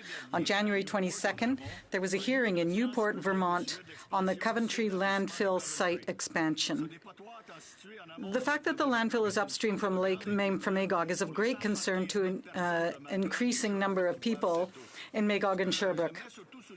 What I'd like to highlight about this is that this hearing showed that more and more people are worried about this situation. Elected municipal, provincial, and federal officials, as well as organizations and Canadian American citizens, have shown that they care about water quality in Lake Memphremagog. I'd like to say thank you to Robert Benoit, and let's continue to mobilize in order to ensure clean water for future generations. Thank you. Moose Mountain. Speaker, I rise today to pay tribute to Francis Frank Goudon, a Métis World War II veteran and extraordinary Canadian who passed away on January 12th. Mr. Goudon joined the Canadian Forces in 1942, and on June 6, 1944, he landed on Juno Beach with the Royal Winnipeg Rifles. He was taken prisoner and was put in a concentration and labor camp. Thankfully, with liberation, he returned to Canada in 1945. In 2014, he returned to the beaches of Normandy for the 70th anniversary of D-Day, representing the participation of First Nations and Métis soldiers in the Canadian campaign in Europe during World War II. He is featured in Veteran Stories, The Memory Project, where he shared a powerful account of his experiences as a Métis soldier. I quote, "If your buddies got hurt during that and the yelling and the crying, you couldn't stop. You had to keep going." To Mr. Goudon's family, I extend my sincere condolences on the loss of a great Canadian hero. His dedication and sacrifice for his country shall never be forgotten. The Honourable Member for Kingston on the Islands. Mr. Speaker, today I'm honored to stand and recognize a member of my community, a 10-year-old named Lilia. Concerned about homeless people in our community being alone at one of her favorite times of the year, Lilia decided to raise money for them. She hand-painted season's greeting cards of gnomes and started selling them for $5 each. Her endeavor, Gnome for a Home, has received orders from people in Kingston, Montreal, Quebec, and even Paris. Her goal was to sell 100 cards by Christmas of 2018. However, she was able to sell 200 and raise $1,000. Lilia then took all the proceeds to Martha's Table, a not-for-profit agency in Kingston who helps provide meals for those in need. But it didn't stop there, Mr. Speaker. Lilia now has a new goal to sell 200 Valentine's-themed cards by February 14th. I am so proud to have such a determined and caring individual in my riding of Kingston and the Islands. Merci, Lilia, pour ton initiative pour aider les personnes sans abri. Honourable Member for Pitt Meadows, Maple Ridge. Mr. Speaker, my community of Pitt Meadows, Maple Ridge is home to many passionate organizations such as Alouette River Management Society, Kanaka Education and Environmental Partnership Society, the Kéti and Kwantlen First Nations, and indeed both the cities of Maple Ridge and Pitt Meadows, who are working hard to protect our environment and waterways. Over the years, our waterways have been disconnected, creating challenges for those who depend on the well-being of the Alouette watershed. This week, I presented to the Ministry of Fisheries, Oceans, and the Canadian Coast Guard my report advocating for safe fish passage for the Alouette Dam, as well as the Kennedy Pump Station in Pitt Meadows. This report comes from 3 years of consultations, meetings, and roundtables. Together, we are stressing the need to ensure that both of these projects are no longer obstacles.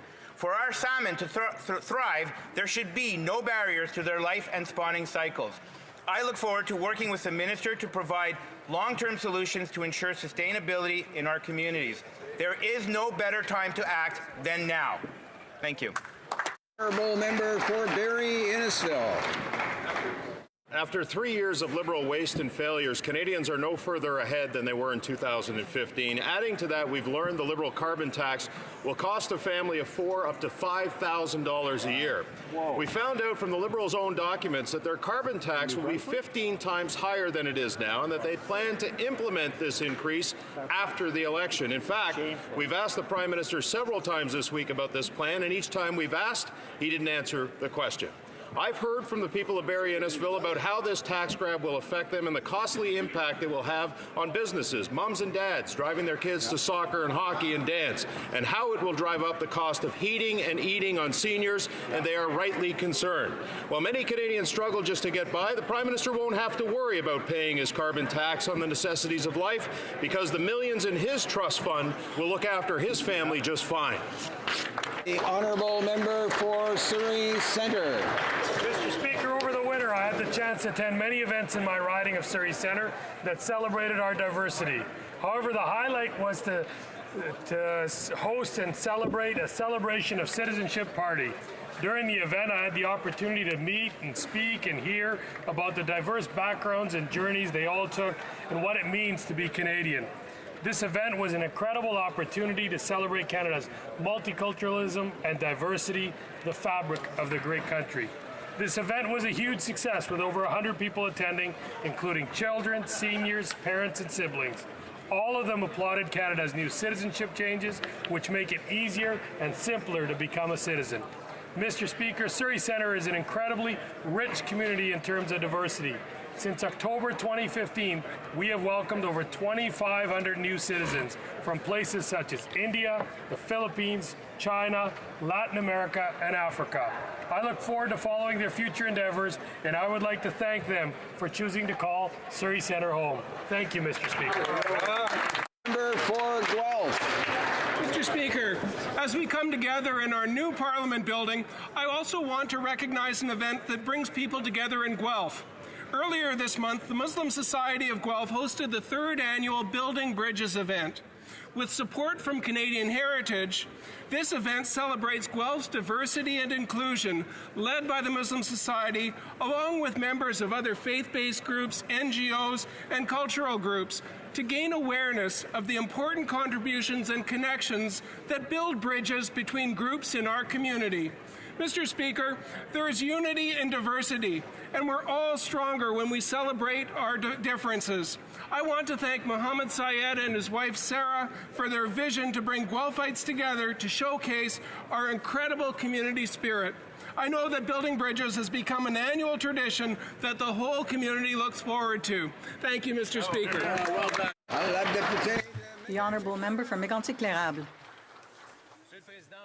Mr. Speaker, look at the past can be an indication of what the future holds. In 2015, I read on social and traditional media that the Prime Minister was promising that the budget would be balanced by 2019. We ended up with a $20 billion deficit. He promised an open and transparent government, yet the Prime Minister was the first to be found guilty of a breach of ethics.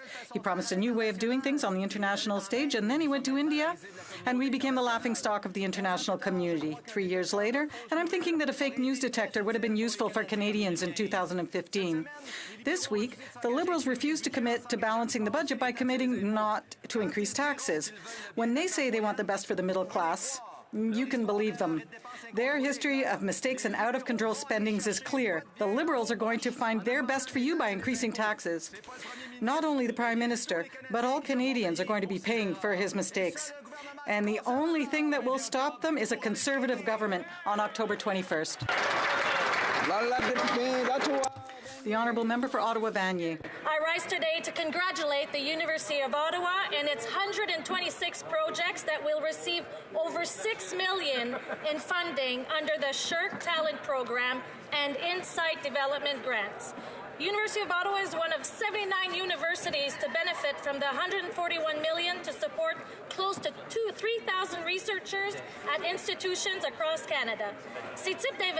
These kinds of investments are extremely important for nurturing the talent of our next generation of researchers and sustaining healthy innovation in our country. Its commitment to supporting research is fundamental to making decisions regarding our communities, our economy, our health, and future prosperity.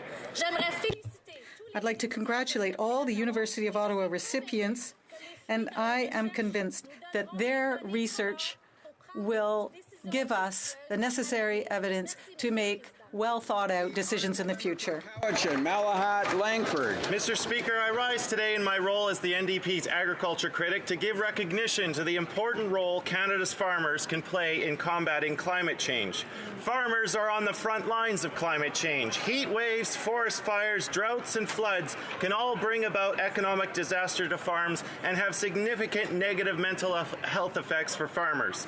While the entire food supply system is one of the biggest contributors to climate change, it is a well-known fact that agroecological and agroforestry methods can improve the soil's ability to sequester carbon. In some scenarios, a well-managed hectare of soil can sequester between 10 and 20 tons of carbon from the atmosphere each year.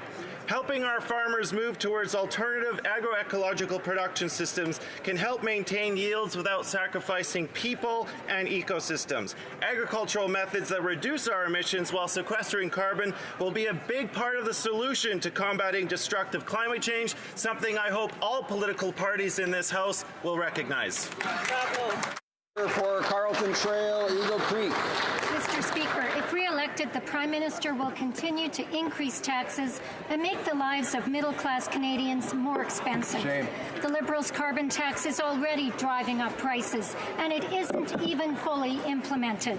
On April 1st, the cost of fuel is set to jump, increasing the cost of everything. The Prime Minister keeps arguing his carbon tax won't continue going up, but even his own caucus doesn't believe that. The higher the carbon tax is, one member said, the faster people may change behavior. Does that sound like someone who believes the carbon tax shouldn't increase? After failing to keep his promise of a balanced budget, the Prime Minister's words mean nothing. He has increased taxes on small businesses, tried to tax benefit plans, and is making families pay more in taxes before the carbon tax.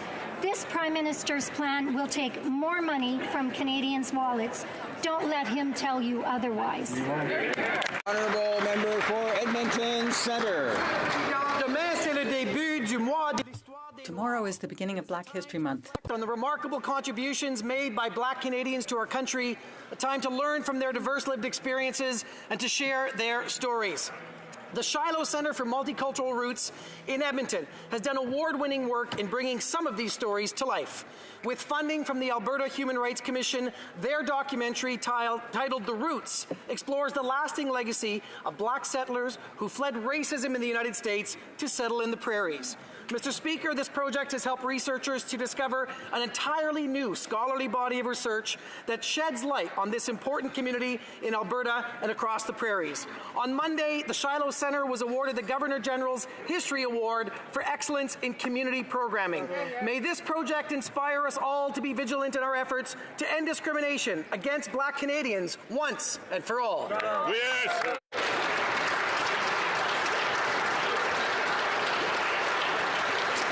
Questions orales, oral questions. The Honourable Opposition House Leader.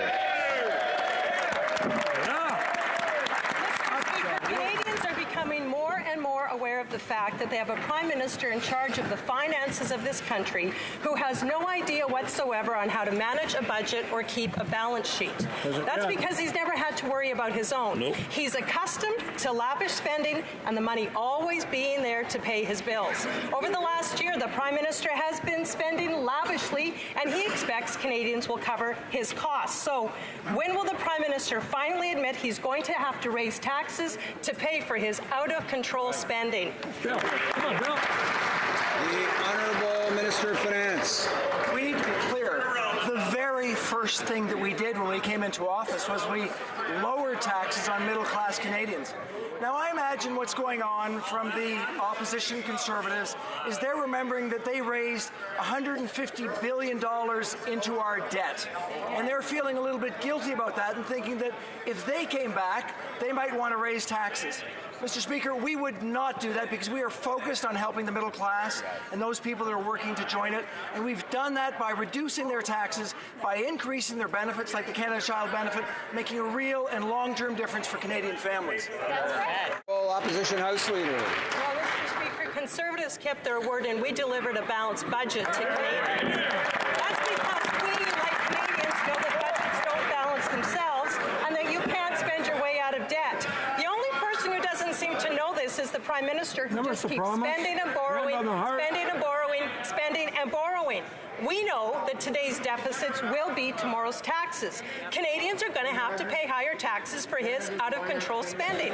So will he be honest, tell Canadians just how much he's planning on raising taxes on them after the next election? Honourable Minister of Finance. Mr. Speaker, the facts are very inconvenient for the Conservatives. The facts are that they left us with an additional $150 billion worth of debt and no growth to go along with it. We decided that what we needed to do was invest in Canadians so that we could actually grow the economy and help Canadians across the country, and that is exactly what we've done. We've got the lowest unemployment rates we've seen in 40 years. We've got families who are $2,000 better off this year than they were under the previous government. So, Mr. Speaker, our approach, our plan is working, and we certainly don't want to go back to the bad old days of the austerity budgets that didn't actually get anywhere under the Conservatives. The Honourable Opposition House Leader. We've been asking the Prime Minister and the Minister of Finance for the last year, when would the budget be balanced? Or as the Prime Minister likes to say, when would the budget balance itself? No answer. So we asked, do you have a plan to keep your word and balance the budget? No. Again, no answer. That's because the Prime Minister has never had to actually worry about money, and so he doesn't worry about Canadians' money. Why won't he just admit the only plan that he has is to keep spending like a celebrity on a shopping spree and give Canadians the tab to cover his bills? The Honourable Minister of Finance. The good news for Canadians, especially for middle-class Canadians, is not only do we have a plan, but our plan is working. We moved immediately to lower taxes on middle-class Canadians. We increased the Canada Child Benefit, two measures that helped our economy to get going, reduced unemployment, and put people in a better situation. This is the sort of plan that works. The Conservative plan, on the other hand, was to leave us with an additional $150 billion worth of debt and to find us in a position where we had high unemployment, and they wanted to move us into austerity. Our plan is working. We know that we need to continue to help middle-class Canadians. The Honourable Member for Louis-Saint-Laurent. Mr. Speaker, the facts speak for themselves. When we were in government, we faced the worst economic crisis, and our government was the first to bring its country out of the G7 to come out of the crisis. And we left a surplus, and that was acknowledged by the PBO. Now, what did the Liberals do when they took power? They threw their campaign promises in the garbage because they're not balancing the budget. What are they waiting for? When will they balance the budget? The Honourable Minister of Finance. Our plan is very clear. We will continue to make investments for the middle class to improve their situations and to improve our economy. And our approach is working. We now have the lowest unemployment rate in the past 40 years. The average family with 2 children has $2,000 more in their pockets this year than in 2015. This is a plan that is working, and we will continue with this plan that is good for Canadians. The Honourable Member for Louis-Saint-Laurent. Mr. Speaker, I don't know if you have noticed, but each time we talk about deficits in one of our questions, the government never mentions the word deficit. And I understand that because they were elected and they said they would eliminate the deficit. They threw their plan out, and we don't have any idea when they're going to balance the budget again. Mr. Speaker, the minister likes talking about plans. What is his plan to return to a balanced budget? The Honourable Minister of Finance. It's very important to consider the situation that the Conservatives added $150 billion to the debt. That is a huge problem for the economy under the Conservatives. The growth rate was very bad. That was the situation. We have a plan to invest in the middle class, to improve their lot, and our plan is working. We are in a much better situation now with much lower unemployment rates, with a better situation for Canadian families. Our approach is working. The Honourable Member for Mosquina-Témiscouata-Les Basques. Mr. Speaker, in 2015, the Liberals promised to eliminate subsidies to oil and gas. Canadians believed them. They promised to adequately consult Indigenous communities on projects affecting their land. Canadians believe them. Today, the PBO has confirmed that the Liberals paid too much for the Trans Mountain Pipeline, a $1 billion gift by taxpayers. And this is shortly after the federal court sent them back to the drawing board for their flawed consultation process that came from the Conservatives. When will they realize that when you get to the bottom of the hole, it's time to stop digging? The Honourable Minister of Finance. Mr. Speaker, the member has got it all wrong. We purchased the pipeline. It's a good thing for our economy. At the same time, it's a project that is good for business. We have found an approach that will help the economy, and it's a project that will be good for the economy. The Honourable Member for Rimouski-Nejet-Témiscouata-des-Basques. The PBO has said that the economy and the environment go hand in hand, but this project, Trans Mountain, is bad for both. The Liberals had promised to fight climate change, but they're battling with the Conservatives to see who's going to do more to defend the oil sector. They went back on their election promises. There's $4.5 billion to buy a pipeline and to put another $1 billion to expand it. The Liberals could have helped Alberta to develop a transition plan, not just for its industry, but for the economy and for workers. Why didn't they do that? The Honourable Minister of Finance. Mr. Speaker, we know that it's very important to have the capacity to take our resources to international markets. 99% of our resources at present are linked to the U.S., and so we need to have a way of gaining access to international markets. And that is why we've decided that it was important to buy the Trans Mountain Pipeline. The prix was competitive, and it was to ensure that our economy will be prosperous in the future. That is our approach. For Skeena, Bulkley Valley. A good price. The Liberals keep telling us how the environment and the economy must go hand in hand, but on the Trans Mountain disaster, the Liberals on the one hand are hammering the environment, and on the other hand are hammering our finances. Yep. The PBO reports that this Prime Minister panicked, overpaid a Texas oil company by $1 billion, and it's now costing Canadians an extra $700 million every year because of the Liberals' flawed environmental assessment was tossed out of court. Well, the Liberals just stop this nightmare, stop throwing good money after bad, and finally start investing in the green economy like they actually promised Canadians they would. The Honourable Minister of Finance. The member is wrong. What the parliamentary budget officer said was that, in fact, the purchase of the pipeline is positive for the economy. We want to make sure that those benefits accrue to all Canadians. What they also said was that there was, from their analysis, a range of potential purchase prices, and in fact our purchase price was right in the middle of their range. So clearly not only a good commercial purchase, but one that's going to be very positive for our economy. We believe that getting our resources to international markets so that 99% of our resources don't go to the United States is the right decision for Canada and for Canadians. Honourable Member for Skeena, Bulkley Valley. Order. To see this guy at an auction, he'd just keep bidding against himself. They paid $4.5 billion for a 65-year-old pipeline. $700 million more lost every year because of their own failed review of, and these clients want to go out and spend another $15 billion building more pipelines than they don't even have a permit. What could possibly go wrong, Mr. Speaker? It's like the Prime Minister went out to buy a house, overpaid for it, didn't insist on a home inspection, and now the roof is leaking. They panicked, they got fleeced by a Texas oil company, and now we're on the hook for their failure. How many boil water advisories could be lifted? How many green jobs could be created? When are these guys... The Honourable Minister of Finance. I think we should just start with the fact that the member is incorrect. He actually didn't apparently read the report. What we know, though, most importantly, is that we see that it's important for us to have the capacity to get our oil resources to international markets. We are dependent on right now sending 99% of our resources to U.S. markets, and if there was ever a time where Canadians believe that it's important to diversify, now is that time. So this purchase is going to be good for the long-term health for our economy. It's obviously going to be good for our oil sector, and we believe that both those things are quite important. Absolutely. Honourable member for Carlton Trail, Eagle Creek. Yesterday, the National Airlines Council of Canada stated that the Liberal carbon tax will, quote, make air travel more expensive for Canadians and really will do nothing to help us reduce our emissions. Nothing.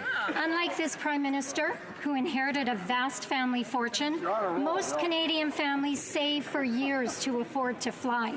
According to the Council, families will pay hundreds of dollars more to visit Grandma and Grandpa, making it unaffordable for many. Why do Canadians have to keep paying more for this Prime Minister's mistakes? The Honourable Parliament Secretary to the Minister of the Environment and Climate Change. Mr. Speaker, I thank the honourable member for her question. Had she attended the committee hearing of the same Environment Committee Monday, she would have seen that Stephen Harper's former Director of Policy gave testimony indicating that the most effective thing we can be doing to be bringing our emissions down is putting a price on pollution and returning the revenues to Canadian citizens. It's actually going to make life more affordable. I don't know why the Conservative Party seems committed to campaigning on a promise to take money from their constituents so pollution can be free in Canada. For Edmonton, Riverbend. It's the Liberals who are making pollution free again by massive exemptions to industrial emitters and dumping sewage into the ocean. Right. The Prime Minister has no concept of managing money because he inherited, in his words, a great family fortune. According to his own government's documents, the Liberal carbon tax is expected to cost a family of 4 up to $5,000 a year. He's already introduced Bill C-69 and C-48. Can't build a pipeline. How does he expect that now struggling families are going to pay for this? When will this Prime Minister stop making Canadians pay for his mistakes? Exactly. The Honourable Parliament Secretary to the Minister of the Environment.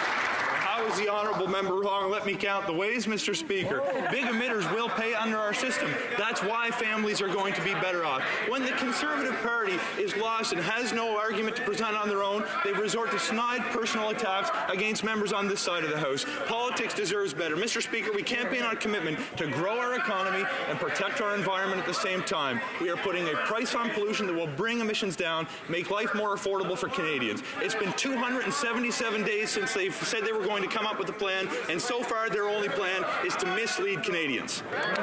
Honourable member for Carlton. Well, the finance minister paid $4 billion for a $2 billion pipeline. Word is that he's now in the market for some oceanfront property in Arizona. And as for his carbon tax, it will be a lot more expensive than he admits as well. He received a briefing document in 2017 which said the tax would have to be much higher than the government admits. Based on other government figures, it could be as high as $300, which translates into a $5,000 per year bill for a family of 4 in Canada. So will he tell us now what is the full and final price of the Liberal carbon tax? The Honourable Parliament Secretary to the Minister of the Environment. Mr. Speaker, the desperate scare tactics that the Conservative Party has resorted to are completely disingenuous. They know that we have never indicated once that we plan to move forward with a figure that anywhere close that he's talking about. We have been putting on our website, and I've told this member in the old chamber at Centre Block before, that Canadians are going to be better off. I note in his constituency, typical family of 4 can expect to receive $307, and he's going to be going to the polls in the next campaign with a commitment to take that money from his constituents. Mr. Speaker, we're going to bring emissions down, and we're going to make life more affordable for Canadians. The honourable member for Carlton. So that's the Liberal trade-off. We'll give you a $300 check before the election for a $5,000 bill after the election. Now, he suddenly disputes these numbers.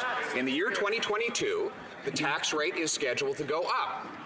The minister has admitted that. The government documents have admitted that. And everyone else knows that it's true. The fact is they won't tell us by how much it will go up. The only figure that we can find in government documents is $300, and that translates into a $5,000 a bill. If that's wrong, what is the real price? The Honourable Parliament Secretary to the Minister of the Environment. Mr. Speaker, I'm glad the honourable member opposite has the same confidence I do that we're going to be in government after the next election.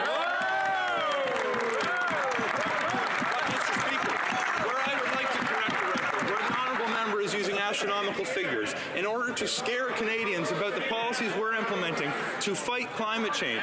We're going to put forward a price on pollution that's going to return revenues to Canadian citizens that makes life more affordable for families. Mr. Speaker, it's no surprise you're opposing this policy. When we introduced the Canada Child Benefit to make life more affordable, they voted against it. When we introduced the middle class tax cut to make life more affordable, they voted against it. And when we put a price on pollution to make life more affordable for Canadians, they... The honourable member for Carleton.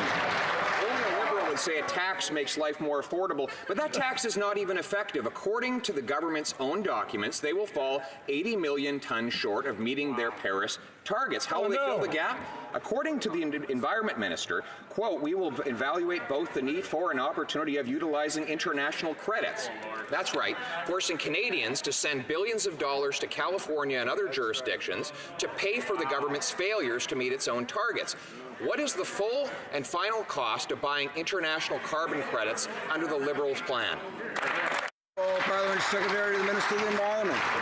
Mr. Speaker, just to correct the record, the way that our system is going to work is we're putting a price on pollution and returning the revenues to citizens. 8 out of 10 Canadian families can expect to be better off, and the honourable member's constituents will receive in excess of $300 at tax time. Mr. Speaker, we are moving forward with a plan that doesn't just include a price on pollution to bring our emissions down. We're also making historic investments in public transit. By 2030, 90% of our electricity is going to be fueled by renewable resources. Mr. Speaker, we are phasing out coal over 30 years in advance of when the Conservative government would have. The reason they start throwing unfactual information forward is because it's been 277 days. And the honourable member for Carleton.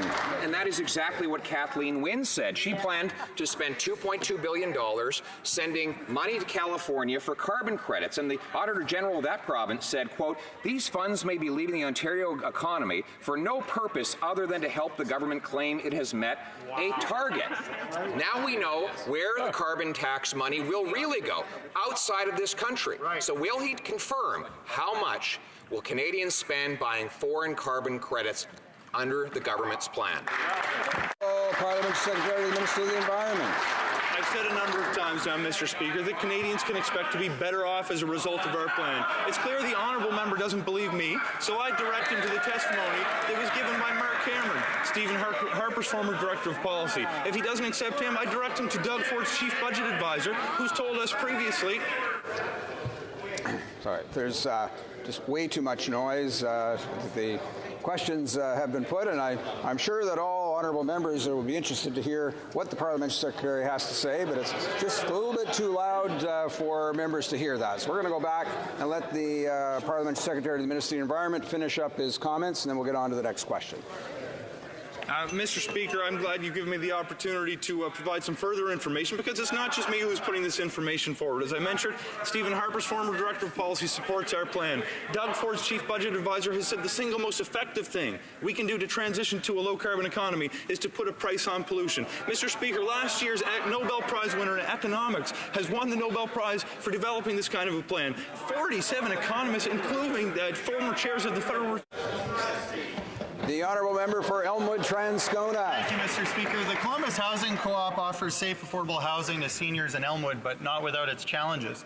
The riverbank near the building is eroding, and while if they had a leaky roof jeopardizing their units, they'd be able to apply for renovation funding, the rules prevent them from getting money to shore up the riverbank, Mr. Speaker. Their operating agreement is going to expire in several years, and while the Liberals promised a fix for this co-op and those like it, after 3 years, all we have is a Band-Aid to get them through the next election, Mr. Speaker. A proper national housing strategy would provide help and certainty to housing co-ops like Columbus, but that's not what the government's delivered, and I want to know, Mr. Speaker, how much longer they're going to have to wait. Good question. The Honourable Minister of Families and Children and Social Development. Mr. Speaker, from day one we announced that we believe that every Canadian has a right to a safe and affordable place to call home. I'm delighted to be able to answer this question. The member knows already how ambitious we will be in supporting cooperatives and non-for-profit housing providers in the future. We've done this since 2016. Our investments of $5.7 billion have helped 1 million families since 2016, but we look forward to doing this and for many other Canadians until we are able to fully implement our national housing strategy. Member for Essex. The key was in the future.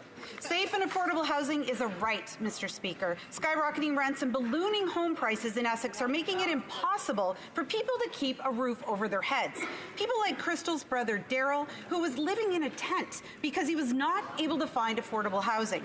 People like Fred's daughter, who is a single mother with 5 kids and living with him. The kids are sleeping in his living room because she can't find affordable housing.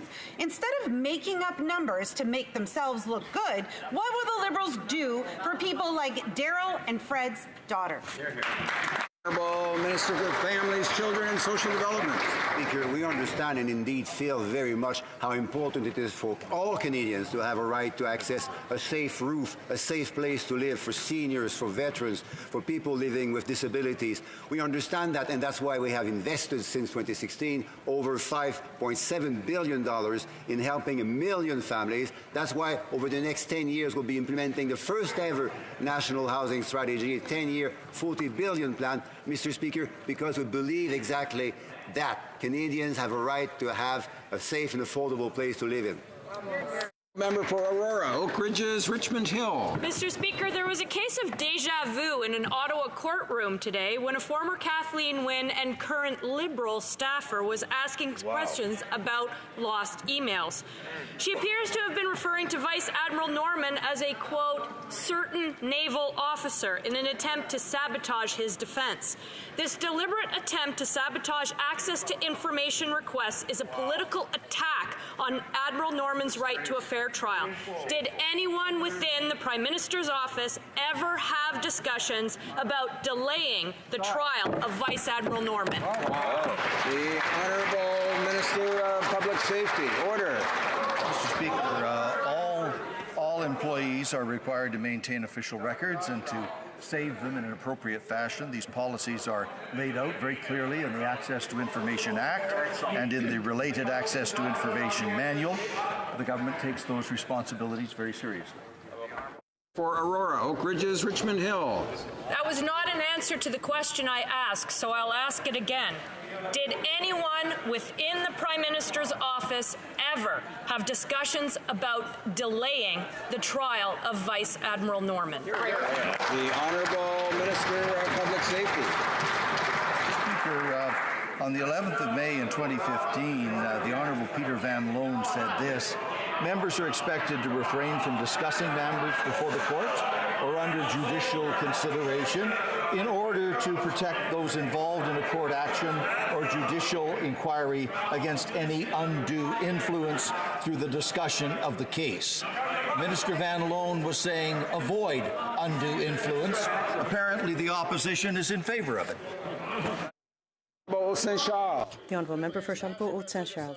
Mr. Speaker, that's a line to answer, but we have information coming from a trial that's currently underway in Ottawa, and we've learned that there was an approach by political staffers that's not normal. So, can we know if someone from the Prime Minister's office ever had discussions on delaying Vice Admiral Norman's trial? The Honourable Minister. The official opposition continues to defy the advice of Mr. Van Loan. He said that the practice that is called the sub judice convention applies to debates, to statements, to question period.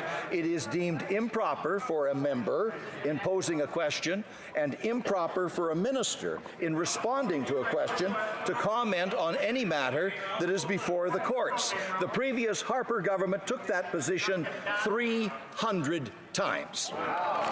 The Honourable Member. Mr. Speaker, what's appropriate here is to have the truth. There's attempts to sabotage or to camouflage information regarding Admiral Norman. So we'd like to know, we want to know, can the Minister tell us if someone in the Prime Minister's office discussed delaying Vice Admiral Norman's trial? The Honourable Minister. There is a legal proceeding before the courts. The courts are being managed by very distinguished judges. Both sides have competent counsel to represent them in the proceedings. Mr. Speaker, under our Constitution, those matters are dealt with in the courts of Canada, not on the floor of the House of Commons. This is not the Court of Star Chamber. Honourable member for Vancouver Kingsway. Last week, I met a constituent, a single mother, who's raised her son working 2 jobs to make ends meet. She sacrificed everything so her son can go to university. She's had to move 4 times because of rent eviction and lives in constant fear she'll lose her current home. She's been on the housing wait list for 4 years and has no idea where she'll go next. How can the Prime Minister hear these stories and not understand the urgency of the housing crisis? Why is he patting himself on the back but making my constituent wait? Yeah. The Honourable Minister of Families, Children and Social Development. Mr. Speaker, and of course we're never happy, but it's important to remind ourselves of the difficult circumstances in which many of our families live, and that includes women living in difficult circumstances, sometimes in conditions of family violence. And if I may quote, Mr. Speaker, the reaction of the YWCA when the historic National Housing Strategy was launched a few months ago, a gender lens of the National Housing Strategy is a game changer for women and girls in Canada.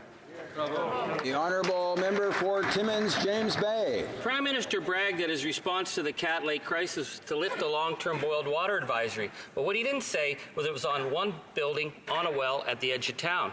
And with 100% of the homes facing fire risk from bad electrical and poor stove, the Minister's staff, the Minister of Indigenous Affairs staff, said that they would ship them light switch covers. I kid you not, a grab bag from Home Depot is his response. So would the Minister please come out from under the desk and tell us, is he serious? Is that the plan? Is he even ready to deal with a crisis like Cat Lake? Tell us. Honourable Parliamentary Secretary to the Minister of Indigenous Services. Our government is working closely with Cat Lake to make vital improvements to the community infrastructure. Last year, we funded 2 comprehensive inspections to assess the state of their infrastructure. Following Cat Lake's housing declaration, the Minister and the Chief agreed that the next step should be a meeting between senior officials and the community to develop action plans going forward. That meeting occurred yesterday, and we look forward to working with Cat Lake on a plan moving forward. Honourable Member for Kelowna Lake Country. Mr. Speaker, Canada has the most highly educated workforce among the OECD countries. Last week in my riding of Kelowna Lake Country, I was pleased to announce nearly $16 million in infrastructure funding for the University of British Columbia, Okanagan. Can the Minister of Innovation, Science and Economic Development please tell this House how the government is supporting our post-secondary institutions in producing world-class students? The Honourable Minister of Innovation, Science and Economic Development. Mr. Speaker, I'd like to thank the member from Kelowna Lake Country for being a great champion for his residents and the businesses in his community. He's absolutely correct. The $16 million investment will help students to get the right skills that they need for the jobs of today and for the jobs of tomorrow as well. And this is part of our government's overall plan, $2 billion investments through a post-secondary infrastructure program to invest in our post-secondary institutions. This means more jobs, more growth, and more opportunities and middle-class opportunities for individuals living in Kelowna Lake Country. The Honourable Member for Lévis-Lotbinière. Mr. Speaker, it's disgusting to see yet another Liberal fundraising scheme. Just more evidence the Prime Minister and his Liberal team see themselves as being above the law and rules of ethics. The Liberal member for Brampton East raised $600,000 and nobody will say how he did it. Mr. Speaker, true to Liberal form, did anyone gain preferential access to the Innovation Minister or any other minister at this fundraiser? The Honourable Minister of Democratic Affairs. Strictest rules with regards to fundraising, and this side of the House has been following them, Mr. Speaker, since even before they came into effect this January. Mr. Speaker, we're aware that members opposite have had some with the Leader of the Opposition that has not been made public, Mr. Speaker, and so we encourage all parties in this House to ensure that they abide by those rules, open them up, have the media present, and let Canadians see what they're talking about. Thank you, Mr. Speaker. The honourable member for Lévis-Lotbinière. Mr. Speaker, try as the Liberals may to look as pure as the driven snow, it's obvious they're dodging questions about the Liberal member for Brampton East's fishy fundraising schemes, which brought in $600,000 to the Liberal Party coffers. Mr. Speaker, we may have changed buildings, but it's still the same old Liberal scheming. What are we going to learn this time about their fundraising methods? Who attended? And what are the Liberals still hiding? The Honourable Minister of Democratic Institutions. I'm glad to be able to rise in this House to remind all members about the strict fundraising rules that we have here in Canada, whether it's for an electoral district association or whether for a political party. All donations are disclosed to Elections Canada, Mr. Speaker. And let me remind all members in this House that Bill C-50 enacted the strictest and most open and transparent fundraising rules for leaders of political parties, and I would encourage all of the political parties to ensure that they're abiding by that and open up their fundraisers to the media, to Canadians, so that we all know what they're talking about. The honourable member for Thornhill. Mr. Speaker, the Liberals claim they've cleaned up all of their fundraising practices. Yesterday, the Prime Minister claimed that the Liberals now follow all of the rules, openness, transparency, and accountability. But the PM still stonewalls on questions linked to the former Liberal member for Brampton East. Questions of gambling addiction, money laundering, outside employment, the India trip, RCMP investigation, and the member's $600,000 fundraiser when he was still a Liberal. Mr. Speaker, what are the Liberals hiding? Honourable Minister of Democratic Institutions. Again, I remind this House that it was this government that brought in Bill C-50. It was this government that brought in the most open, transparent fundraising rules with regards to political leaders in Canadian history. It was this government, Mr. Speaker, that began following those rules even before they came into effect, Mr. Speaker. But we know, Mr. Speaker, that the Leader of the Opposition had a fundraiser, did not open it up to the media, did not tell Canadians what he was talking about. What was he hiding, Mr. Speaker? Thank you, Mr. Speaker. Member for Thornhill. Mr. Speaker, all Conservative contributions are disclosed on the Elections Canada website. Let's get back, though, to the Liberal Brampton $600,000 undisclosed. Who attended the fundraiser? Were ministers there? Were lobbyists in attendance under the Liberals' sneaky Laurier Club dispensation? Where did the funds go, the bumptiously claimed $600,000? How many checks were unacceptable under Elections Canada regulations? Who are these Liberals protecting, Mr. Speaker? What are they hiding? The Honourable Minister for Democratic Institutions. Speaker, the member opposite is conjecting things. I mean, we know that Elections Canada has very strict rules. We have strict fundraising rules, strict financing rules here in Canada. All donations made to electoral district associations, to political parties, are disclosed to Elections Canada. If it's over $200, Mr. Speaker, it's on Election Canada's website. We can all look at that for every member and every political party represented in this House, Mr. Speaker. It's as clear as that. Thank you. Courtney Alberni. Mr. Speaker, Pacific herring is the prime food source for endangered Chinook salmon, which in turn is the prime food source for the endangered southern resident killer whales. It's a crucial part in the Salish Sea ecosystem. 32,000 British Columbians have already signed a petition to shut down the Pacific herring roe fishery with the support of local First Nations. If a moratorium is not enforced to protect this critical food source and to allow the stocks to rebuild, we're endangering these interdependent species. Will the Minister do his due diligence and immediately place a moratorium on the herring roe fishery? Honourable Minister of Fisheries and Oceans.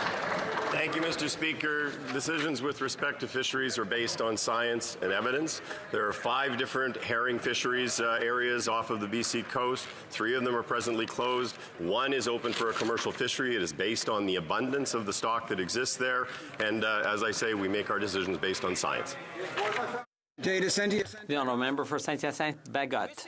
Mr. Speaker, the Prime Minister promised on live television on the Téléjournal in 2016 to boost EI sickness benefits. Since then, radio silence from the Liberals. Melanie Pelletier, a constituent of mine, lost her life's savings after 15 weeks of sickness. Like hundreds of thousands of people who are sick and in this situation, she's stressed out and exhausted. How are you supposed to get better? Because 15 weeks is not enough, and the Liberals know it.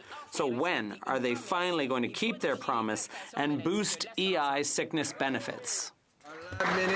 The Honourable Minister of Family, Children and Social Development.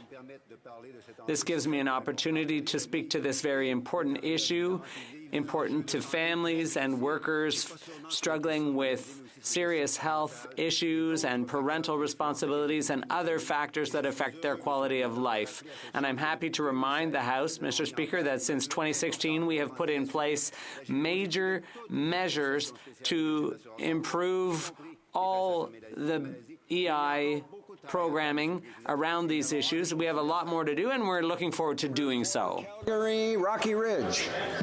Mr. Speaker, when Canadians fill out their taxes, they only have to fill out one form unless they live in Quebec. In Quebec, the system is so complicated that most Quebecers have to hire an accountant to do the paperwork.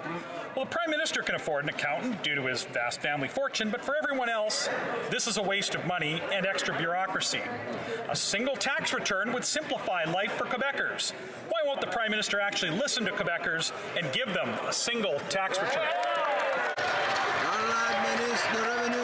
The Honourable Minister of National Revenue. Under the Harper government, for 10 years, they had 10 years to help Canadians and Quebecers with their tax filings, and what did they do? They cut, Mr. Speaker, they cut services, they cut positions without assessing the consequences. Chop, chop, chop. Mr. Speaker.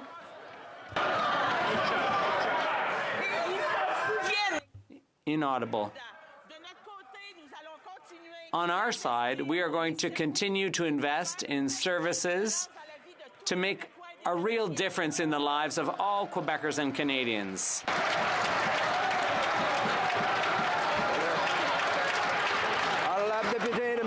The Honourable Member for Mégantic-L'Érable. When you genuinely want the best for families, instead of looking for excuses and fear-mongering, you look for real solutions, Mr. Speaker. There's a clear consensus around a single tax return. All Quebecers, the Premier, the National Assembly, everyone's in favor, except Liberal members who are currently making life hard for Quebecers. Why are they so stubborn about this? The Honourable Minister of National Revenue. It's ironic that the Conservatives are holding themselves out to be the great champions of cutbacks, and now they're willing to pay more for work that the CRA is already doing. What is the Conservatives' actual plan? Are they expecting Quebecers to harmonize with the rest of Canada, or expecting the rest of Canada to adopt Quebec's definition of revenue?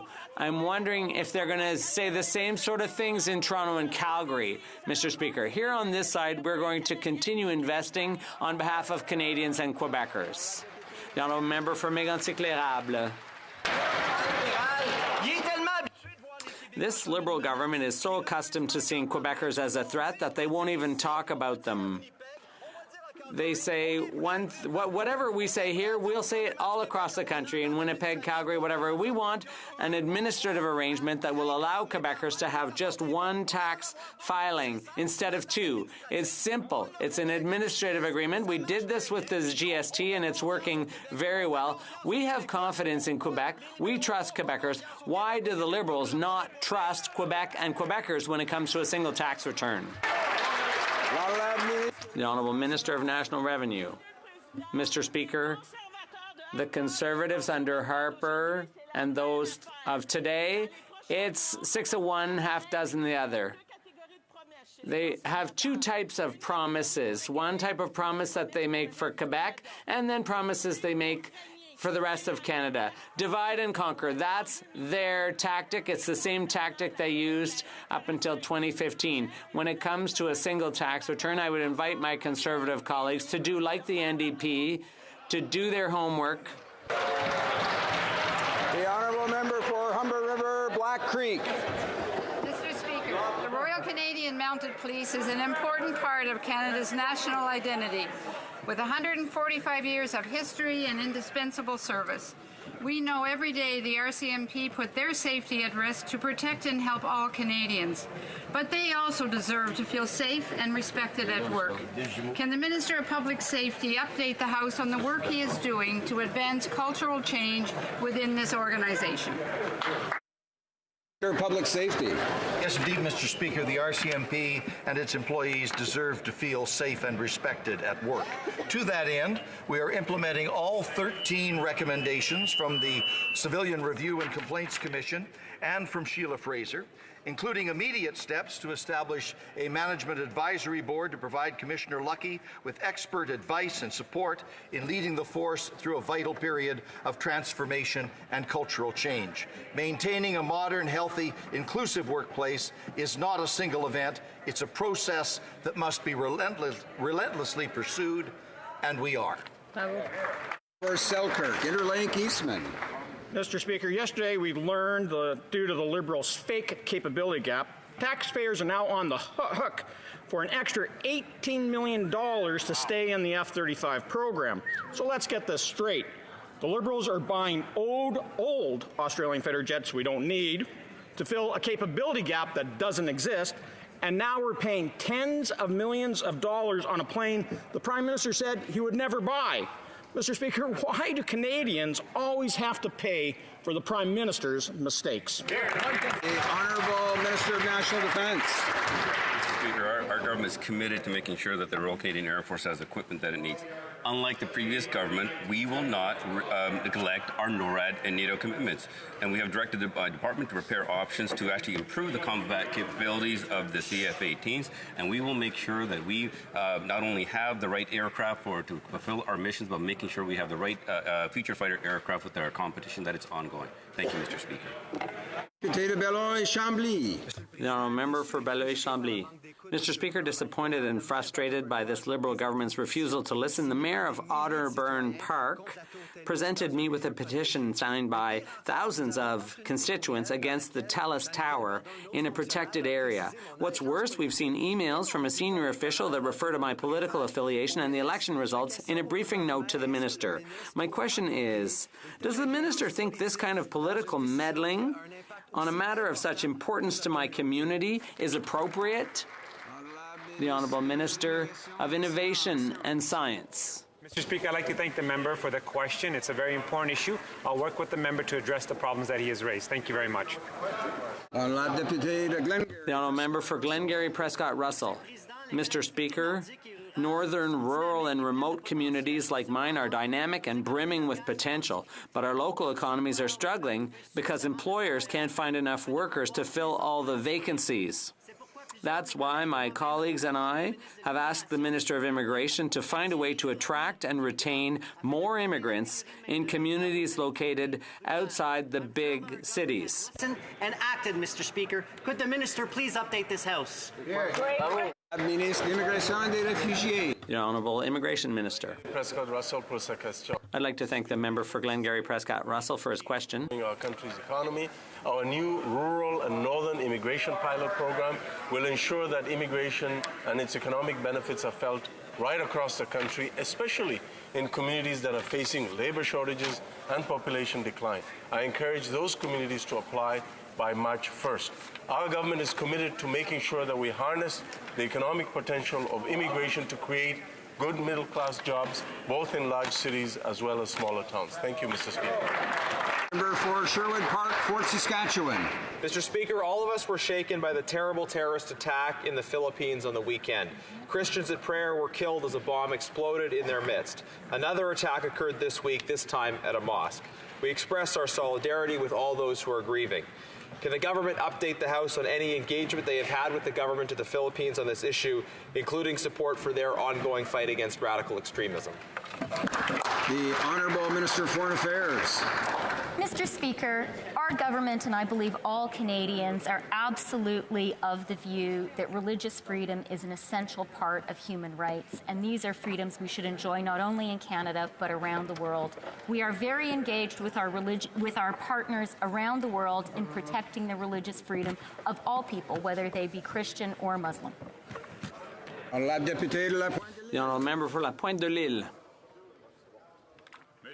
Mr. Speaker, I tabled a very straightforward bill with a clear purpose to allow newcomers to Quebec seeking citizenship in Quebec to integrate into their adoptive society. And in order to integrate, you have to be able to communicate. In Quebec, the common language is French. What's the Liberals' problem with the fact that the common language in Quebec is French? The Honourable Minister of Family and Children. Mr. Speaker, in 2015, during my first election campaign, Canadians had a choice between the politics of fear and division under the former Harper government or the positive, forward-looking, optimistic, inclusive policies of this government, because in Canada and Quebec, our differences are a source of strength and pride. Canadians understand that, and Quebecers from my riding too. The honourable member for La Pointe de l'Île. The Liberals don't understand what a common language is. The Liberals and probably the Conservatives and some NDPers have decided that the debate on sufficient knowledge of French will not take place. They want to talk about this as little as possible. For its part, the government of Quebec is proposing that newcomers to Quebec who want permanent residency should have adequate knowledge of French. Is the Minister of Heritage supportive of the Legault government's desire to require newcomers to have an adequate knowledge of French?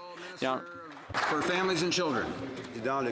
Mr. Speaker, Canada continues to be a welcoming country that is open, and this goes way back in Quebec when the chief of the Huron Nation, Wendat Nation, welcomed Jacques Cartier. So Canada has always been open, and it will continue to remain so, Mr. Speaker. Islands. Thank you, Mr. Speaker. My constituents, indeed all British Columbians, are irate at the money laundering scandal that went on BC government-owned casinos.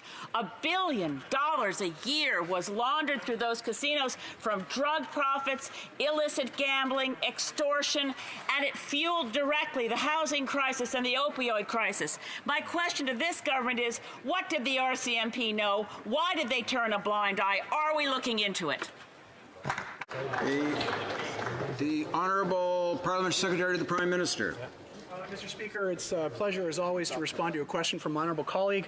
Our government takes the threat posed by money laundering and organised crime to Canada's national security and the integrity of our financial sector very seriously. We're taking action to combat this by enhancing the RCMP's investigative and intelligence capabilities, Mr. Speaker, both in Canada and abroad. And our Financial Intelligence Unit further helps protect Canadians and our financial system. Specifically in reference to British Columbia, Mr. Speaker, the Minister of Organised Crime and Border Security met recently with both Dr. Peter German and BC's Attorney General David Eby about how to reduce instances of money laundering in British Columbia and all across Canada. We promise Canadians we take action, Mr. Speaker, and that's exactly what we're doing. That will conclude oral questions, question period for today. I see the Honourable Member for Edmonton West on a point of order.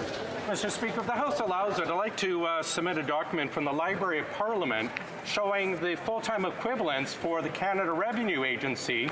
It will show that actually under the Liberal government, they chopped 800 jobs when they took over, and are further forecasting, according to the departmental plans, to chop another 800 jobs. Does the Honourable Member for Edmonton West have the unanimous consent of people? There is no consent. We'll now go to the traditional Thursday question, and that will be the Honourable Opposition House Leader. Thank you very much, Mr. Speaker. And it has indeed been a interesting and a good first week back as we have become and are becoming adjusted to our new home here in the West Block, getting used to the new lights and the new acoustics. And so I know that we'll have more to adjust to, but I did want to ask the Government House Leader if she could let us know what business the government would be bringing for the remainder of this week and the week when we come back next. Thank you. The Honourable Government House Leader. Thank you, Mr. Speaker. I guess any move has its challenges that come with it, but it's been great to be able to work together so that we do overcome them, because it is a beautiful new space for us to be in. This afternoon, we will continue debate on the NDP Opposition Day motion. Tomorrow, we will debate the Senate amendments to Bill C-64, the Abandoned Vessels Act. Mr. le Président, lundi et mardi. Mr. Speaker, Monday and Tuesday will be allotted days, and Wednesday we'll be resuming debate at third reading of Bill C-78, Divorce Act. Thank you, Mr. Speaker. I thank the government and opposition House leaders for their usual reports, and we'll now go to orders of the day, ordre du jour.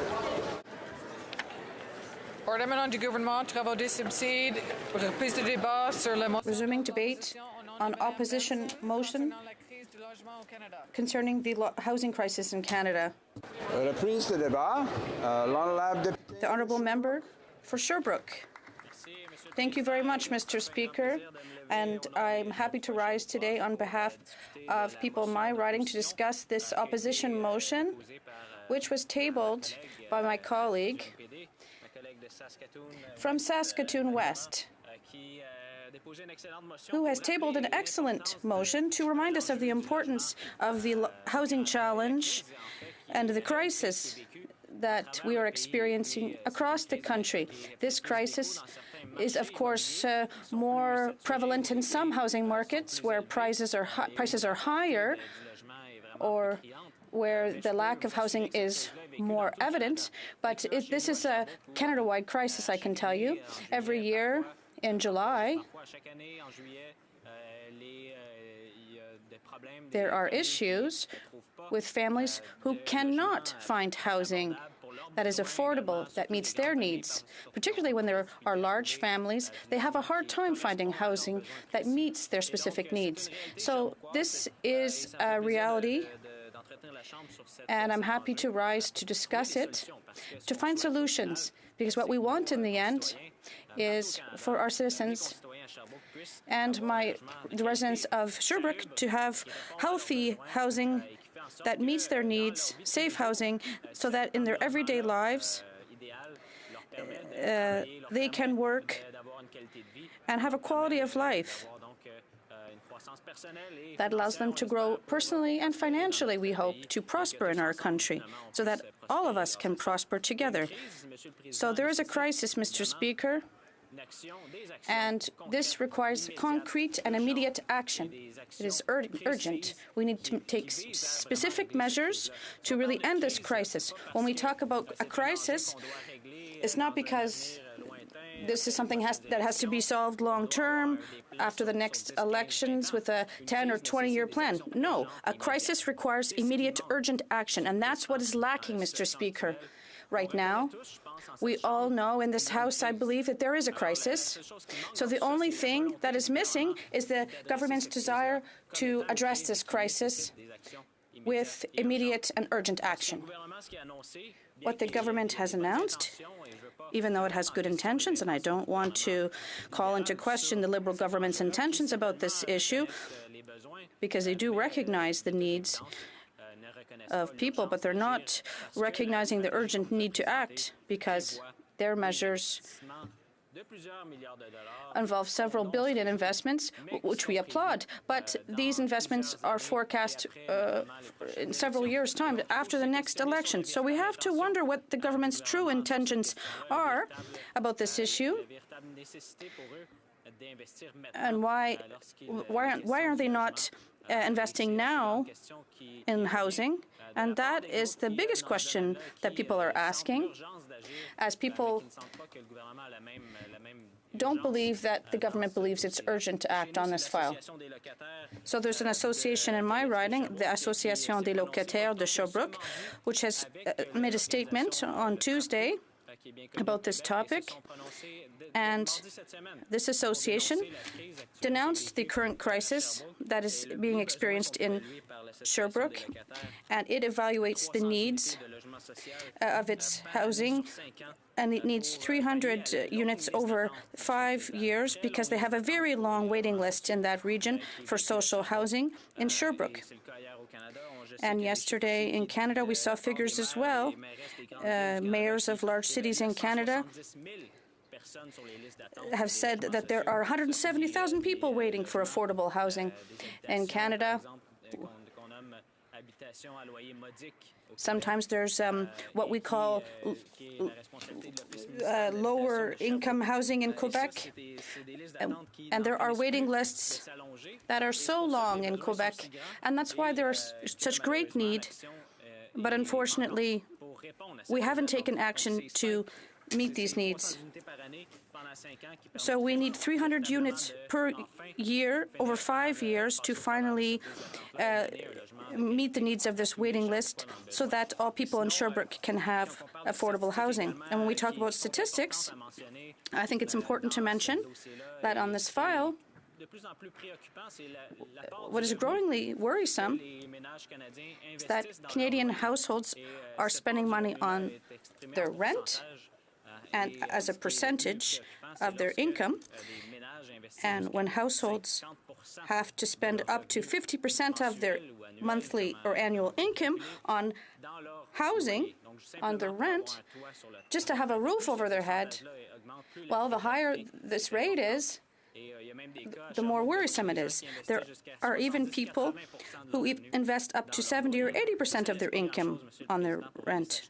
So that's difficult when you have to buy groceries to live. Just, we know basic needs are housing, food and clothing. So we know these are essentials for everyday life. So when you spend 80% of your income or 50% or even more than 30% of your income on housing, that's a problem. It creates much less opportunity for you to spend money on leisure activities or to dress properly. Sometimes there are expenses that are not included in the cost of housing, such as heating, and this is a problem for many people in Sherbrooke because they spend so much on their rent, and it's hard for them to live in safe conditions with good air quality, where the temperature is comfortable for humans. So these are real situations.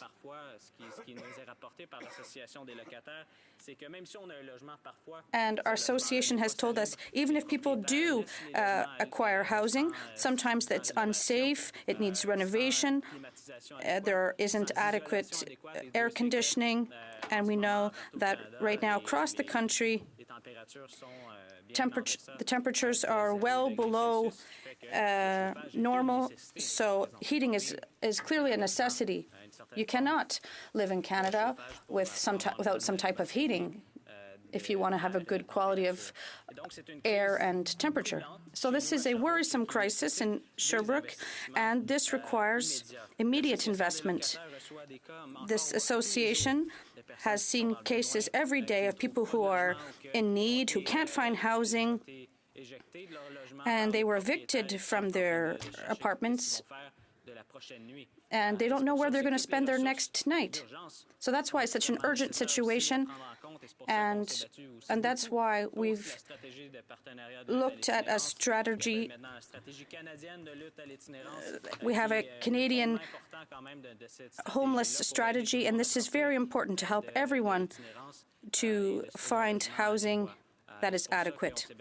And that's why we fought for this file, because sometimes people are in urgent situations, they're homeless, and they have to find appropriate housing where they're safe. And this types of housing is important in Sherbrooke. I was able to donate $15,000 to this organization, which helps homeless people in Sherbrooke, and it gives beds and food to these individuals who are in urgent need. So we have to bear this in mind, and that's why it's very disappointing that today we have to table a motion like this. We have to state the lack of leadership that the government has shown in this crisis, and particularly what was announced does not meet the immediate and concrete needs of the housing crisis right now. So yesterday I talked about another file, but the Liberals like to talk the talk, but they don't really do much. They like to flatter themselves and say how good they are, but when it comes time to take concrete action, they don't do much. They just like to talk. Their words won't help people have a roof over their head. And this is unfortunate because we've heard parliamentary secretaries just spout figures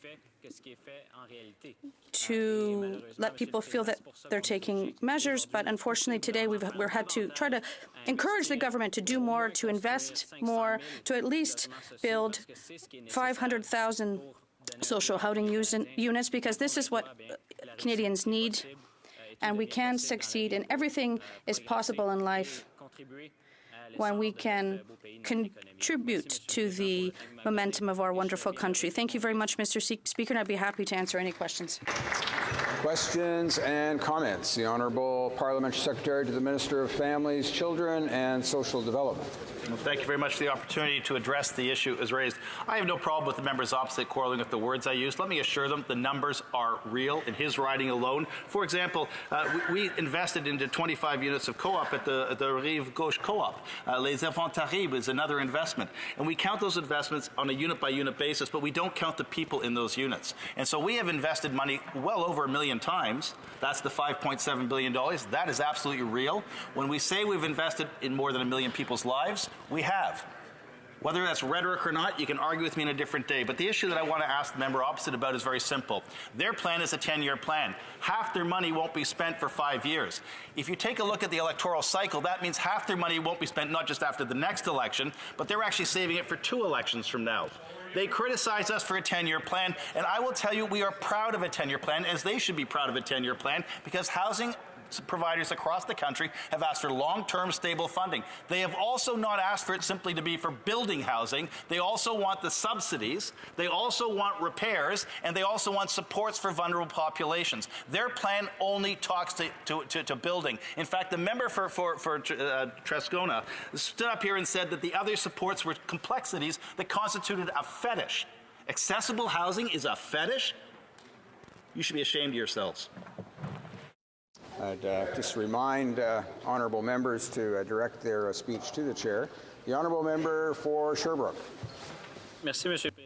Thank you, Mr. Speaker. I don't know what my colleague is referring to. It concerns another colleague's comments.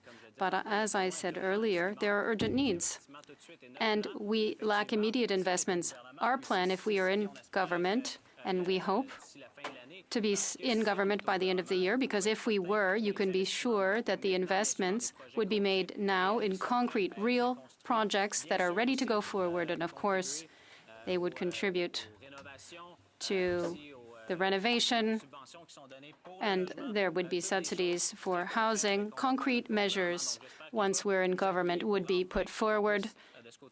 On this side of the House, in a few months, we hope we'll be able to deliver the goods, which they have not done on the opposite side in the last few years. Questions and comments. Question commentaire. The honourable member for Durham. Thank you very much, Mr. Speaker. I wasn't going to comment until I heard the comments from the member from Spadina for York. Now, we know he's passionate about housing issues, and I respect that. But he is attacking his NDP colleague, saying in the House, Mr. Speaker, that he should be ashamed of himself, ashamed of their position. 1 minute after the member had to clarify which portions of their housing claim was real. In fact, Mr. Speaker, he used the language, this was absolutely real. Do they have grades of real on the Liberal side of the House, Mr. Speaker? There's absolutely real, and then there's maybe real. The Toronto Star that serves his constituents has been questioning their claims on housing statistics. He suggests maybe there's some slight hyperbole, there's absolutely real, there's partially real.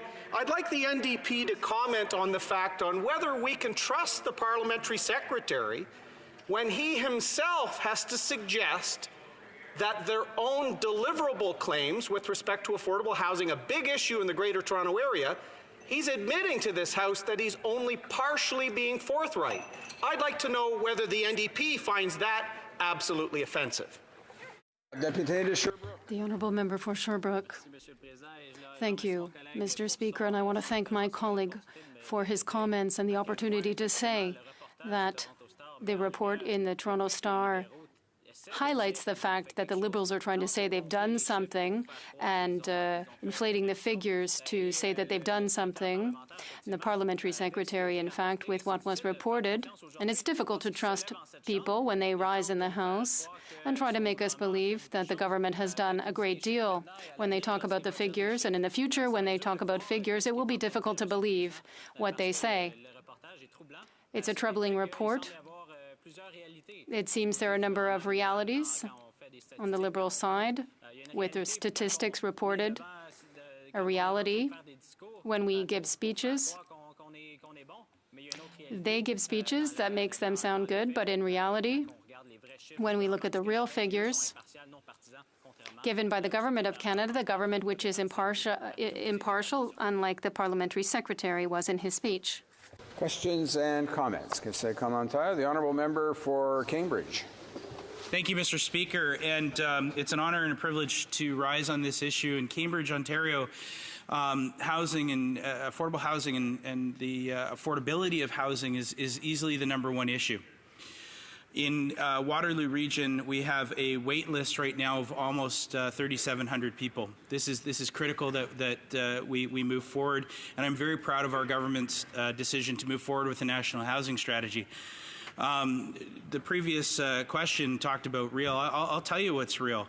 175 Hesper Road, a brand new facility there housing people that were previously in precarious situation.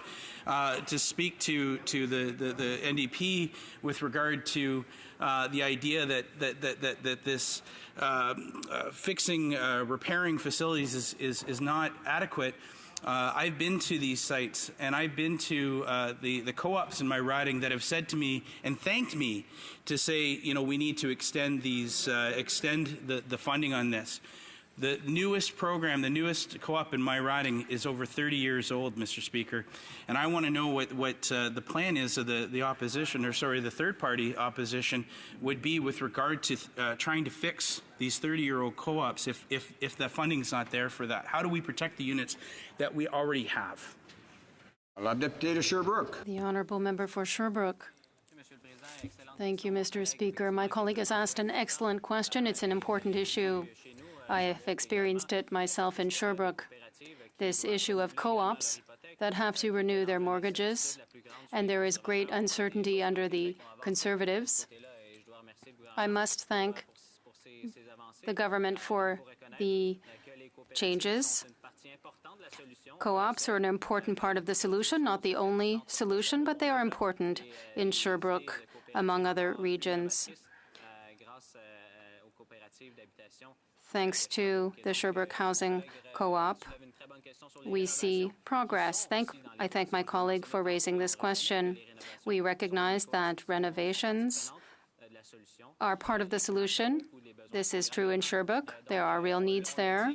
We have said this. Perhaps it was not understood, but it is essential for the NDP to see renovations as well as the construction of new housing being built. When we talk about a crisis, action needs to be taken immediately, not in 10 years. The Honourable Parliamentary Secretary to the Minister of Families, Children and Social Development. So thank you very much, and I appreciate to rise in this House. It's always a good day when we talk about housing in the House. And I want to say a couple of things. It's fair game to quarrel with the words I use to describe the language around the program that we've produced, but the numbers are real. And the numbers are very simple. $5.7 billion to date has been invested by our government in public and social housing, and that includes 14,703 new constructions. Those numbers go up day by day. It includes 143,684 repaired household units. That keeps people in housing. It's not a fetish. Secondly, we have also provided subsidies, and this is really important. The biggest part of any federal housing program, the most important part of federal housing programs, is the subsidy to make the units affordable. And we have to date provided supplements to 783,928 households. And again, those numbers go up as we renew and extend co-op operating agreements beyond 2, now to 10 years. And additionally, and finally, I think it's important to note that housing people require support sometimes, especially when you hear about addiction issues or mental health issues or seniors who are getting frail and have accessibility issues. You need to support people in housing, and the HPS program in particular has supported 28,864 individuals who are homeless. Totaled up, we have made, out of the $5.7 billion we've announced in budgets, we have delivered 1 million investments into households across the country. And where the rhetoric comes in, and rhetoric, if you look it up in the dictionary, also means effective political communication, not just the popular meaning that's been used to criticize me today, but where we have to understand how our housing system works and why complexity is such a critical part of it, is that these supports for Canadians layer into people's lives depending on how their core housing needs are presented. For example, if you're in a co-op and you're aging, you may get no rent subsidy currently because you're not on fixed income. But when you move to fixed income, RGI subsidies kick in.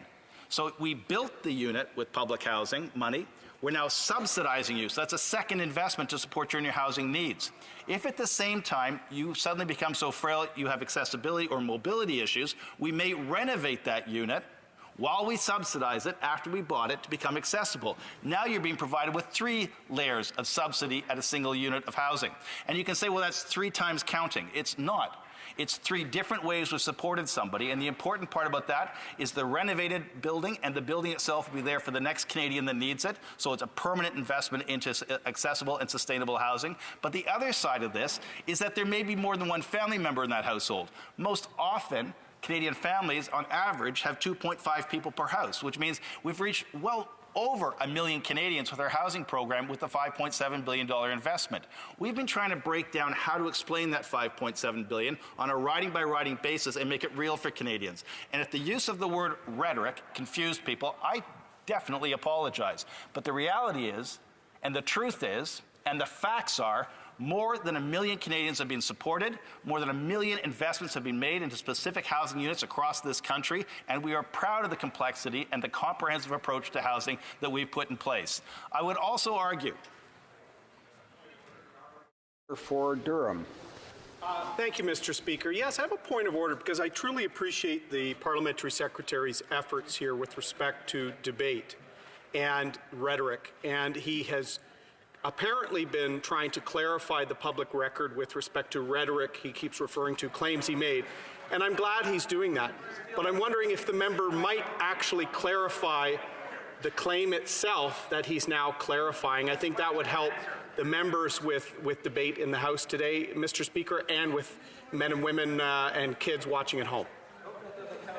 Yeah, so it's not a point of order. There will be an opportunity to pose questions of that nature during the time for questions and comments.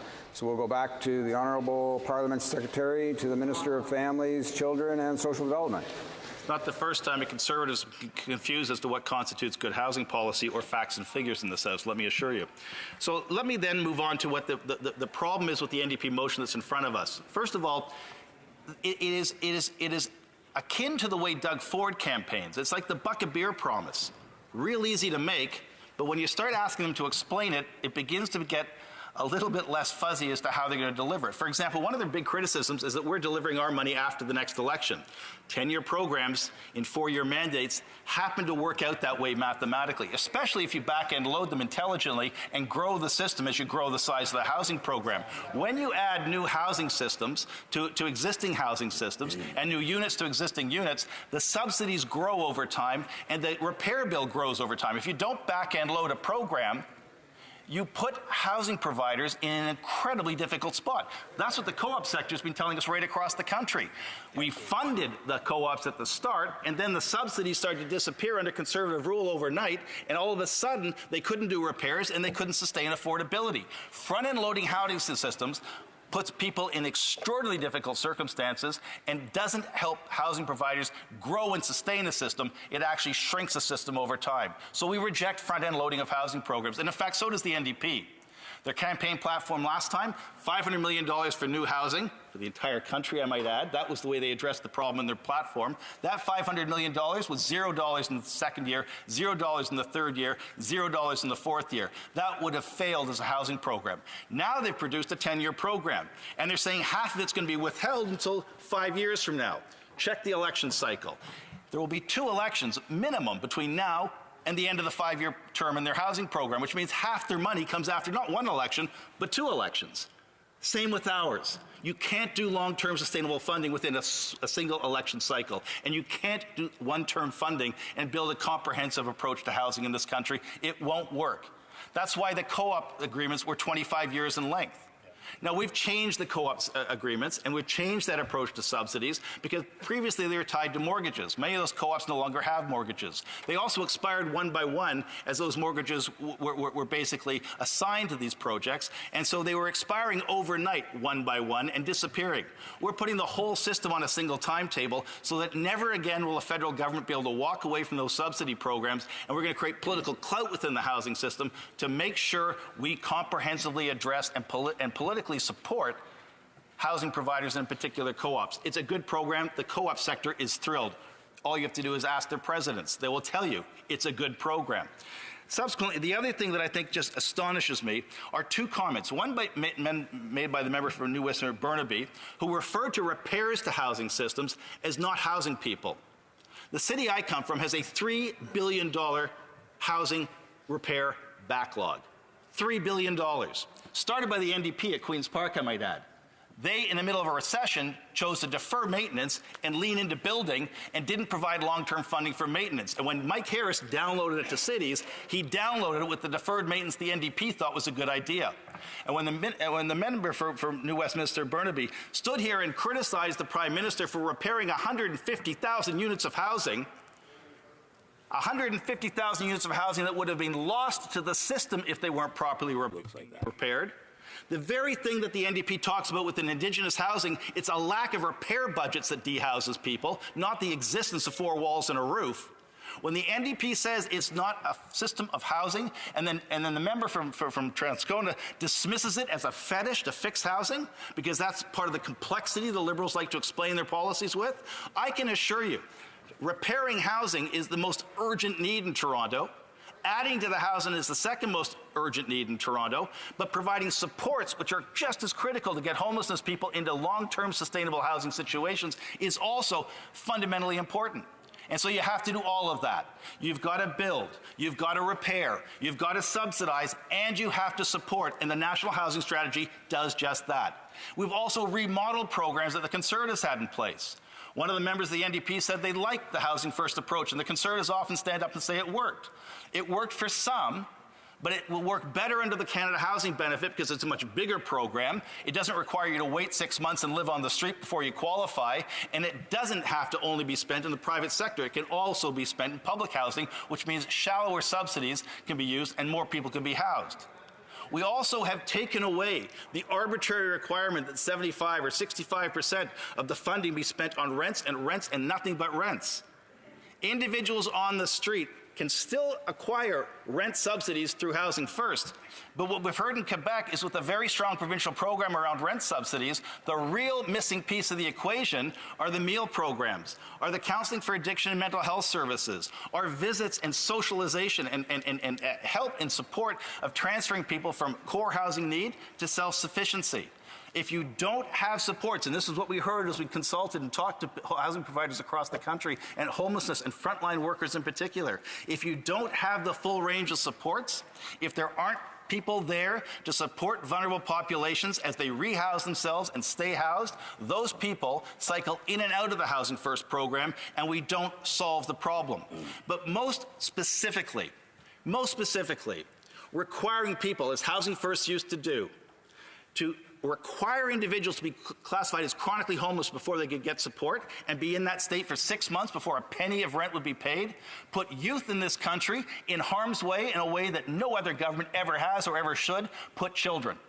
Youth aging out of care, we're told, the most vulnerable kids in our communities, we're told by a government they would not get any help with rent unless they lived on the street for 6 months or in an emergency shelter. That's appalling. We changed that rule. And we also know that youth aging out of care need more than just be given a set of keys and a roof over their head. They need support in their circumstances to thrive. In other words, they need support with things like income. They need support with things like budgeting and how to live independently because they've been effectively housed in provisional housing systems that haven't afforded many of them that capacity. And we know that when kids aging out of care just simply get warehoused in a motel and get stuffed into single-room occupancy motels and hotels and inns in places like Vancouver, you end up with people like Tina Fontaine's name on the front page of the news. Tina Fontaine lived in a housing program that had a 5-year-old child living by themselves. Think about that. A 5-year-old child was living by themselves. The other teenagers were asked to volunteer time to check in on the kid. If you don't have the supports, in particular for vulnerable youth, they do not thrive, they do not succeed in housing, even if they have a roof over their heads. And if you deny them rent for 6 months, God help them, because that's the only person looking after them. In terms of the other programs we've put in place as a government to alleviate poverty and address core housing need, the Canada Child Benefit, the change to GIS, the improvements in EI, the changes we've made to CPP, the reduction in taxes, there has been an across-the-board effort by this government to alleviate poverty. We've lifted 650,000 people out of poverty, half of whom, close to half, are children, and that is also one of the ways you address core housing need. You can pay the rent with a rent supplement check, or you can pay with your Canada Child Benefit. But what we need to do is make sure dollars arrive in those households to make all the needs of Canadians. Transit, food, housing, healthcare, pharmacare will keep people housed. Transit investments will keep people housed. The Canada Child Benefit will keep people housed. The Canada Summer Jobs Program will keep people housed. And so our approach to housing, yes, is a $40 billion program, largely being spent on construction and repairs. Yes, the majority is going to subsidies because good housing programs build, repair, and subsidize affordability. We have put this in place for the next 10 years. That's the profile of the next phase of investments. But the first phase, the $5.7 billion, the first phase of investments is hard at work in communities right across the country. In Nanaimo, in Victoria, in Toronto, in Winnipeg. We've heard today, even the NDP will in a good moment, will say thank you sometimes. The member for the Downtown East in Vancouver pretends there's been no housing investments in her riding, and yet her riding has received some of the most important investments to help people in the most dire situation. The mayor of Vancouver sat in an office with the minister and I this week as part of the big city mayor's visit to Ottawa. The mayor of Vancouver, who used to sit on that side, Kennedy Stewart, said, when I was on that side, I used to give you criticism. That was my job. I got the lines, I hammered you, and that's what I did. But let me tell you, as the mayor of Vancouver, I'm sitting here receiving support from the federal government, and I've got to say, your program's pretty good. How can I get more? It's fantastic. And as he stands there and talks about the housing initiatives that have gone in, and as we think and start to talk about solving the situation with Indigenous urban populations, and we talk about the Burrard Bridge project, we're there to help. The member from Edmonton talked about the need to try and figure out what people in mobile homes or modular housing are dealing with as they can't get mortgages. That's an important issue. That's a great topic to have a discussion about. We're here to help, and the complexity of our problem happens to address that. You don't always have to build a house to house somebody. And housing is not just four walls and a roof. Housing is a system and a process that delivers support to people to make their life secure and gives them the capacity to participate and make contributions across the full array of areas for citizens to make their participation and their contributions known. And so I am very proud of the $40 billion. I am very proud of the million households we've hit. I'm very proud of the real housing we've handed to real people with real money being invested in real communities right across this country. I'm very proud of the fact that we've renewed the co-op agreements and given hope to those people that were being dehoused systematically, in particular seniors, by the Conservatives. And I will address the issue of this notion that rhetoric is somehow the problem in this conversation. When you live by the sword, you die by the sword. And when we live in a political world and we use words, sometimes our words are not the perfectly chosen words we want them to be. But at the end of the day, I couldn't care less about the argument. I couldn't care less about the words. I care about the numbers and getting the number of homeless people in this country eliminated as a figure in a data set. I care about the waiting lists from coast to coast to coast in cities and in rural communities. I care about the people in core housing need. And I am focused on the dollars and the figures and the numbers. And they have to be strong, and they are. They have to be better, and they must be. And we're working hard to make new investments. And we have to make sure Canadians from coast to coast to coast get housed. It doesn't matter what words I use. What matters is what dollars we invest. And the dollars are real, and they're helping real people. They're building housing, they're repairing housing, they're subsidizing housing, they're supporting people in core housing need, and they have been opened up to be blended with other government programs, with veterans programs, with mental health programs, with addiction services, with immigration and resettlement services. They've been opened up to work even more effectively in collaboration with other programs, and I don't consider that double counting. I consider that layering in the appropriate needs for the appropriate way to model support into people's lives so their housing needs are no longer their big concern and they can dream about other things and other challenges to address in their lives.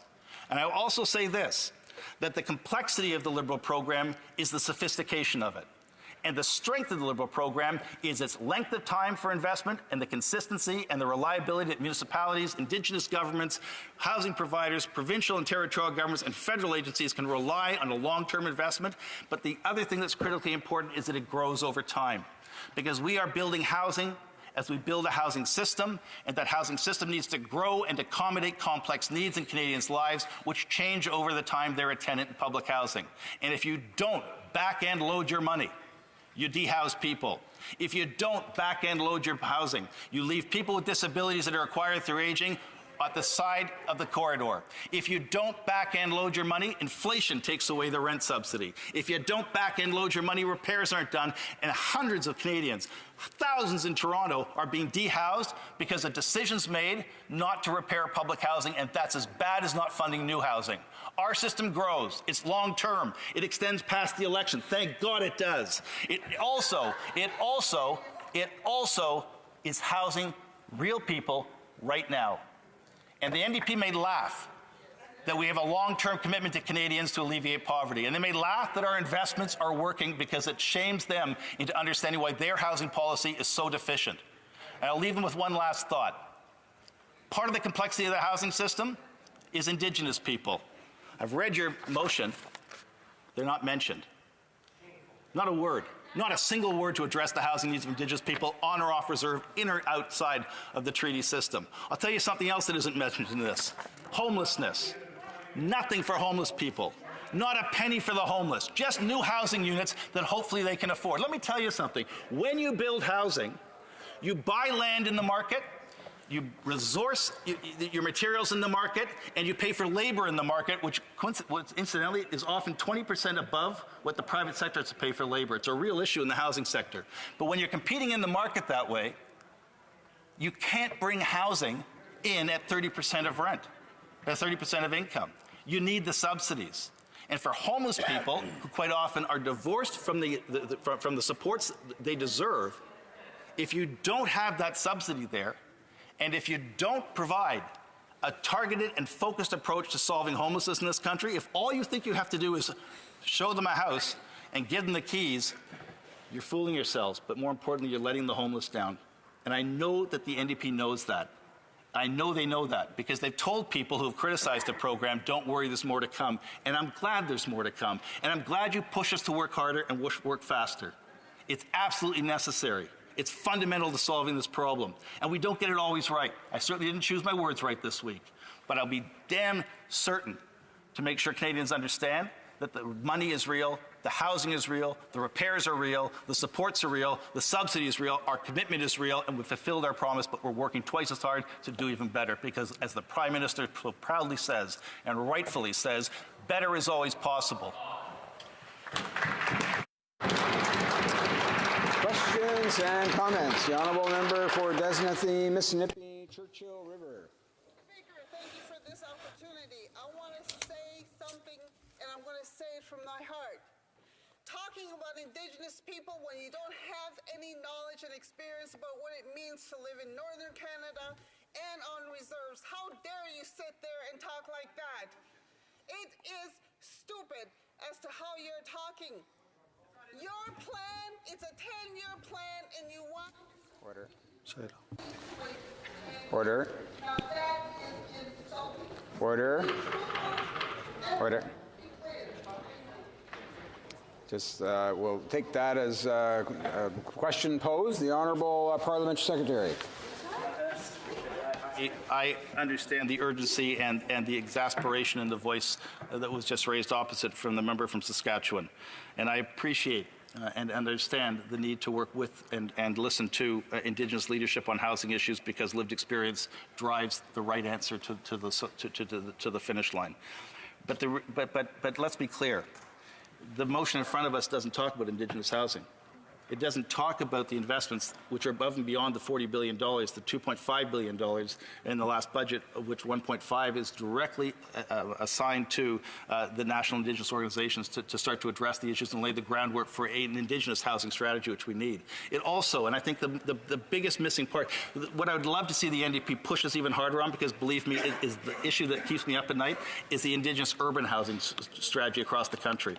And so our policy is open to all Indigenous groups to apply. That's part of the way we make sure all Canadians can profit from it. But until we get to an Indigenous-led, designed and delivered program in urban centres, this country will not have a true national housing strategy. I've said that everywhere across the country based on exactly the lessons you just gave me, and I thank you for them. We have to listen to Indigenous leadership if we're going to solve the problem. Before we continue with questions and comments, just remind honourable members that's one of the reasons why we encourage members to direct their speech to the chair and to speak in the third-person mode so that it keeps the debate in that particular focus and not as an across-the-aisle kind of exchange. The questions and comments, the honourable member for Durham. Thank you very much, Mr. Speaker. I'm very disappointed in the Parliamentary Secretary's speech, not because I don't admire his passion for the topic, but he said in his speech, it doesn't matter what words I use. That's his quote. We're in Parliament, Parlement. It's about speaking. It's about speaking the truth and accuracy. And in the GTA, I agree with him. In Vancouver, in Indigenous communities, affordable housing is an issue. But you can't let passion turn you into misleading Canadians. And that's what this member has been doing. Let me review this year, Mr. Speaker. Last week, the Canadian press had to do a story calling his attack on the NDP's plan on housing baloney. They assessed it on their baloney meter. That was last week, Mr. Speaker. This week, his comments and the Prime Minister's comments saying they built a million units caused a furor in the papers in his own community. The Toronto Star did an article to say, no, it did not. And the member's speech was about justifying. He said, well, partially true, absolutely true. Mr. Speaker, we demand more, even if you're passionate. Even today, he said a million again. CMHC used almost a million to clarify the remarks when it's actually 770,000 or so. There's subsidies and a whole range of things, but Mr. Speaker, he's still misleading the House. Will he take this opportunity to tell us the real numbers and commit in this Parliament to say that words and claims do matter, Mr. Speaker? All Parliamentary Secretary. Clear. $5.7 billion since we took office, $40 billion over the next 10 years. The $5.7 billion has been invested in such a way that 1 million housing units across this country have been affected by our support for people living in those units. Those units include, and the numbers are very specific, and I can get back to those numbers and give you great detail on them, that we have built 14,703, and new ones are being added to that list every day. That 143,684 households have had their units repaired and restored to livability. We also have 783,928 subsidies that have been delivered to the unique and specific addresses. And on top of that, 28,864 households have received support from this government. In other words, more than 1 million Canadians. I will be absolutely clear about this. More than 1 million Canadians have been impacted by our investments because households don't just have one person each in them. And so when we add up those individual investments, yes, some of them are multi-layered, but most of them are multi-family members. We have overachieved when we say 1 million. The rhetoric that I used was in describing the language, not the figures. The figures are facts. The figures are real, and the figures have helped real people stay housed, get housed, and remain in housing, and we are very proud of the statistical truth of that statement. Questions and comments. The Honourable Member for Saanich Gulf Islands. Mr. Speaker, there are so many aspects to the housing crisis, and we know that for many Canadians, the question of affordable housing, the ability to ever be able to buy a home of their own, for many people just even to find a place that they can rent, this is a multifaceted problem. And again, I am really pleased the federal government is back in the business of paying attention to the housing crisis. But in struggling with it for my own community, and this is a bit outside the box, Mr. Speaker, I wanted to ask the honourable member if there could be a way that we started figuring out problems in ways that were more collaborative, cooperative, and community-based. My suggestion is this. Where I live, land prices are through the roof. I have seniors in my riding who really want to downsize, but know once they sell their house, there's no place they can live in their community. And I also have young people struggling to find a place to live. We also have inadequate home care. We have seniors who are living on their own. One solution could be if the government, and I don't know, or it would be private sector, but I'd rather it was nonprofit, found a way to mix and match. Screen young couples who want to live with an older person. Help them find a way to share a house, share the accommodation without all the rigmarole of the bylaws and nanny suites and approvals and costs. Just help people find each other who would make their lives better intergenerationally. The Honourable Parliament Secretary. Question. And this housing program embraces just that kind of collaboration and cooperation. There's a great co-housing movement that we are talking to as part of the process moving forward that actually does that work of matching people together to create co-housing solutions when people need companionship as well as housing in order to thrive in their housing. The co-op housing sector does it as well, as do other organizations that provide support to tenant groups, which is also included in the complexity and the all-encompassing reach that this housing strategy has put in place. So the co-investment fund as well also brings together and rewards collaboration. We look for those partnerships, in particular with municipal governments and service providers. We have a great program for veterans coming out of Bala. A Legion surrendered their parking lot to a housing program. They're building units of affordable housing for seniors, but also accessible housing for injured vets. And they're volunteering time from the Legion in for service. The city is waiving development fees, and we're providing financing and a grant to get that project going. It's exactly the kind of collaboration that was unavailable to housing providers under the Conservatives. They didn't like cooperation and collaboration. In fact, they would pull CMHC funding if you had veterans funding on the site. That's their approach. We are rewarding that approach and making sure it happens. And I want to just take this one opportunity to tell the leader of the Green Party that she failed to mention the environment. I'm shocked. But one of the ways to make housing more affordable is actually to make it reduce its greenhouse gas emissions and consumption of energy. We have a great program in Nanaimo, 36 units of housing that have built as passive housing under the Innovation Fund by an Indigenous Friendship Center outside the Indigenous Housing Program, but part of our program. And that particular housing program has supportive housing for youth aging out of care. It has places for elders to live and for families to live with common room and supports in a community setting. It's beautifully designed in the West Plank tradition. But get this. Because it's passive housing, the heating and cooling costs are $20 a month. Better housing, cheaper housing, and reducing greenhouse gas emissions. When you embrace complexity, you get brilliant solutions. And when you open up the housing policy to everybody, including Indigenous partners that have some brilliant ideas, you get the best housing this country has ever produced. That's come out of the National Housing Strategy. And if the member from Durham would like to come and visit some housing programs, as opposed to talk about the language I use, I could show him from coast to coast to coast projects that would take his breath away and may even make him decide to reinvest in housing if he ever got back into government, which ain't going to happen soon. Resuming debate, the honourable member for Desnathy, Mississippi, Churchill River. Mr. Speaker, I will be splitting my time with the member for Salaberry, Sarwa. Mr. Speaker, thank you for today. I rise to support the motion that my friend, the member from Saskatoon West, has put forward to create an immediate and necessary response to housing crisis in Canada. I'm glad to be speaking today as a follow-up to the important call to action that NDP put forward to Liberal government to immediately address the crisis in housing on reserve and northern homes. As a northern, I see the crisis. We need a lot of housing in my community of La Loche. Walking the streets of La Loche, I see people who are struggling without homes, without water, don't know when they're going to get their next meal and where they're going to sleep. When I go to La Ronge, in front of the shelters like scattered sites in La Ronge where people are trying to get a meal, it's important to feed the homeless people that just don't sit on the streets all day. I want to tell you some more here about people that don't have houses.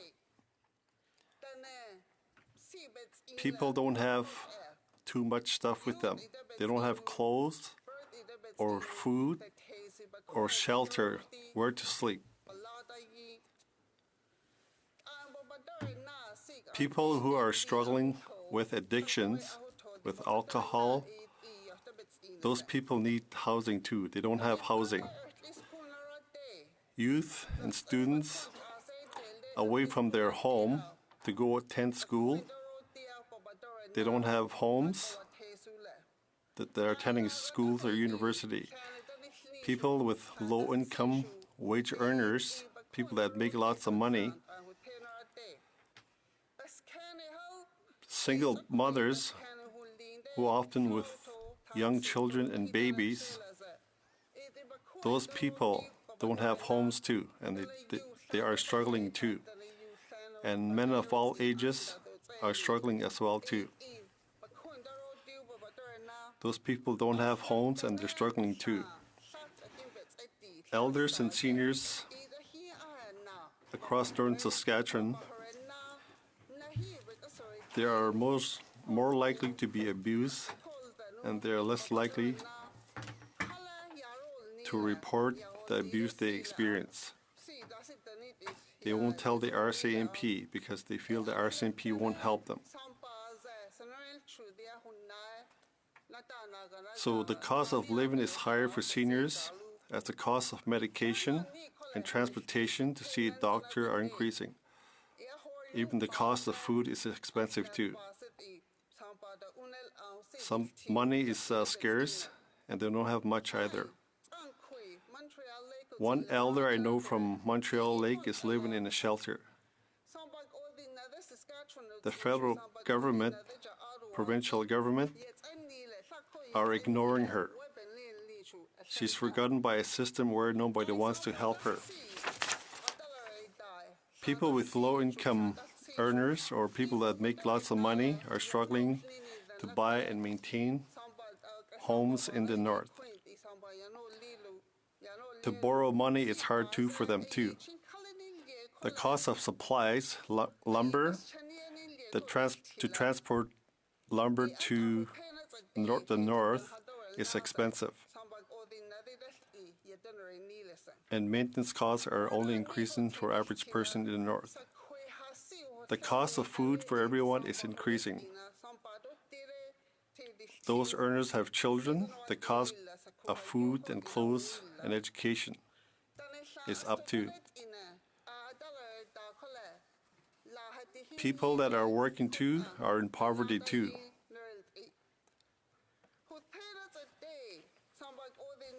People in the north, different than what the government is providing. In my own community of La Loche, I see home owners where I'm living. I'm a renter. I feel like I'm living in a homeless place because there's no places to go. It's hard to talk about these kind of things. It's kind of embarrassing too.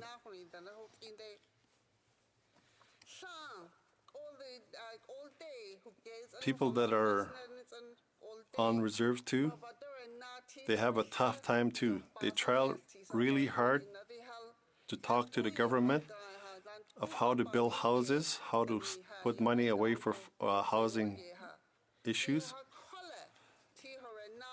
It's difficult to do that too. In Saskatchewan government, sometimes people get evicted and lose their houses too. In Sandy Bay, dozens of families are victims of cost of living. They don't know where to go. Once the government took the money and they could help the people of the north. Furthermore, people that are struggling with housing, people that have houses too, either working or not, you still need a lot of money for housing and also property as well. Conservatives, when they were in power, they cut off a lot of people. They cut off the funding, and there's no more money for that. The Liberal government are the same as well too, cutting the funds for housing. It's hard for people in the north to ask for funds, to get help for funding, because they need a lot of money for housing. People wait quite a bit for housing, at least 10 years. People that are living on the reserve in housing and in municipalities, many of the houses are in bad conditions, such as mold, and they get illness. They get sick from those housing diseases.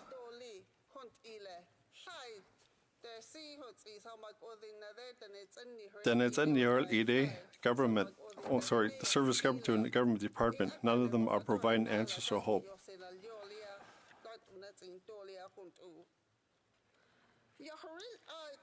To find a house, people, youth, older or young, it's kind of confusing for people to just go try to live. You need funding for housing. You can't buy property without money.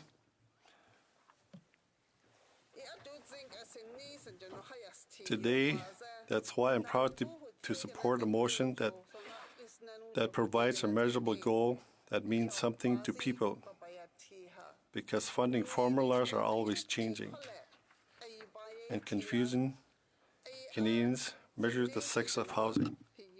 I'm happy to be here to talk about this. In speaking Dene about the housing issues, it's a huge thing for me.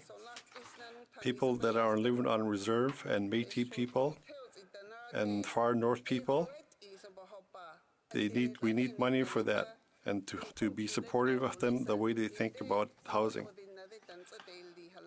And then the government to reach out to the people that need housing.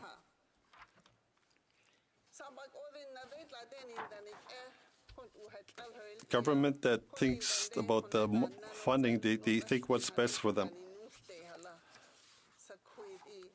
Kids are going to suffer and they're going to get older. They don't know where to go to. To also think about those kind of things. government to help the Dene people. That's why I'm here to talk about this, to talk about housing for the people. That's why I'm asking you, standing right here today. Thank you.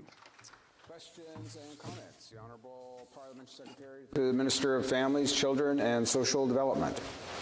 I would first like to in the most humble way possible, thank her for the words delivered in her language, because they communicate to us not just the elegance and the beauty of her culture, but also the importance of the issue we're debating here today.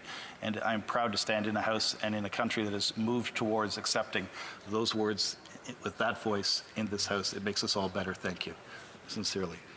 I also would have to say that as someone who has clearly not chosen their words properly in their own native tongue this week very well, and who struggles with French, that saying miigwech would be just the beginning of the way to say thank you to you, but it is miigwech, chimiigwech from the language of the part of the country I represent.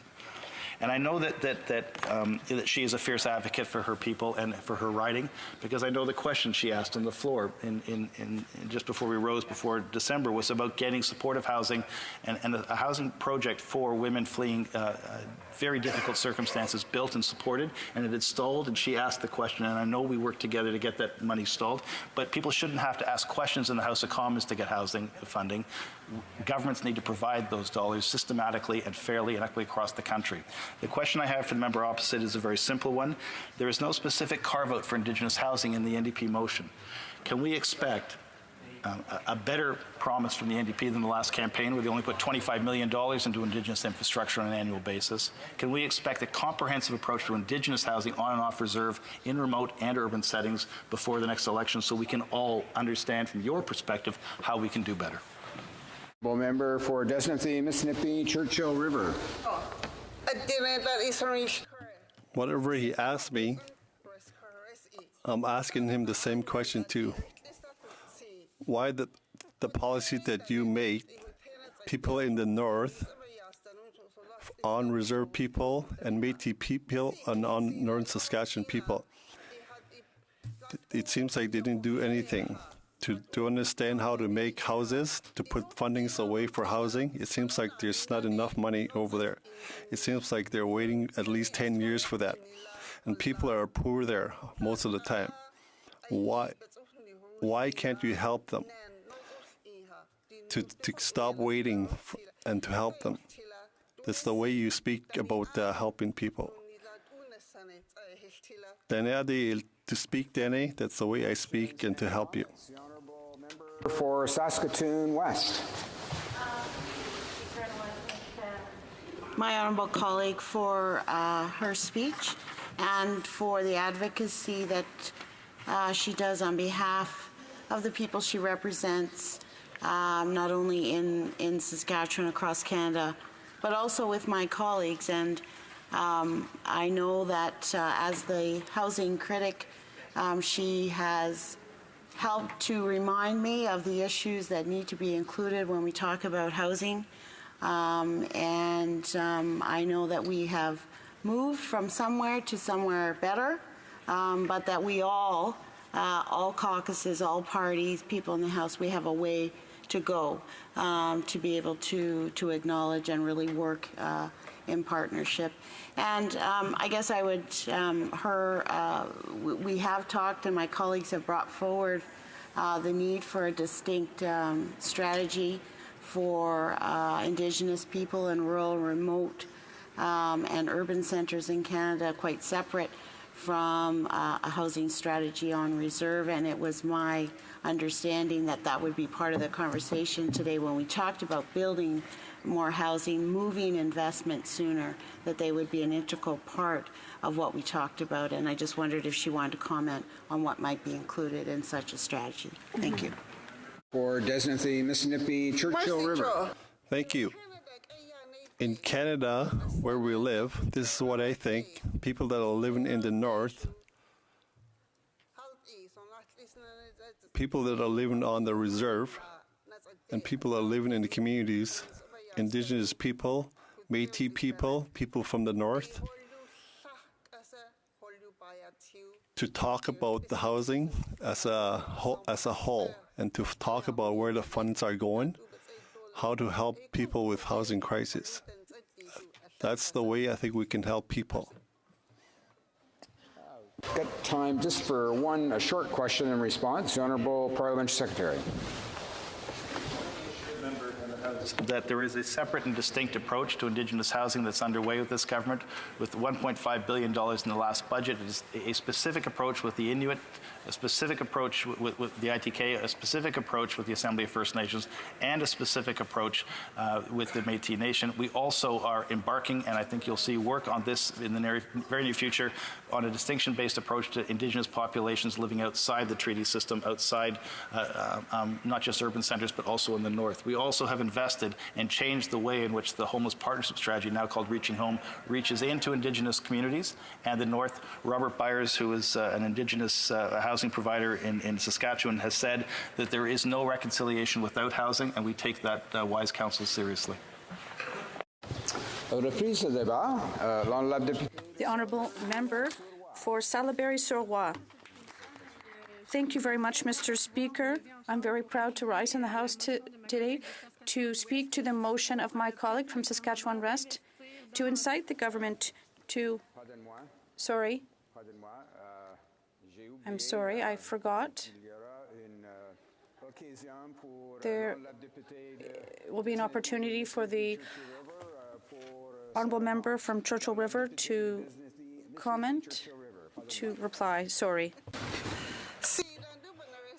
The way I understand this, like the government is not telling us the truth.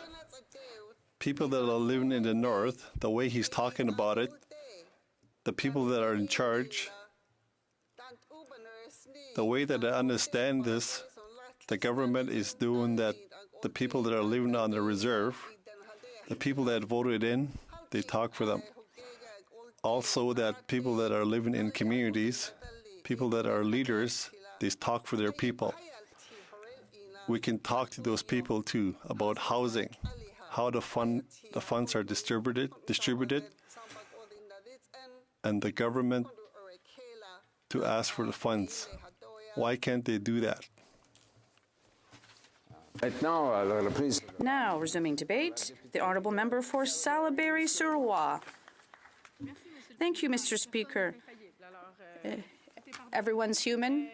We all make mistakes. So, I'm very proud to rise in the House today to debate and support the motion tabled by my colleague from Saskatchewan West. It talks about a very important challenge, which is the Canadian housing crisis. And it requires the government to do much more than what it's doing now, because, of course, we are facing a crisis, and people who are living in the street have to remain homeless because they don't have the means to pay for housing or to cover the cost of a roof over their head, even though it should be a right. So this is an unprecedented lodging cost crisis. We're talking about skyrocketing home prices, rising rents, long waiting lists for social housing, and growing homelessness. An RBC study explains that in large cities, to cover the cost of owning a home, it represents, on average, 48% of household income. So half of people's salary go towards the cost of their housing. To have an affordable home or for a family or a person, it's roughly 30% of their income after tax. And on average, it's half of their income. And this rate climbs up to 88% of net income in Vancouver. This is incredible. People in Vancouver have a hard time surviving with such high rents. It almost engulfs their entire salary. So graduates and young workers cannot buy homes, and even often they can't even pay rent for decent housing. It's this squeeze generation in BC.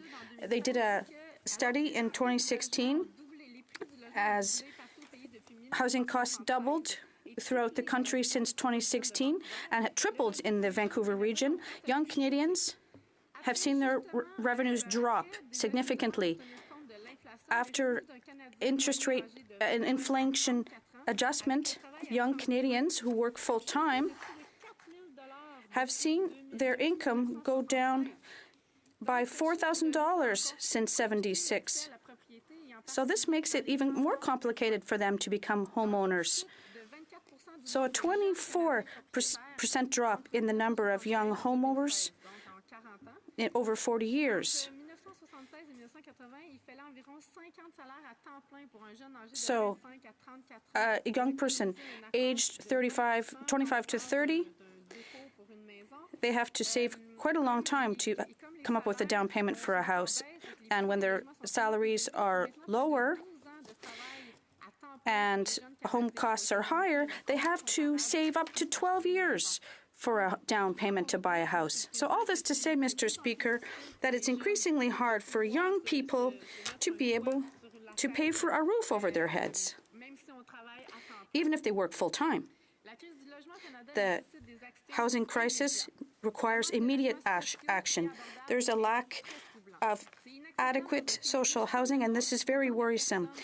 In such a rich country as ours, it is unacceptable to have so many people desperately looking for affordable housing. I would like to remind you that housing is a right and that Canada is signatory to the International Covenant on Economic, Social and Cultural Rights. In Article 11, subsection 1, and I quote, "Parties to the covenant recognize the right of all individuals to adequate standard of living for themselves and their family, including sufficient food, clothing, and house, and constant improving in their living conditions.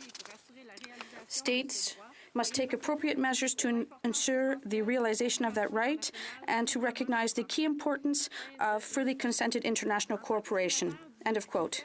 By signing the CSCR, this covenant, our country has the duty to ensure that people have the right to housing. Consequently, states have to guarantee sufficient low-cost housing for the poorest people of their countries. And this is difficult because right now, 1.7 million households are living in inadequate conditions. 1.7 million people, Mr. Speaker. And the problem with our national housing strategy, the Liberals' strategy, is that 90% of the funds allocated to this strategy will only take place after the upcoming elections. So this will take many years. So 90% after the next elections. So people who are experiencing stress, anxiety, depression, addiction, they don't see a light at the end of the tunnel right now because these funds are not going to be allocated right now. They're tackling the crisis as if it wasn't a real crisis, if it wasn't alarming at all. The Prime Minister said he's given housing to a high number of Canadians, but the reality is that there may be 15,000 new units and only some 100,000 repaired, and any money they've spent doesn't allow us to fight the crisis. It's only maintaining current housing levels. The member for Spadina-Fort York half admitted that in Toronto the Liberals were inflating the figures to look good. It's scandalous with regard to the lack of social housing. That's what I told Claude, a constituent in my riding, who is hoping for housing, but he can barely make ends meet. The situation is the greatest or the worst in my largest city of Salaberry de Fallowfield. There's a lack of social and affordable housing. People earn less than $21,000, have to spend between 40% and 70% of their income. I was talking about Claude. He is a young 40-year-old but has been sick, which has prevented him from working for the past 2 years. He gets federal and provincial assistance. It's about a monthly income of $1,000 a month. Half of his income goes to rent and electricity. After he pays those two, he is left with about $80 a week for food clothing or to get his hair cut. He wants to be in social housing, but since he's just come to Salaberry, to Valleyfield, he has to wait until he can register. But once he's able to register, I must say that the waiting list is already 3 to 5 years long. In a country as rich as Canada, how is it that our most vulnerable citizens have to wait so long before they can have a roof over their heads? This has been the situation for decades in Canada. The Conservatives and the Liberals have let the situation get worse. Right to housing should not be about sounding good or looking good. We're talking about the lives of millions of Canadians and thousands of people in my riding. You don't have to take my word for it. Talk to the people on the ground, like Christine Girard, coordinator of the Housing Committee in Beauharnais, who has said that the need for new social housing is urgent. This crisis is affecting women in particular, whether they live alone or with children. There is a high rate of single-parent families in my riding, 32.4% compared to 24.6% in Quebec. Often we're talking about women who have this can lead to mental health issues or addictions. The most current solution is a single room, despite the risks of the health risk related to this single room accommodations, where you share the kitchen and the bathrooms, rarely in good condition. There was a study that was conducted, and authors of the study observed that there was a lot of violence against women living in these types of situations. There's a lack of security, difficult living conditions, there's lots of rules imposed, sexual blackmail by staff to have access to their email, for example. These women are very vulnerable. In Salaberry, Surroi, 8.6% of the families with children between the ages of 0 and 17 live under the low-income threshold. The average cost of housing is $678 a month. The Housing Committee had to intervene 533 times in 2017 and 2018. In Surroi, there were 366 people who were homeless and another 1,172 people at risk.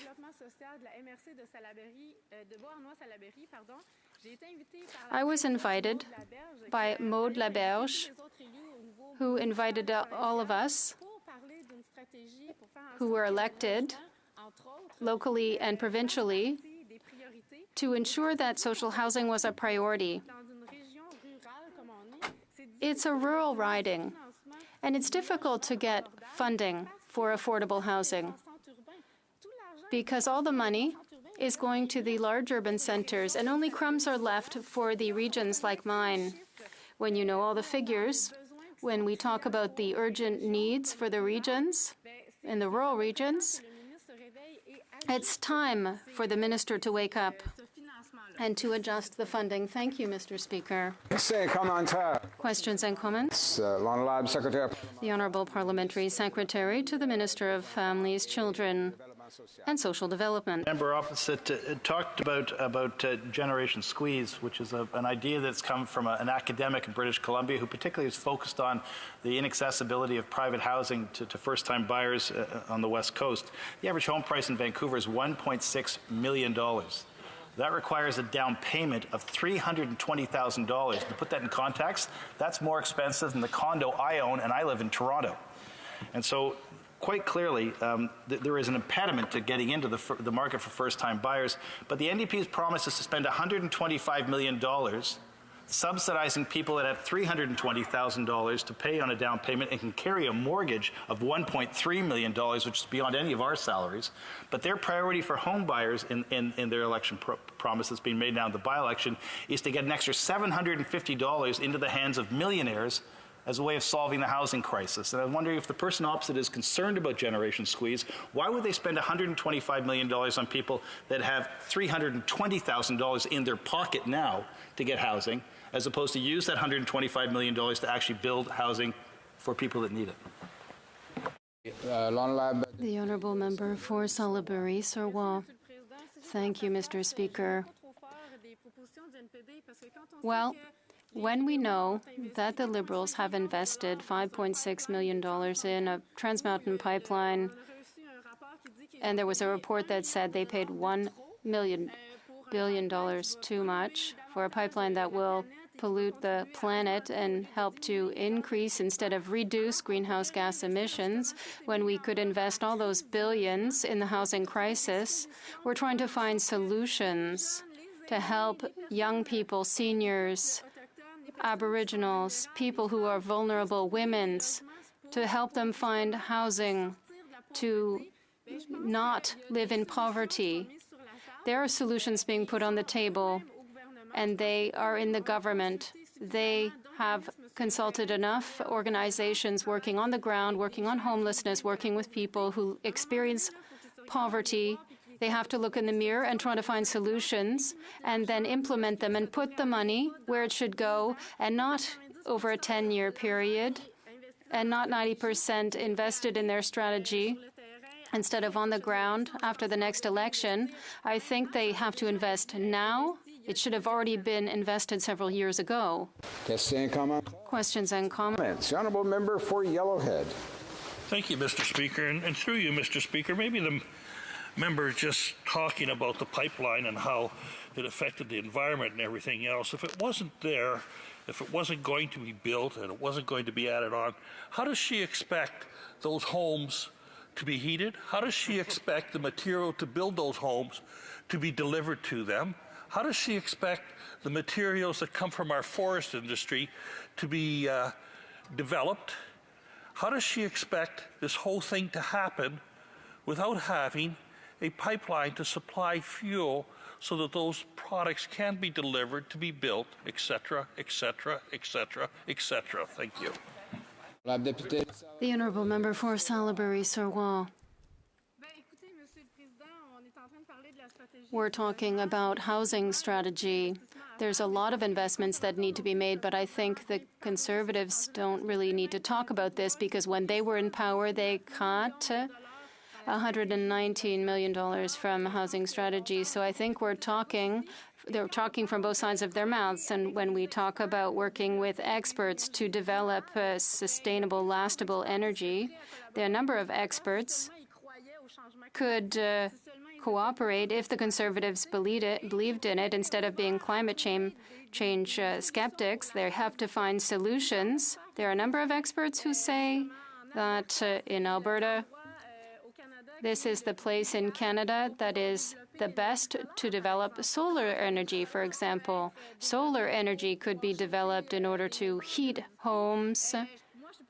I'm not an expert, but I sit down with experts who can give us figures, strategies, and plans, which we are not seeing right now. A number of experts are saying that there is an impasse right now because there are lots of targets, but no means to achieve those targets. There was no plan that has been implemented nationally in all the departments. Debate. Before we go to resuming debate, I've got this paper in my hand. That was to be my reminder.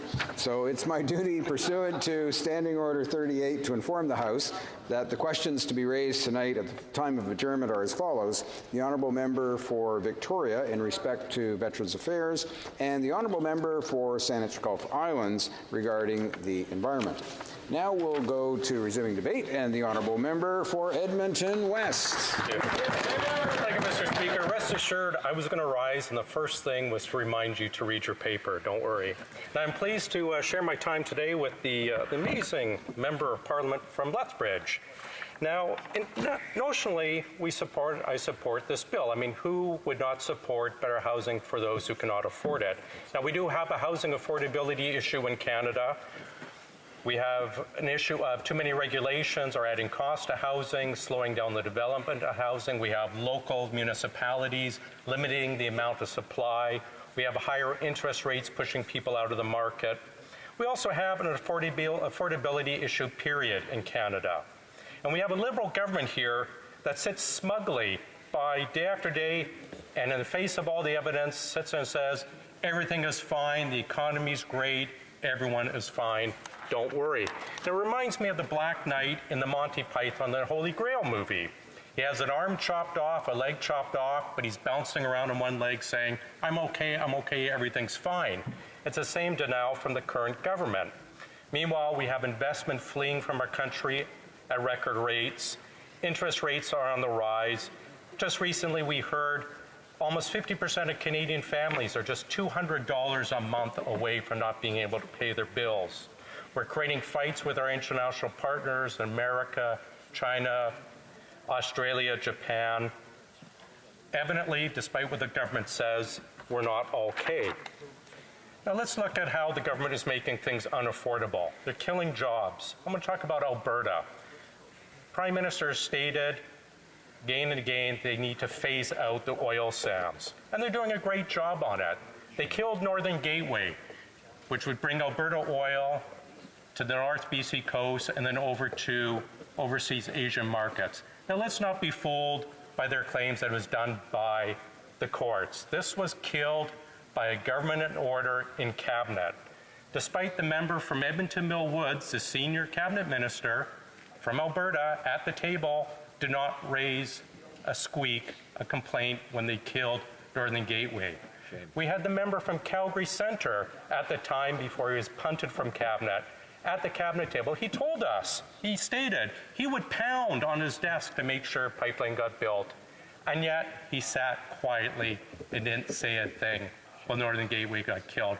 We had the member from Edmonton Centre just a couple weeks ago in the old place standing and saying he was proud of the pipeline killing C-69. He was proud of the government for banning tankers off the North BC coast, only carrying Alberta oil. He was proud of their record. Shameful. They killed Energy East. Now don't be fooled again saying, oh, it was a business decision. They killed it with regulatory changes making us consider upstream and downstream emissions from that pipeline. Now, did they make the same requirements for Saudi oil coming in? No, they did not. This is the same Saudi Arabia that the foreign minister was bashing on Twitter because of their human rights. And yet, they can bring in the oil, no problem, without the same regulations as Alberta. What about Venezuela oil? Anything? No, of course not. They're happily bringing in oil from Venezuela without the same regulatory requirement or emission testing as Alberta oil. They put Trans Mountain, Kinder Morgan's Trans Mountain, into a coma and then nationalized it. Now you have to ask, who in the world with such immense oil reserves has problems such as Canada that have to nationalize their oil? Venezuela, no one else. So they nationalize it, $4.5 billion. We just heard from the PBO that they overpaid. Now the number that got published in the paper, they overpaid by $1 billion.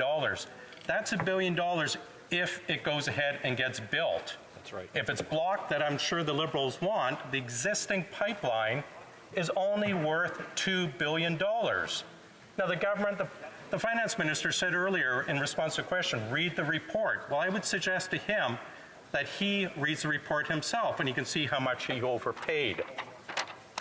Now, the losses of revenue from the pipelines go from $40 million to $100 million a day. Wow. Scotiabank says $40 million. Government of Alberta says $80 million. GMP First Energy says $100 million.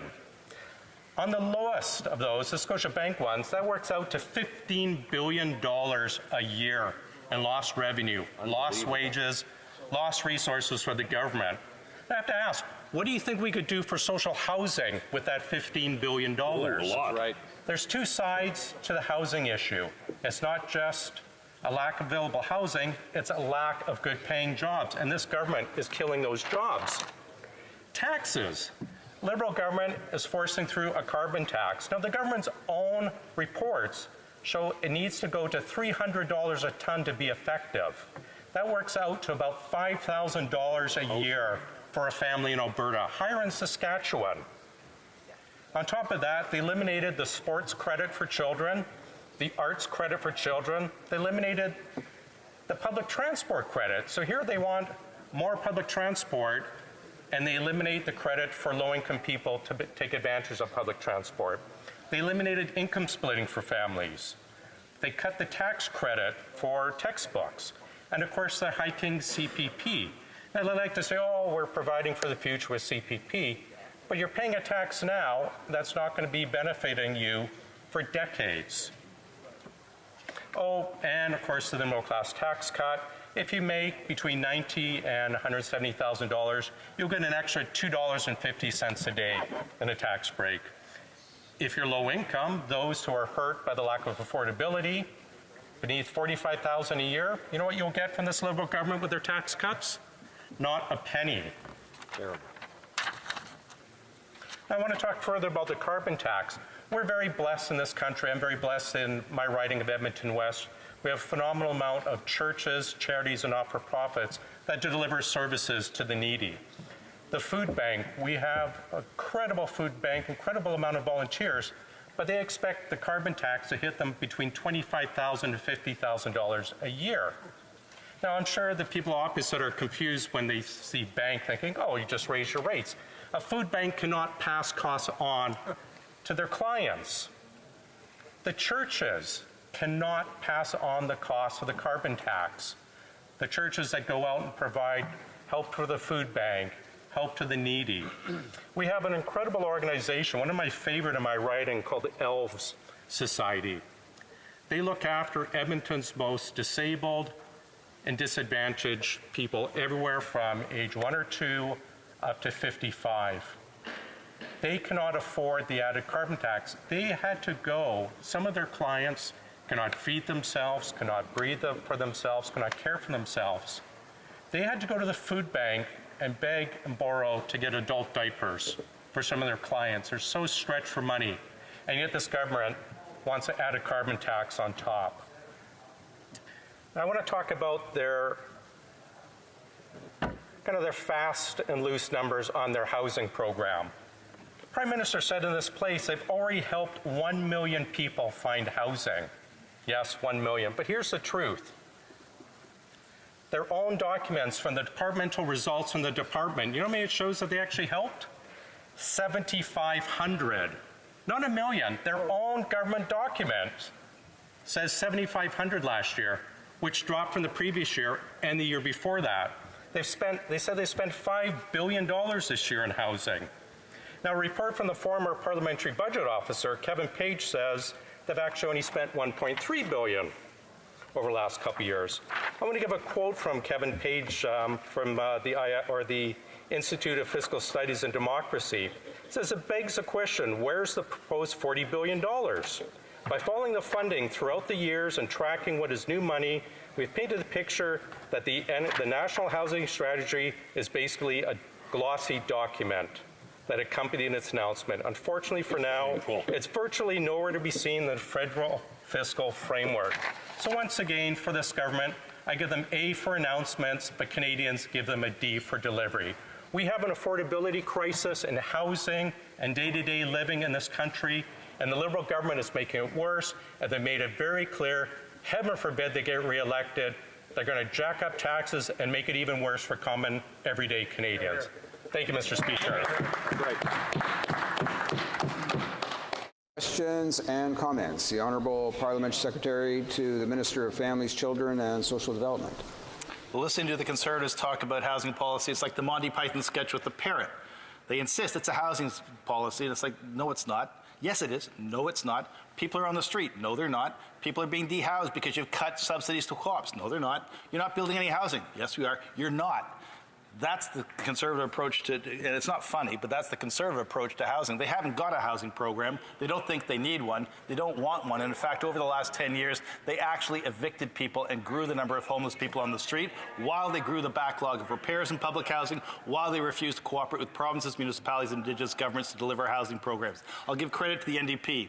When they talk about housing, they're talking about housing. When the Conservatives talk about housing, they talk about pipelines. And on that issue, they also get their numbers wrong. When you subsidize 700,000 plus Canadians and sustain the affordability of their housing because they may have disabilities, they may not be able to work because of mental health or addiction issues, they may have income issues because they're veterans and are on fixed incomes, which they cut, by the way. When you do that, if you don't sustain those subsidies, which are real dollar helping real people, you evict people and create homelessness and create unaffordability in Canadians' lives. Are they not sorry for cutting the operating subsidies for seniors' residences in Alberta, which is one of the biggest cuts they made? Member for Edmonton West. Thank you, Mr. Speaker. I thank you for giving the opportunity for the honourable member to continue misleading Canadians. It's funny, I've actually offered to table a document in this House showing that since the Liberal government came to power, senior poverty has risen. And yet, just a couple days ago, they stood in this House hand over heart saying how much they've done for seniors. The Library of Parliament has shown that under this government, senior poverty has increased. Shameful. Now let me go on. Let me quote directly from the Prime Minister. We've invested in a housing strategy which has already helped nearly 1 million people find housing. This is a Prime Minister stating they have helped 1 million people almost find housing. Not we've assisted, not we've upgraded, not we've done helped out with some renovations. They've helped 1 million people find housing. This is from the departmental results report from the honourable member's own department. The minister here is actually in the room. He probably signed off on it. I'm sure he didn't read it. But this is what it says. Homelessness, the goal prevented. Number of people placed in more stable housing through the program. Target, 15,000. What they achieved last year, 7,145.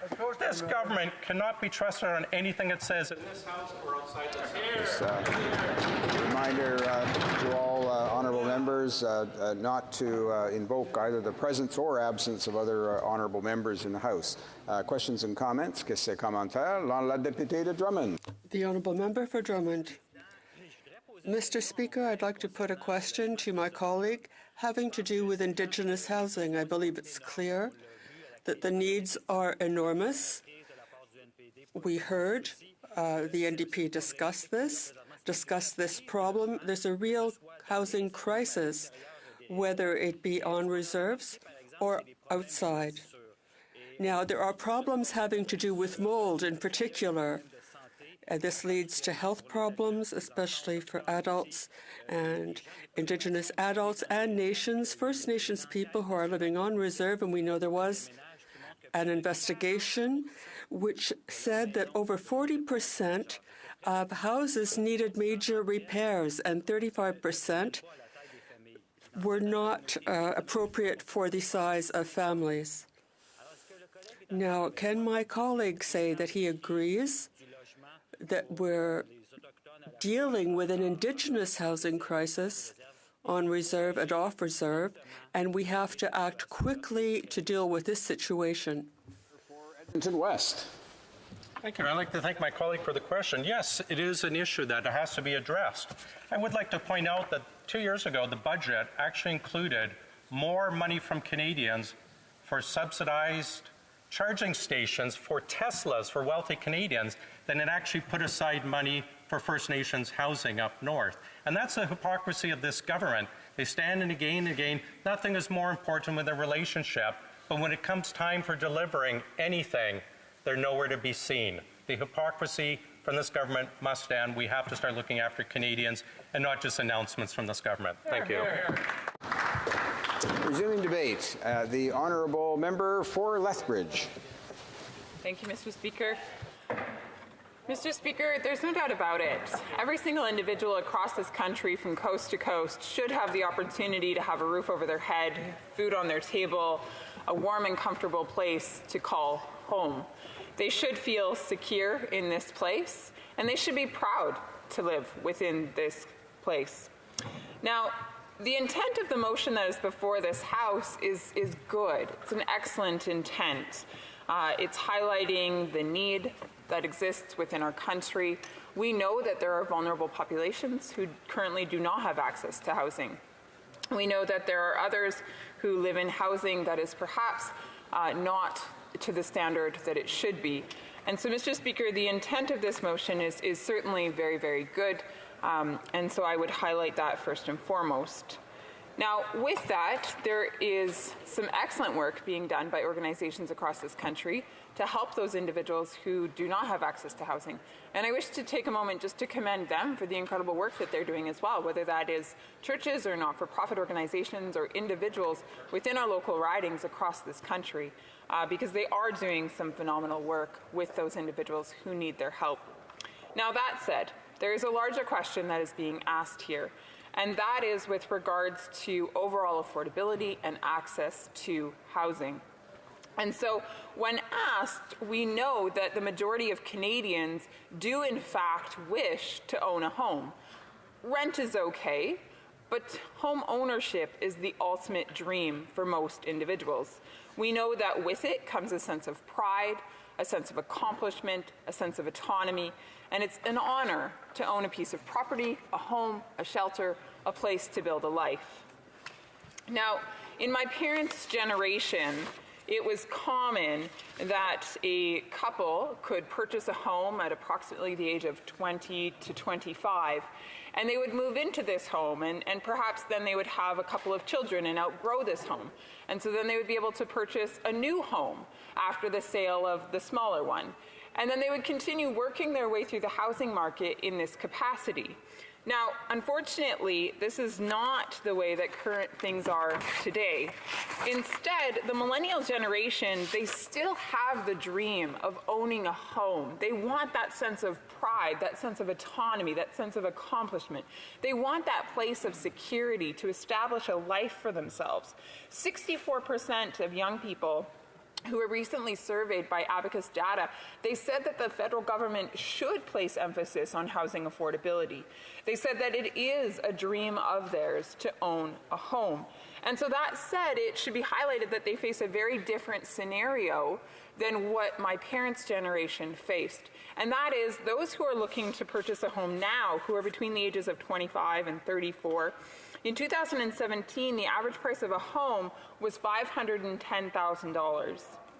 The salary of an individual at that point in time, or in 2017, was just under $50,000. Now, this equates to a ratio of 10 to 1. 10 times the price, or sorry, the cost of a house is 10 times the amount of an annual income. Meanwhile, in 1976, the scenario was very different, where actually the average price of a home was about $213,000 in this country, and the average salary was about $54,000. So a ratio of about 4 to 1. So, Mr. Speaker, you can see that in the 1970s, we're dealing with a ratio of 4 to 1, and now, as of 2017, we're dealing with a ratio of 10 to 1, which makes it incredibly difficult for young people to be able to save up and to be able to afford that home and realize their dream. Mr. Speaker, as a response to this then, young people are actually giving up on this dream. So there was a recent survey that was done, and in this survey it highlighted that more than half of Canadians who once dreamed of home ownership have actually put that dream aside. Now, interestingly enough, this just happened in 2017.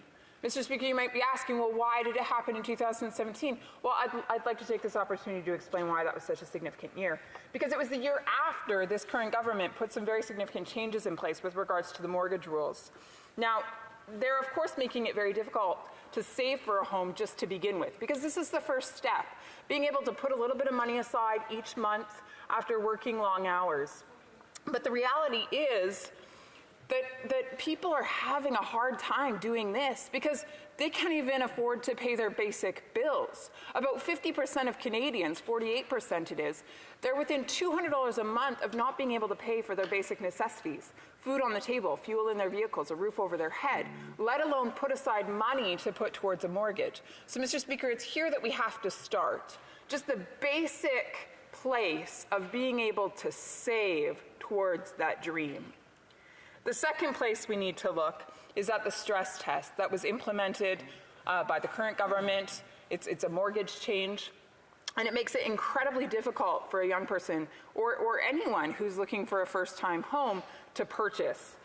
In fact, 20% fewer people are being approved now than before the stress test was implemented. Wow.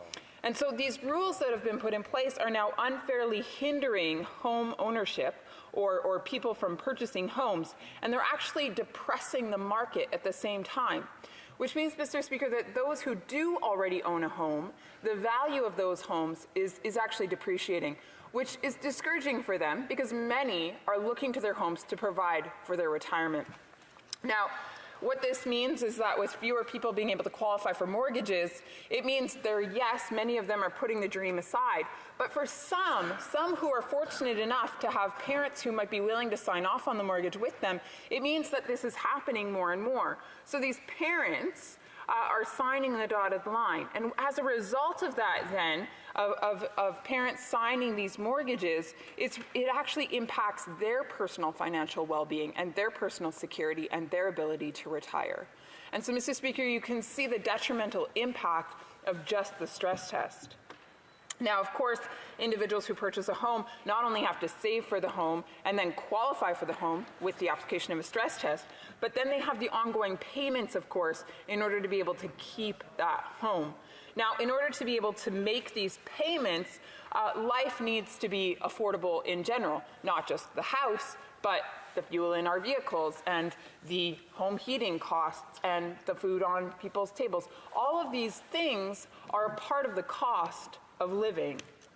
Now, with growing interest rates, of course, that makes our mortgages more difficult to pay, which, of course, is a challenge for many Canadians and will continue to be so. But also, there's just the simple math, the margin. So a person's income versus what a person needs to spend on being able to live life. And we know that that margin is getting slimmer and slimmer and slimmer. We're seeing that. Mr. Speaker, we're watching as the current federal government is making life less and less affordable for everyday Canadians. We're watching as they're putting policies in place that are actually punishing Canadians rather than rewarding them for their hard work. Mr. Speaker, one of the big things that has come up in this House recently is a government document that actually shows the carbon tax and what it will do to Canadians. And so the current government has said that they're going to implement a carbon tax. That's going to come into effect right away here. And they've tried to assure Canadians that it's not going to be that big of a deal. In fact, they even like to use the line that Canadians will get more back than they pay in. I'd love to know how that works. I don't think I ever will because the Liberals are unable to give a straight answer. But here's what we do know, because here's what the government documents do show. And that is that the carbon tax, following the election, following the election, will increase by about 15 times and will cost a family of 4 about $5,000 a year. Mr. Speaker, that's a ton of money. It might not be a lot of money for the Prime Minister who has a trust account, who has a family fortune to rely on, but for every other Canadian across this country who dreams of home ownership, who dreams of stability, who is working hard to realize their dreams, their future, their desires, $5,000 a year is a lot of money. So, Mr. Speaker, when we want to talk about housing affordability, let's talk about the grand picture that is taking place here. And that is Canada's overall economic well-being, the ability to bring investment into our country, the ability to create jobs, the ability to sustain ourselves as a nation on the economically on the world stage, and more importantly, the ability for everyday hardworking Canadians to be able to make ends meet.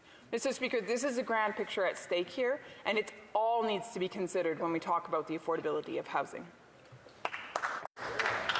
Questions and comments? The Honourable Parliamentary Secretary to the Minister of Families, Children and Social Development.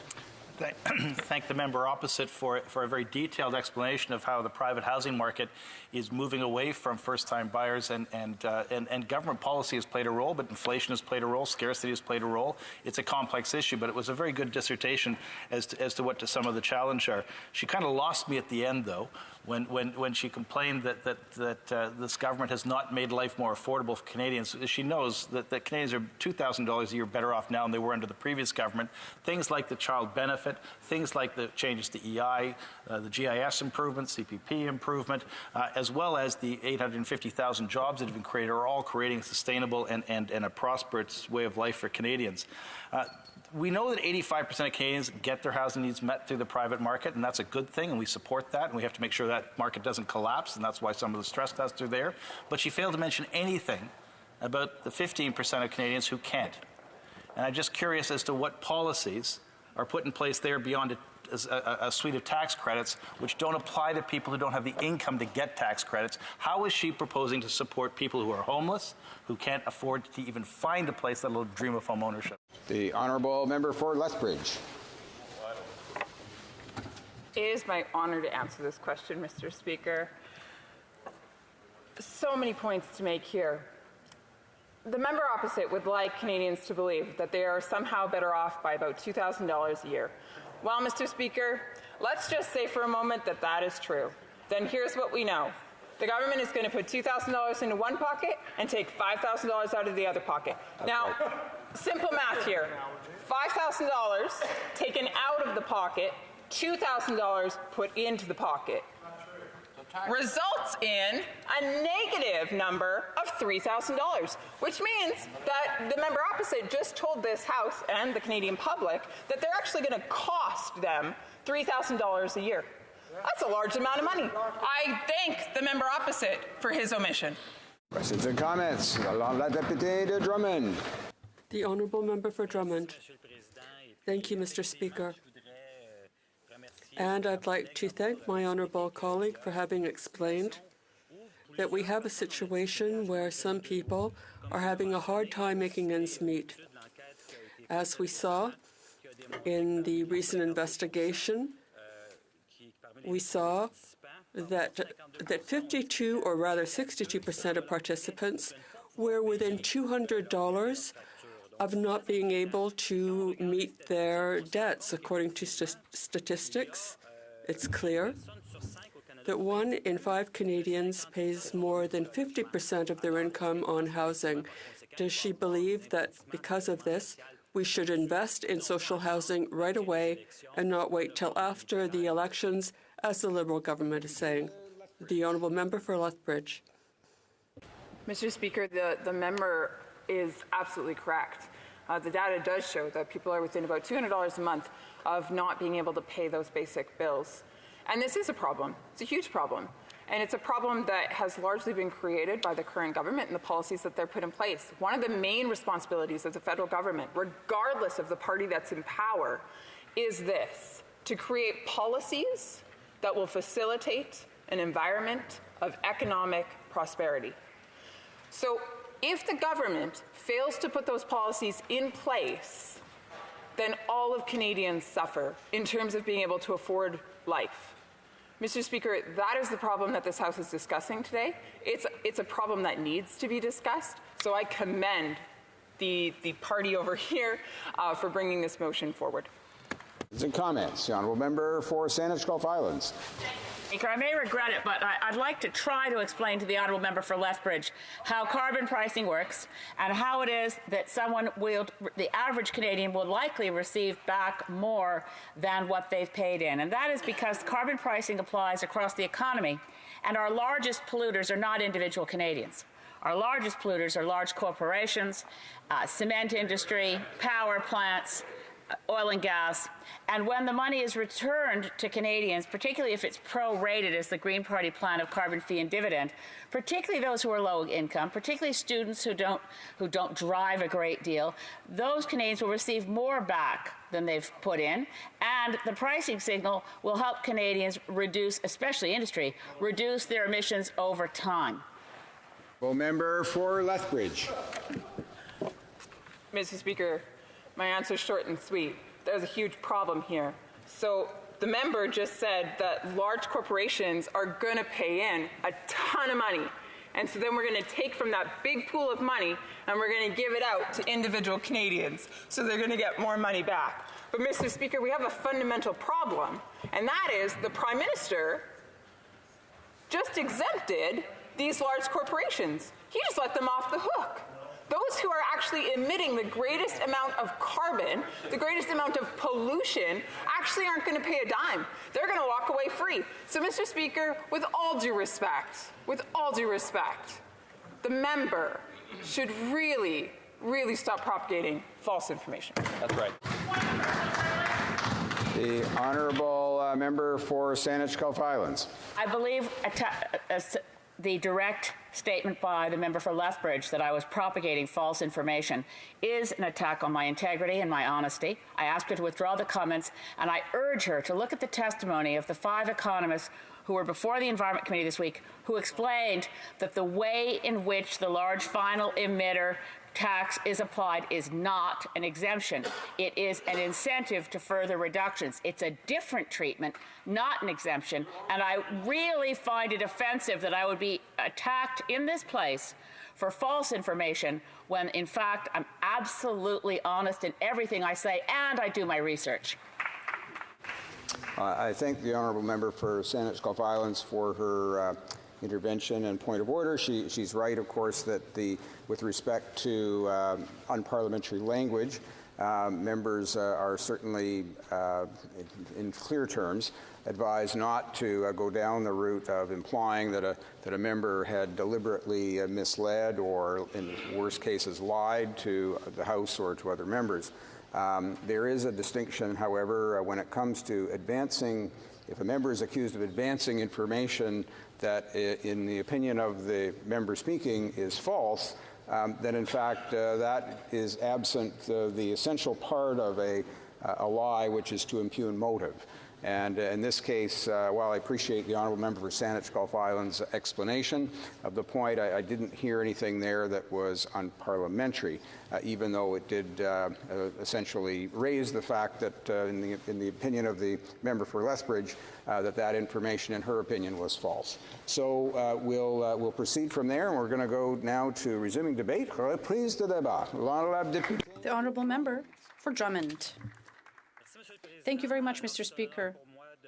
It is an honour for me to rise in this House and to make my first 10-minute speech in this new chamber. I haven't been able to speak several times on various topics, but this is the first time I'm making a speech in this new House of Commons. Temporary, but just temporary, but we'll still be here for 10 years. So what an honour for me to talk about such an important topic for not only Canadians across the country, but for people in my riding of Drummond as well, namely the housing crisis, the importance of access to affordable housing and social housing as well, and co-ops. So this is a very important topic. I would like to thank my colleague from Saskatoon West for having moved this motion on housing, asking the Liberal government to create 500,000 affordable housing units over the next 10 years and to make a commitment in the 2019 budget of 150,000 new units over the next 5 years, because this is an urgent situation, Mr. Speaker, as we've said, as we've explained several times during this debate. Why is this situation serious and so urgent? We've shown that there is a housing crisis and housing costs, rents are skyrocketing, and there's a lack of rental units, and there's a long waiting list for affordable housing in Drummond, where the housing association there lacks space, particularly for single people or elderly individuals. So there are great needs there. The housing crisis also requires immediate action because there's a lack of affordable social housing, and this is worrisome for our society as a whole. And we have to tackle this issue urgently. The measures currently being taken by the Liberal government are insufficient. We've said this several times.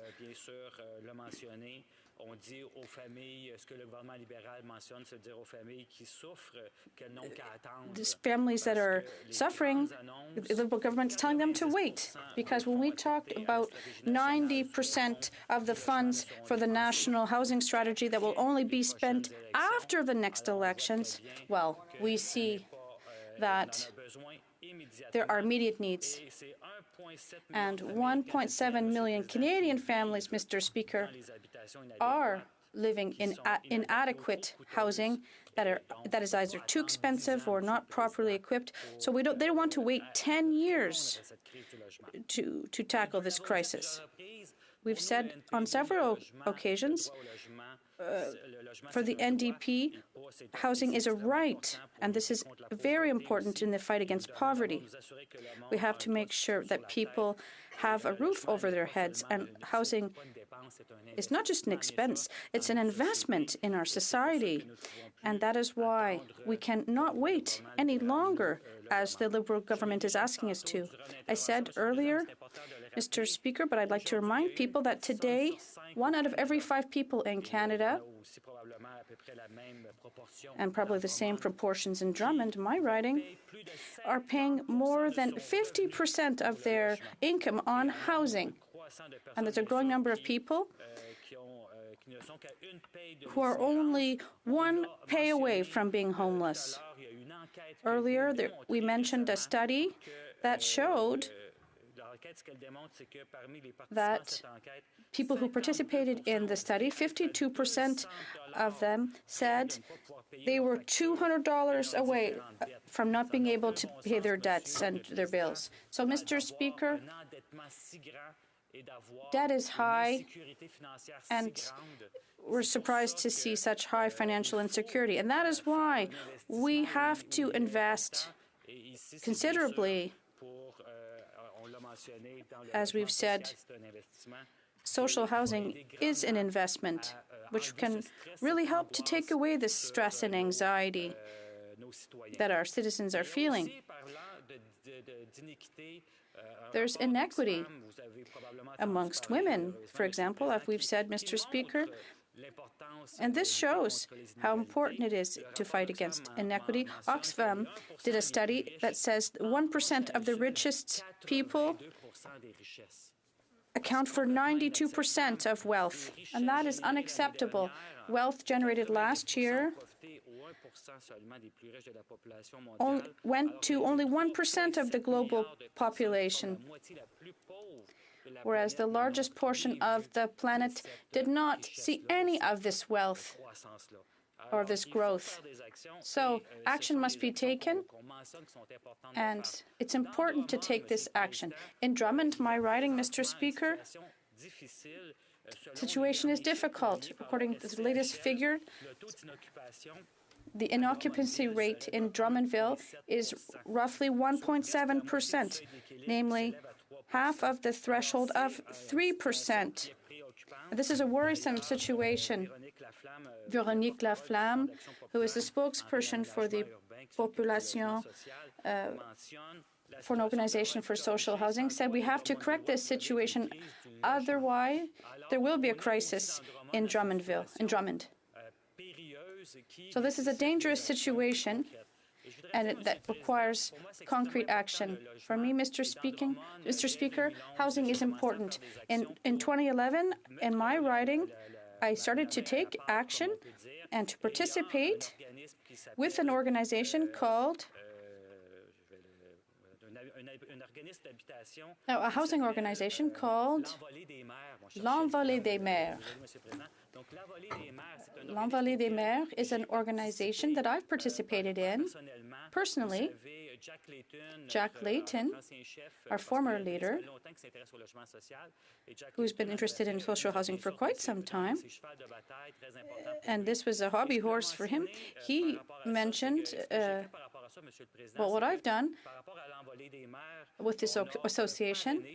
I've sponsored personally, with my own personal funds, housing for one person, and I called it the Jack Layton home. So there is a home there with his name. So that's one way we can give people housing in Drummondville. But there's a lot of investment in housing that is happening and associations that are helping people who need housing in Drummond. There's the Maison Habitation that takes care of young people experiencing difficulties, and there's also another Association de Tremplin that helps people with mental health issues. And there's L'Ensoleillement, a house that provides refuge for the short term. So there are a lot of organizations like this, Mr. Speaker, who work in Drummond and who do excellent work. I'd also like to underscore the excellent work of all those people who work in these associations, all these people who sit on the boards and who try to improve the situation of people in Drummond.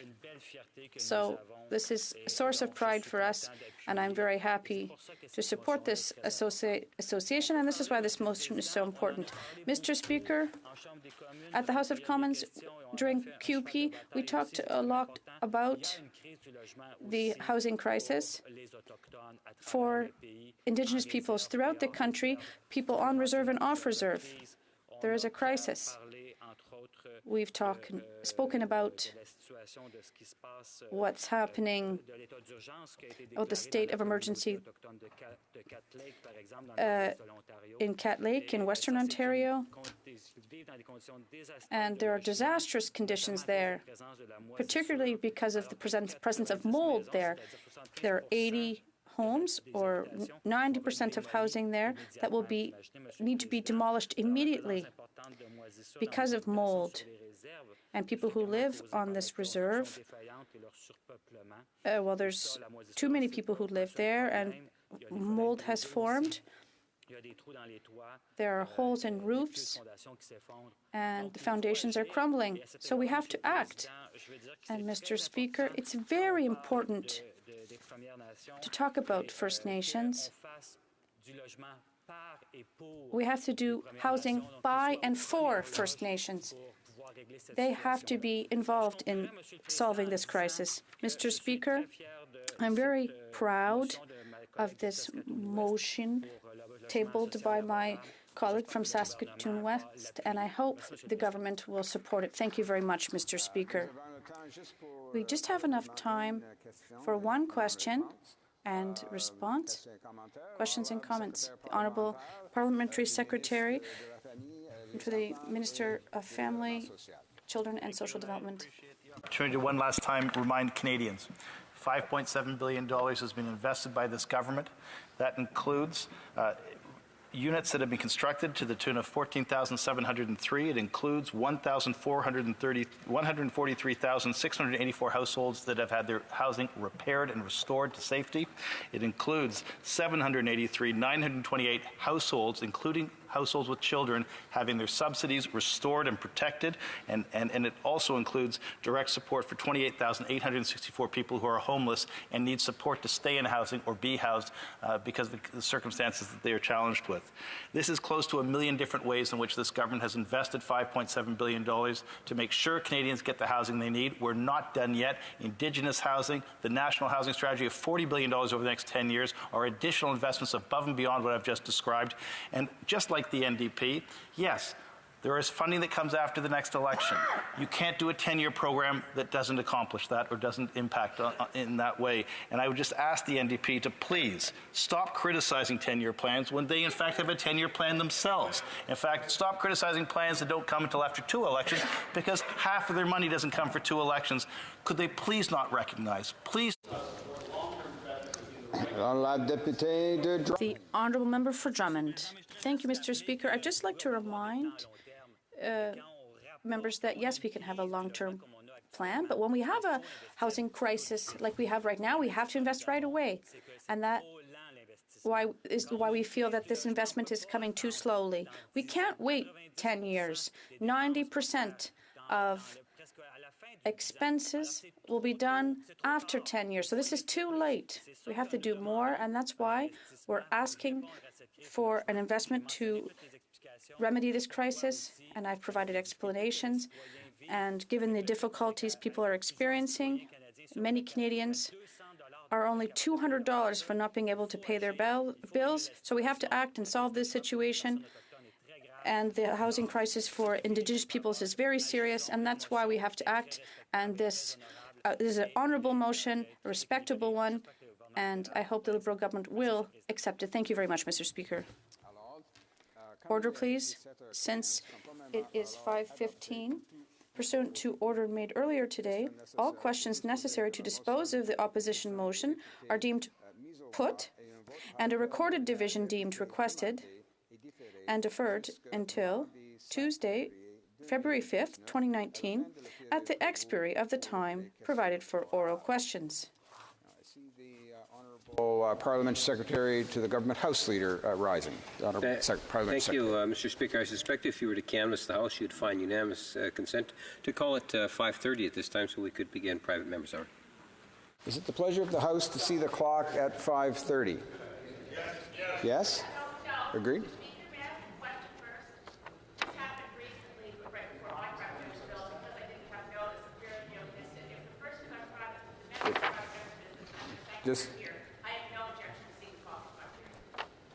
Okay, I only caught the back half of that, but perhaps what I'll do, the member wanted to intervene on this particular point, so I'll just let her have the floor momentarily.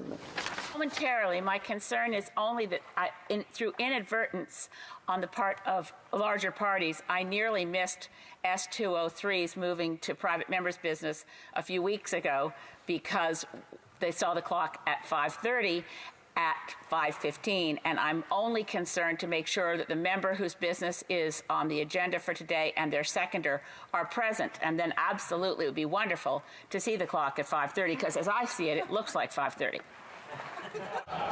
So I thank the honourable member for Saanich Gulf Islands. I'll just ask again, then, is it the pleasure of the House to see the clock at 5:30 p.m.? Yes? Agreed? Agreed, and so ordered. Accordingly, the House will now move to consideration of private members' business as listed on today's order paper. Orders of the day. Private members' business. Consideration and second reading of Bill C-278, Foreign Lobbyist Transparency Act, standing in the name of Mrs. Gallant.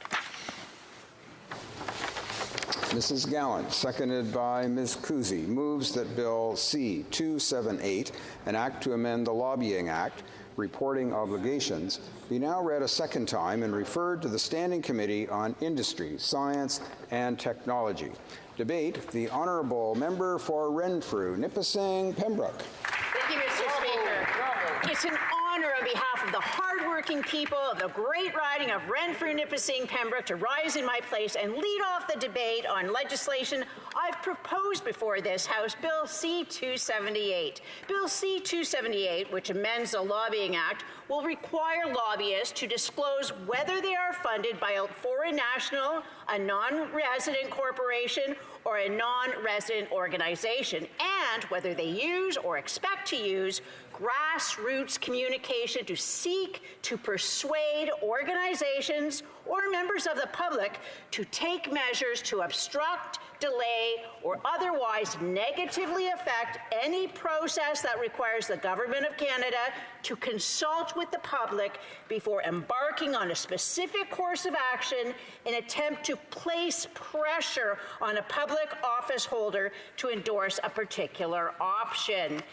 I was encouraged to propose this legislation by my concern to protect the jobs of my constituents in the working forest. The forestry industry is a significant employer in my riding, as it is in many other parts of Canada. It was brought to my attention that certain organizations were disseminating false information about the forestry industry in Canada.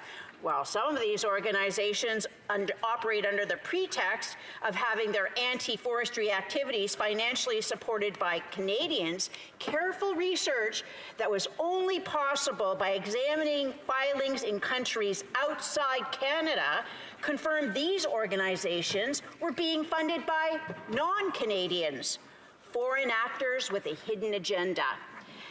As it has been noted by the Canadian author Robert Lyman in Dark Green Money, a glimpse inside the big green funding machine, quote, Canadians should not have to find out about funding by foreign foundations of political interest groups in this country as a result of various citizens researching tax filings in the U.S. Internal Revenue Service, unquote. This problem is not confined to the anti-forestry lobby or those individuals who lobby to support or oppose the building of pipelines, to use a different example.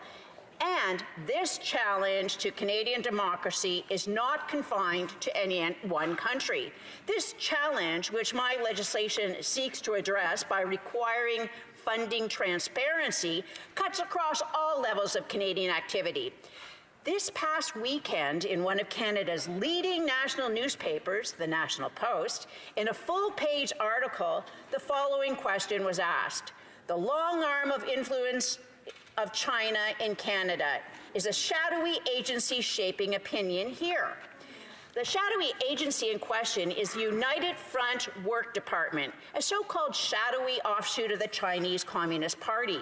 That article proceeded to give specific examples of foreign funding, such as the Confucius Institute, described as a propaganda or espionage arm of the Chinese state, and how it is now operating at 3 school boards and on 9 university and college campuses across Canada.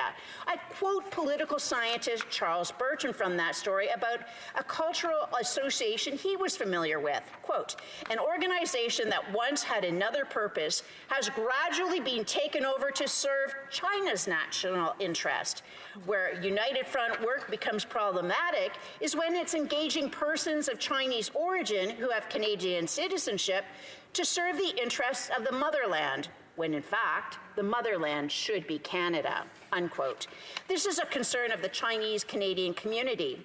I quote Chuck Kwan, head of the Toronto Association for Democracy in China.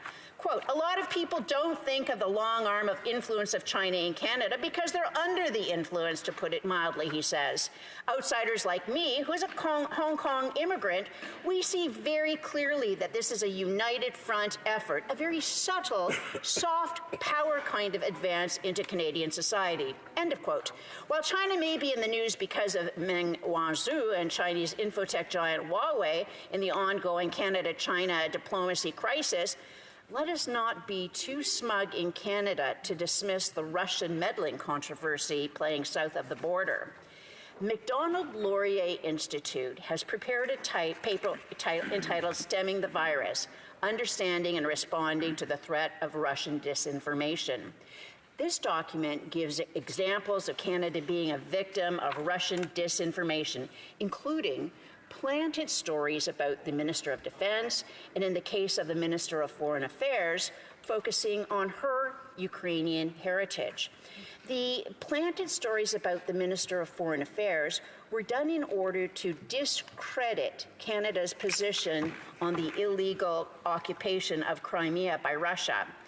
Another example cited by the article is the Russian foreign policy priority to use misinformation to put pressure on our parliament to repeal the Magnitsky legislation, which targets human rights abusers with targeted sanctions.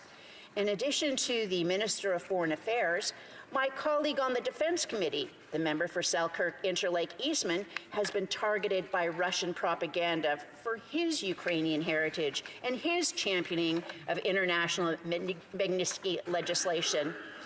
I also understand the member for Scarborough-Guildwood received a letter attacking his support for the Canadian Magnitsky legislation.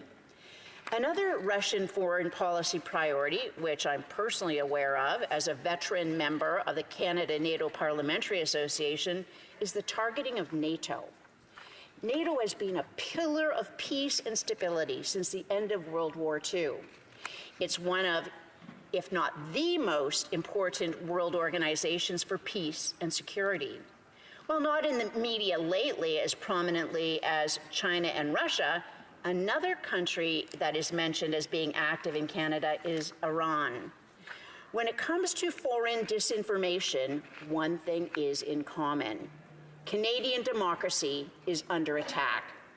The purpose of using the Chinese and Russian examples was not intended in any way to single out members of those communities, the majority of whom are model Canadian citizens. It is, as Chuck Kwan stated, the problem is that many Canadians do not even realize they're under the influence of a disinformation campaign. While Parliament has focused on lobbying once the writ drops, for many Canadians, they've already been influenced by a subtle misinformation campaign paid with foreign money that's been ongoing for years. It's not good enough to look at measures only to combat election interference. Parliament needs to deal with foreign interference between elections also, which is the intent of Bill C-278, which we're debating today. Many members of the public, when they think of lobbying, think of the so-called public relations companies and the advertising firms that go along with those organizations. It goes far deeper than that. The announcement this week that 5 environmental nonprofit groups are lobbying the Senate Environment Committee not to consult directly with the Canadian public is an attack on democracy. While it was reported that one of the environmental groups has received significant taxpayer funding from the federal government, what was not reported were the millions of dollars the other environmental organizations receive from foreign sources. Let's start with the non-governmental organization NGO Echo Justice, formerly known as the Sierra Legal Defense Fund, which is the name of its American parent. According to the Canada Revenue Agency, this particular NGO in the 2000 to 2017 time period had gross revenues of $115 million, $319,392, and that's a lot of money. So where did they get all their millions? ECHO received 8 direct grants from the controversial U.S. Tides Foundation, totaling $545,380. The U.S. Tides Foundation flows money to its Canadian subsidiary, Tides Foundation Canada. CRA records show that Tides Foundation Canada gave 10 grants totaling $903,845.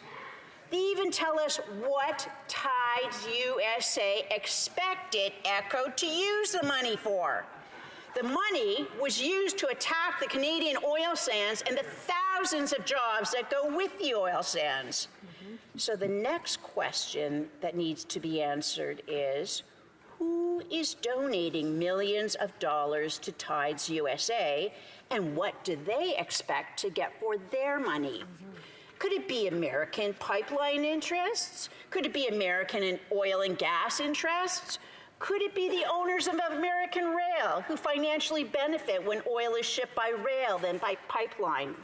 Canadians have a right to the answers to these questions. C-278 would provide those answers. In an era where foreign interests can launch 1 million emails with a push of a button, we need those answers now more than ever. In a democracy, a free and independent press is counted on to provide unbiased information and informed opinions that aid public debate, expose corruption, and highlight major social issues to enable an informed public to make participatory decisions. Today's reality is far from that ideal. In Canada, media is looking at an almost $600 million government bailout of its corporates' owners claim they need to operate. This creates more opportunities for foreign entities with deep pockets to buy public acceptance for policies that promote their interests. The role played by foreign governments as well as foreign foundations in campaigns to influence public policy in Canada should be of interest to all concerned about the independence and integrity of Canadian political and governmental processes. The increasing globalization of corporate, institutional, and geopolitical interests would seem to require that Canadian democratic institutions be more vigilant about these possible intrusions. This, in turn, demands that reports on the activities of foundations, other nonprofits, and charities seeking to influence policy be made more transparent to the public and more useful to parliamentarians who wish to exercise oversight. Greater transparency afforded in two areas that would benefit greatly from a more open system of reporting and increased oversight are the lobbyist registry and the reporting requirements to the CRA by nonprofit and charitable organizations. In addition to the concerns expressed previously about the role of foreign and corporate actors, the transparency of disclosing by lobbyists and charities is being increasingly obscured by the efforts of various interests to mask self-dealing and self-vested interests. In the United States, there's a large body of academic studies examining the strategies and practices used by private foundations to influence public policy. And many of these foundations have enormous financial resources, including billions of dollars in assets and hundreds of millions of dollars in annual revenues. Increasingly, U.S. studies have addressed the strategies used by private foundations and the many other groups they fund, most of which have charity, i.e. non-taxable status, by influencing policy. The strategies include broad communications and education programs to influence public perceptions of policy issues and to garner public support for specific actions, the lobbying of governments at all levels, infiltration of the media, and concerted, coordinated action to achieve specific objectives. And while there's less information and academic analysis available in Canada, some private researchers have made efforts to follow the money in terms of how foundations and charity funding is used. These efforts are impeded by superficial reporting requirements and the lack of publicly available information from organizations like Canada Revenue Agency, which administers provisions of the Income Tax Act related to charities, and the Lobbying Registry compiled by the Office of the Commissioner of Lobbying of Canada. Researchers such as Vivian Krause, who have endeavored to find out more about the use of domestic and foreign foundation funding for anti-oil and anti-pipeline campaigns, have learned they must often rely on the U.S. Internal Revenue Service records since the information they seek is not available from Canadian sources. In the United States, a donor-advised fund, DAF, is a charitable giving vehicle administered by a public charity created but to manage charitable donations on behalf of organizations, families, or individuals.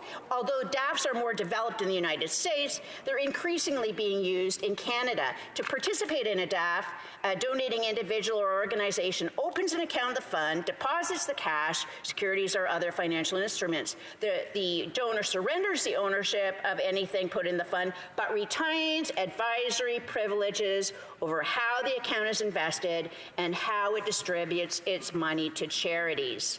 And in the charity sector, the increased use of DAF funds makes it increasingly difficult to determine the ultimate source and purpose of funding. Questions and comments, questions et commentaires. The honourable member for Saanich Gulf Islands. Mr. Speaker, and I thank my honourable colleague for the efforts in a private member's bill for greater transparency. I wonder if she's disturbed that the Fraser Institute has received $4.3 million in foreign funding to run campaigns that include ones that defend pipelines, amounts of money staggeringly larger than the ones that U.S. foundations have given some environmental groups. Member for Renfrew, Nipissing, Pembroke. Well, obviously, for the member in the back corner, this is disturbing to her, which is why this really should be a non-partisan bill. The transparency should include all parties. It should unite us all. Mm-hmm. And if foreign donations to an organization that is conservative in nature is of concern, then I hope that she too will lend her support to this bill so that not only conservative oriented foundations, institutes declare where they're getting their money from, but other foundations and charities as well. Questions and comments. Questions et commentaires. The honourable member for Winnipeg North. Mr. Speaker, with the Lobbying Act within it, there's a statutory review of the legislation, and my question to the member is related to that aspect of the legislation.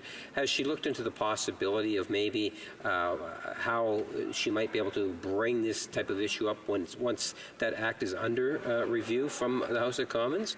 That'd be one issue, and the second one would be in regards to what would she anticipate would be additional costs incurred, because surely to goodness if you were to expand in this area there'd be a fairly substantial cost to it, because I'm sure she's not trying to imply that we would in any way try to not properly resource the current commissioner in being able to do the fine work that office does currently. The honourable member for Renfrew, Nipissing, Pembroke.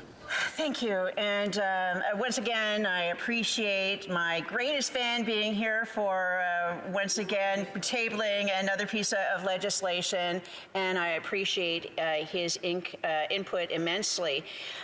In fact, we're approaching an election, and time is of the essence. We know that they're very concerned about foreign interference because earlier this week they put forth a plan to ensure that there wasn't interference in the electoral process. But even before the election starts, we have active campaigns that are trying to influence Canadian policy that's underway. And while a review may happen in another few years, we need this to pass now.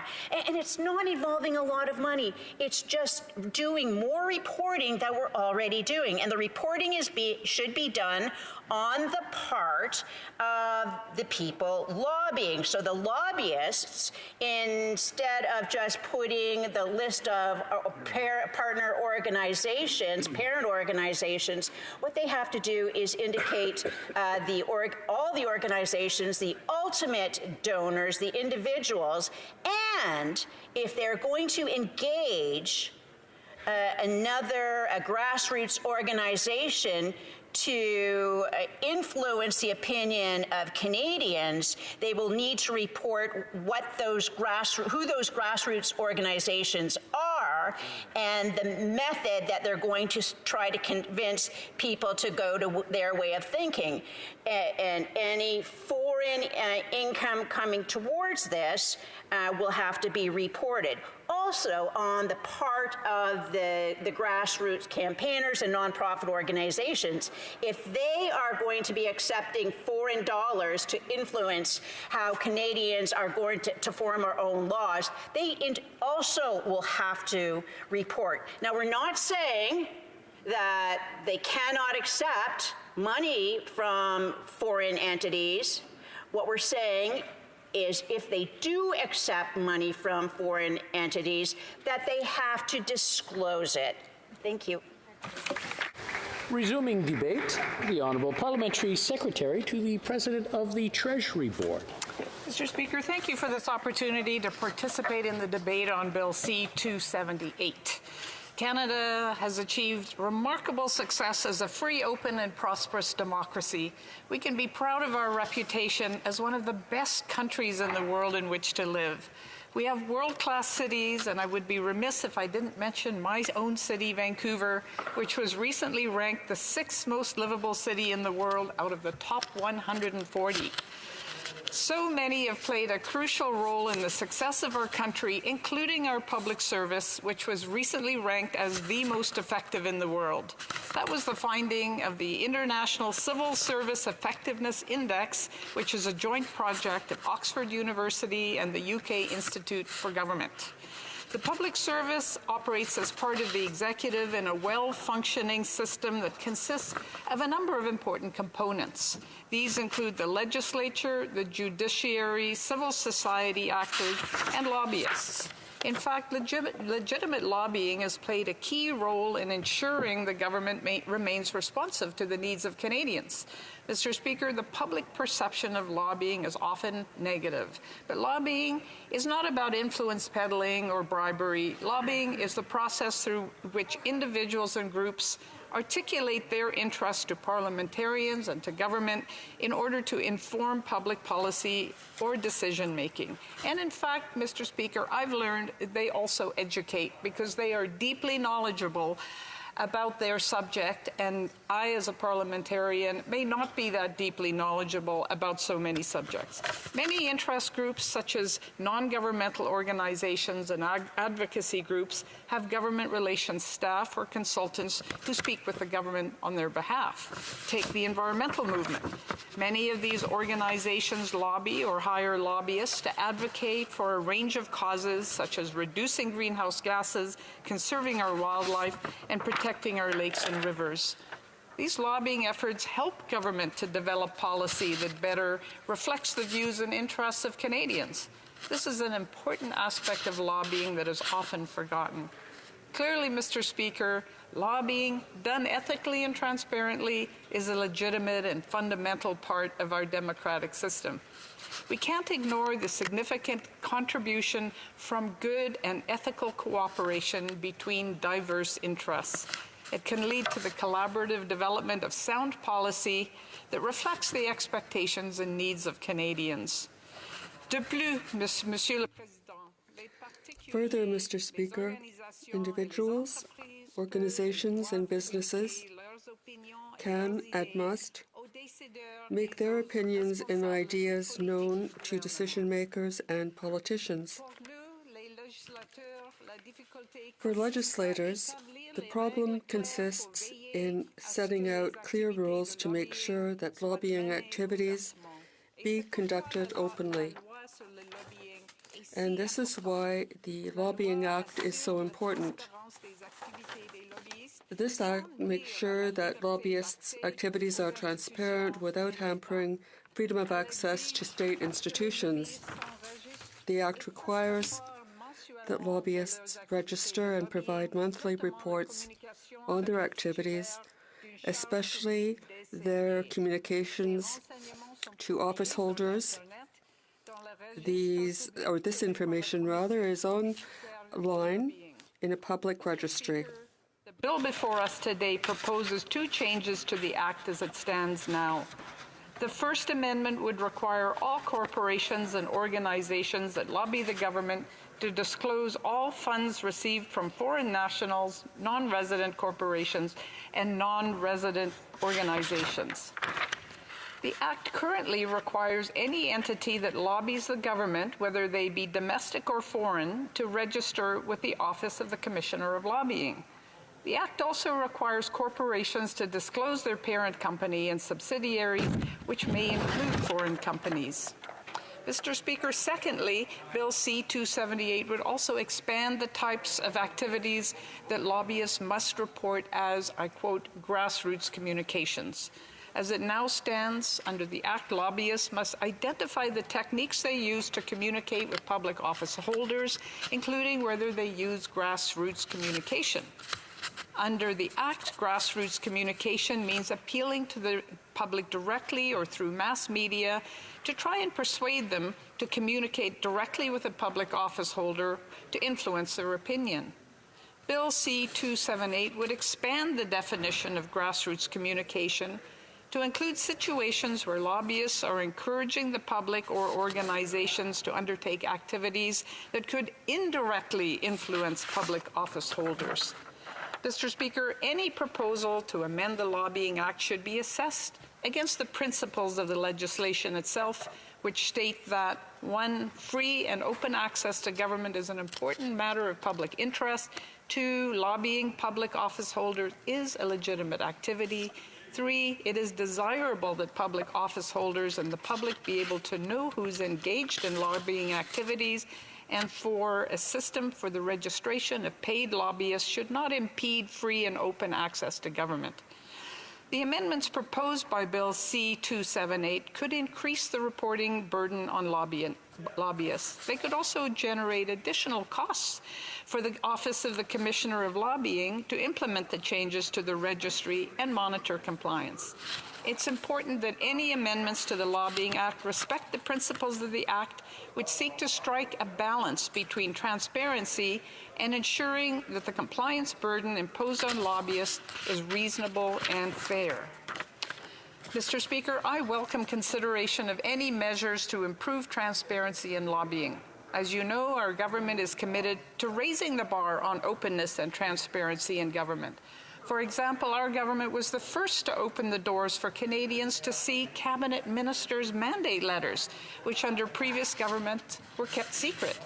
We publicly report on how far we've come in keeping the promises we made. And government departments track the outcomes of their programs with indicators and then publish the results online for public scrutiny. We have an open data portal, which makes vast amounts of government data accessible, and we've taken this data portal from being a pilot project to a permanent program. Nous essayons aussi d'approfondir.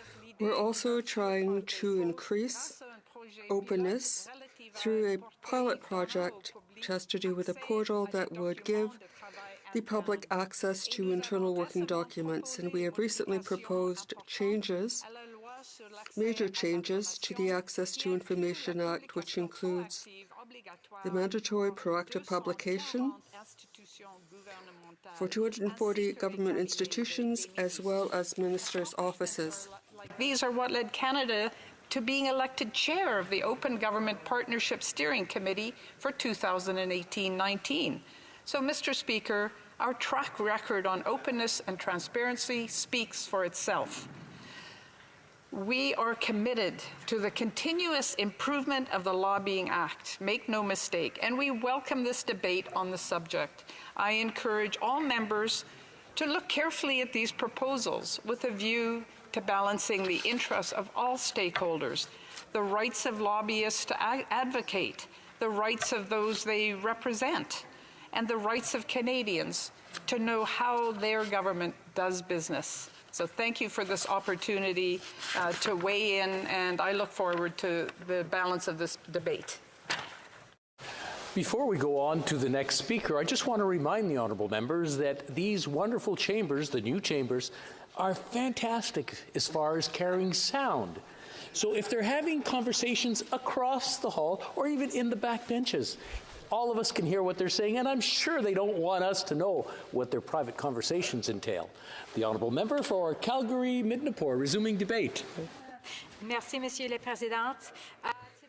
Thank you, Mr. Speaker. Rise in the House of Commons as Shadow Minister for Democratic Institutions to speak on Bill C-278, also known as the Foreign Lobbyist Transparency Act. This private member's bill, brought forward by the member for Renfrew-Nipissing Pembroke, makes crucial adjustments to the Lobbying Act to counteract foreign interference in our free and democratic system. This bill is an effective and invaluable piece of legislation that will increase transparency of foreign lobbyists and their influences, seen and unseen, on Canadian politics. C-278 accomplishes this with two primary legislative changes. Firstly, lobbyists who are funded by a foreign national, a non-resident corporation, or a non-resident organization will be required to publicly disclose that information. Secondly, these entities must also disclose whether they are using grassroots communication that could negatively impact the government's ability to consult the Canadian public on a specific course of action. Together, these changes provide Canadians with information necessary to see how foreign lobbyists could be impacting Canadian politics. Présentement, le registre canadien des At lobbyistes the present time, the Lobbying Commission gets Canadians information, very helpful information on those trying to influence government policy. Canadians can find out what individual is doing or which individuals are lobbying through which organizations, what is at stake, as well as the lobbying methods used. The changes to the legislation, to the Lobbying Act, has included a new kind of information to the long list of information which is already collected by the lobbying commissioner. This is a change that will have major benefits. Canadians, with this bill, will now have a better idea of the lobbying of foreign organizations and will be more aware of foreign influence on public policy. With transparency. Canadians deserve an open government that can assure them that they are not being unknowingly manipulated by foreign entities. We cannot assume that foreign corporations or organizations don't have malicious motivations.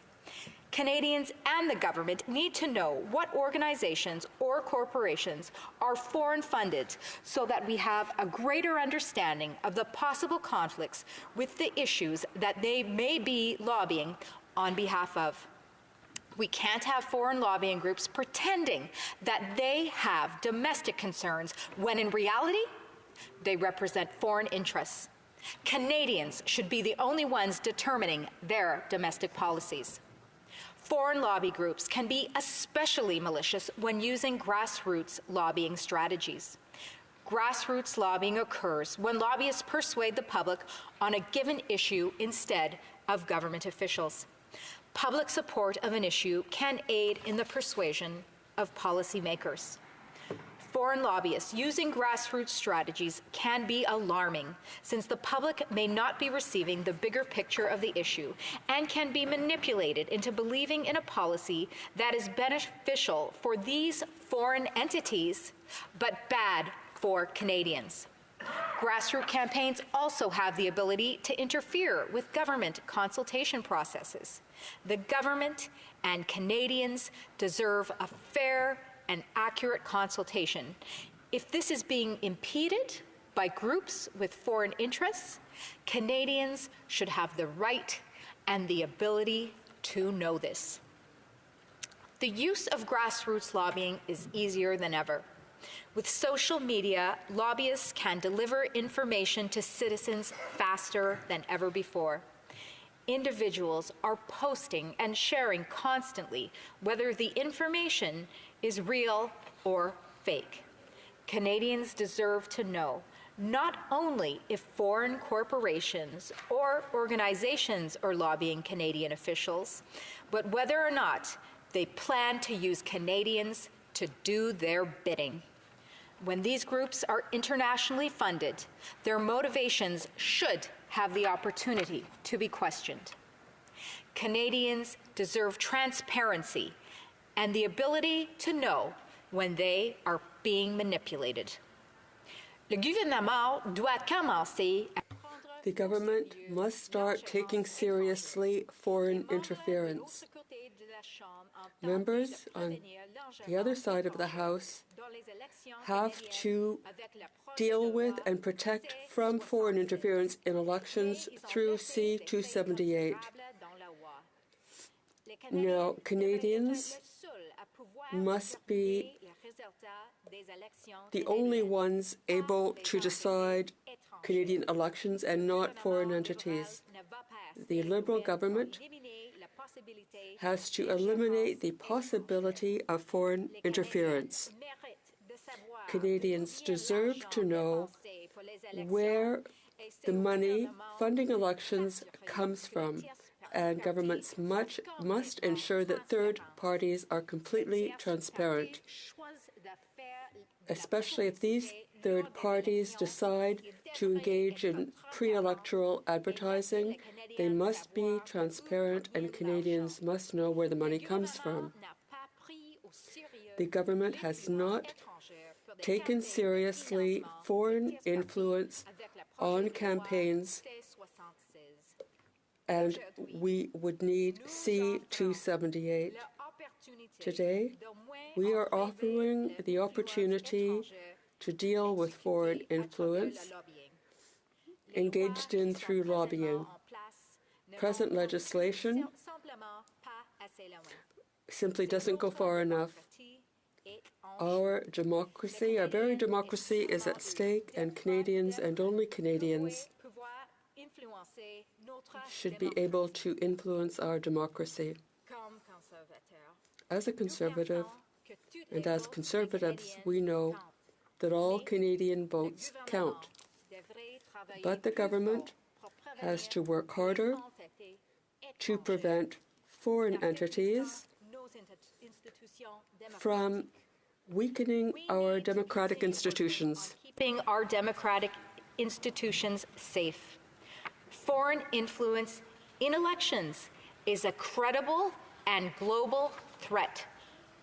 The Canadian security establishment has already recognized, as well the Prime Minister himself, that foreign influence took place in the 2015 election and is expected to increase significantly in 2019, as it has in recent elections around the globe. We can't have our elections or our domestic policy influenced by foreign entities. Our democratic institutions and government will begin to crumble if we let them succumb to foreign influence. Canadians, Mr. Speaker, deserve a system of governance that they can trust. This bill put forward by my honourable colleague is a way for Canadians to be confident that Canadian policy is not being unduly manipulated by foreign entities who wish to interfere.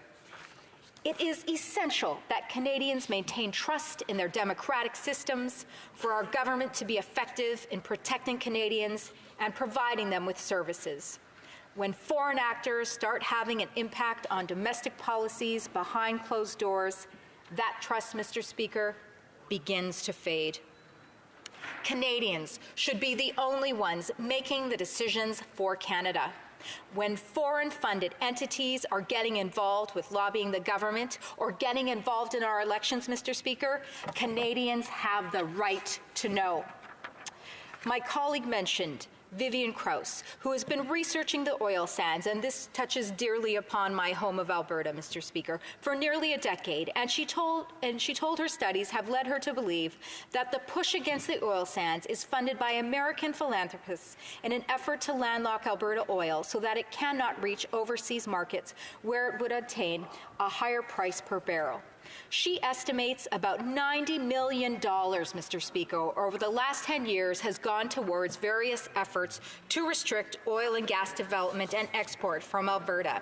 So again, Mr. Speaker, Canadians in my home province of Alberta, but also across the country, have a right to know when their democratic institutions are being compromised. Merci, Monsieur le Président. Thank you, Mr. Speaker. Resuming debate, the Honourable Parliamentary Secretary to the Government House Leader. Yes, thank you, Mr. Speaker, and it's a pleasure to rise and talk and address the members opposite's piece of legislation. I think it provokes a great deal of thought in regards to where and what sort of a direction that we collectively as the House should be looking at the broader issues related to lobbying, and especially if you put it into consideration, for example, of technological changes. You know, today when you look at social media as an example and compare it to the day in which I would have been first elected back in the late 80s, Mr. Speaker, there's been a great deal of change. And one needs to be aware of the potential influence, whether it's lobbyists, even to a certain degree individuals can carry nowadays through social media.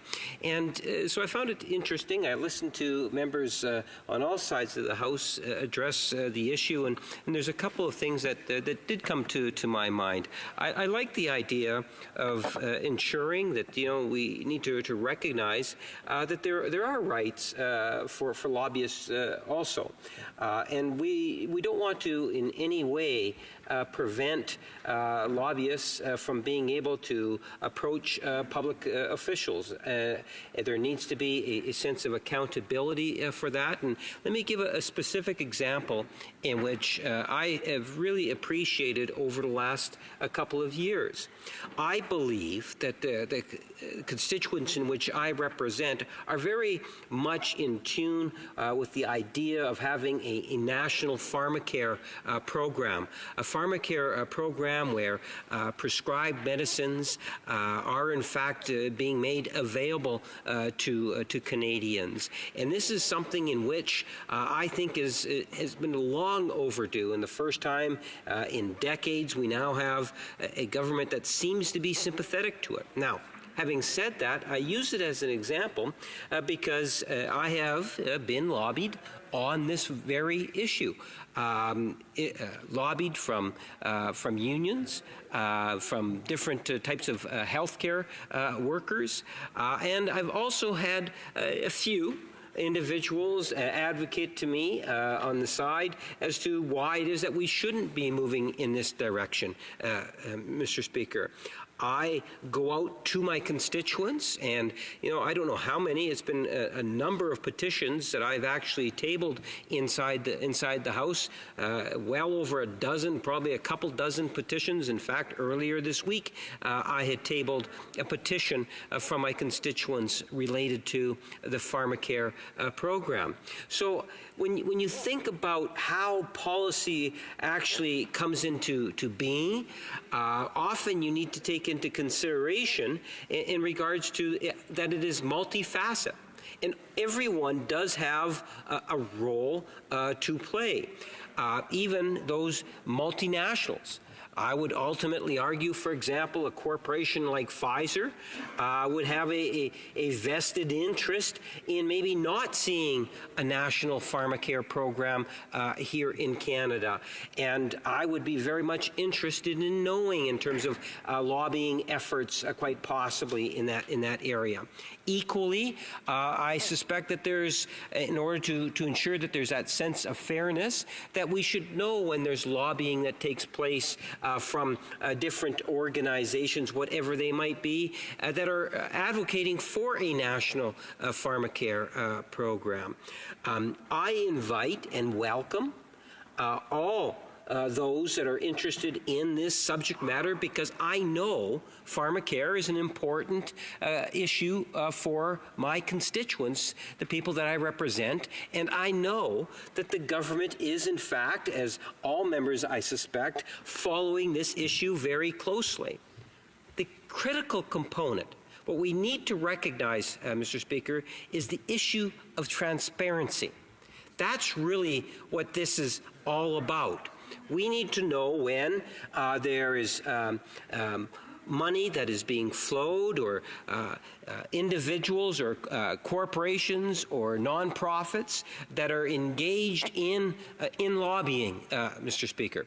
That, to me, is very important, and I like to believe that we have seen a Prime Minister and a government that has demonstrated a great deal of goodwill, and even more than goodwill, we have seen legislation dealing with enhancing transparency for Canadians on the issues, whether it's the lobbying, in particular, legislation dealing with election financing. Hear, hear. And that is something in which I think that is worthy of noting. Absolutely. When I put forward the question to my colleague across the way, the Lobbying Act, there is a statutory study that is actually done on the Lobbying Act. Completely. And I would like to think that the issues that she and others have raised this afternoon will, in fact, come before the committee when it comes time to really give a review of the Act with the idea of coming up with some ideas and recommendations that would improve and enhance the lobbying commissioner. And a part of that discussion also needs to incorporate what potential cost and value to it. Cost-benefit analysis. You know, the former Treasury Board minister knows this stuff like the back of his hand, and when it comes to accountability and transparency and the whole 9 yards, Mr. Speaker, I can assure you that this is a government that takes it all very seriously. And that's one of the reasons why I believe, Mr. Speaker, that we need to recognize right up front that when we deal with issues of this nature, what we really need to spend a great deal of time talking about is the issue of transparency. And let me give you an example of something that was very tangible by the government in the last year that we saw that dealt with the issue of transparency. You know, we talk about these engagements that ministers or leaders of political entities will conduct. They call them fundraising events. Remember, the Prime Minister not that long ago indicated that we wanted to open the doors of accountability and transparency so that even during fundraising events, media members would in fact be afforded the opportunity to participate, to observe, that we have nothing to hide. We want Canadians to know who it is that's financing and lobbying the party once it hits a certain levels. And we even went further than that, Mr. Speaker, for people that ultimately want to become the Prime Minister. For example, the leader of the official opposition or the leader of other political entities, that there should in fact be an obligation. And that's why we brought it in through the legislation, because there was resistance that was coming from opposition parties in terms of making sure that the public knew in terms of who are these individuals that are attending, that are lobbying, in particular our leaders, whether they're ministers or leaders of political parties, Mr. Speaker. So not only are we a government that talks about the importance of transparency, but our record will clearly show that we have actually acted on it, Mr. Speaker. It's one of the nice things about the House of Commons is that we do have independent offices. And this is yet, you know, the Commissioner for Lobbying has done outstanding work. And when we talk about ways in which we could possibly look at expanding that responsibility, it really is important that we do go back and reflect on the issue of resources. Because at times there may be a need for us to expand. Whether it's in this area or Elections Canada or other independent offices of the House, we want to make sure that they're actually also properly resourced, and that it is the ideas that ultimately flow into legislation have in fact been well vetted, not only for parliamentarians, but also going back to our constituents, looking at ways in which I know the constituents of Winnipeg North are very much opinionated when you go out and you ask for their thoughts on issues, or different stakeholder groups themselves that would have a great deal of input on issues of this nature. I appreciate the bill coming forward and look forward for the ongoing debate on the matter. Thank you, Mr. Speaker. Bravo.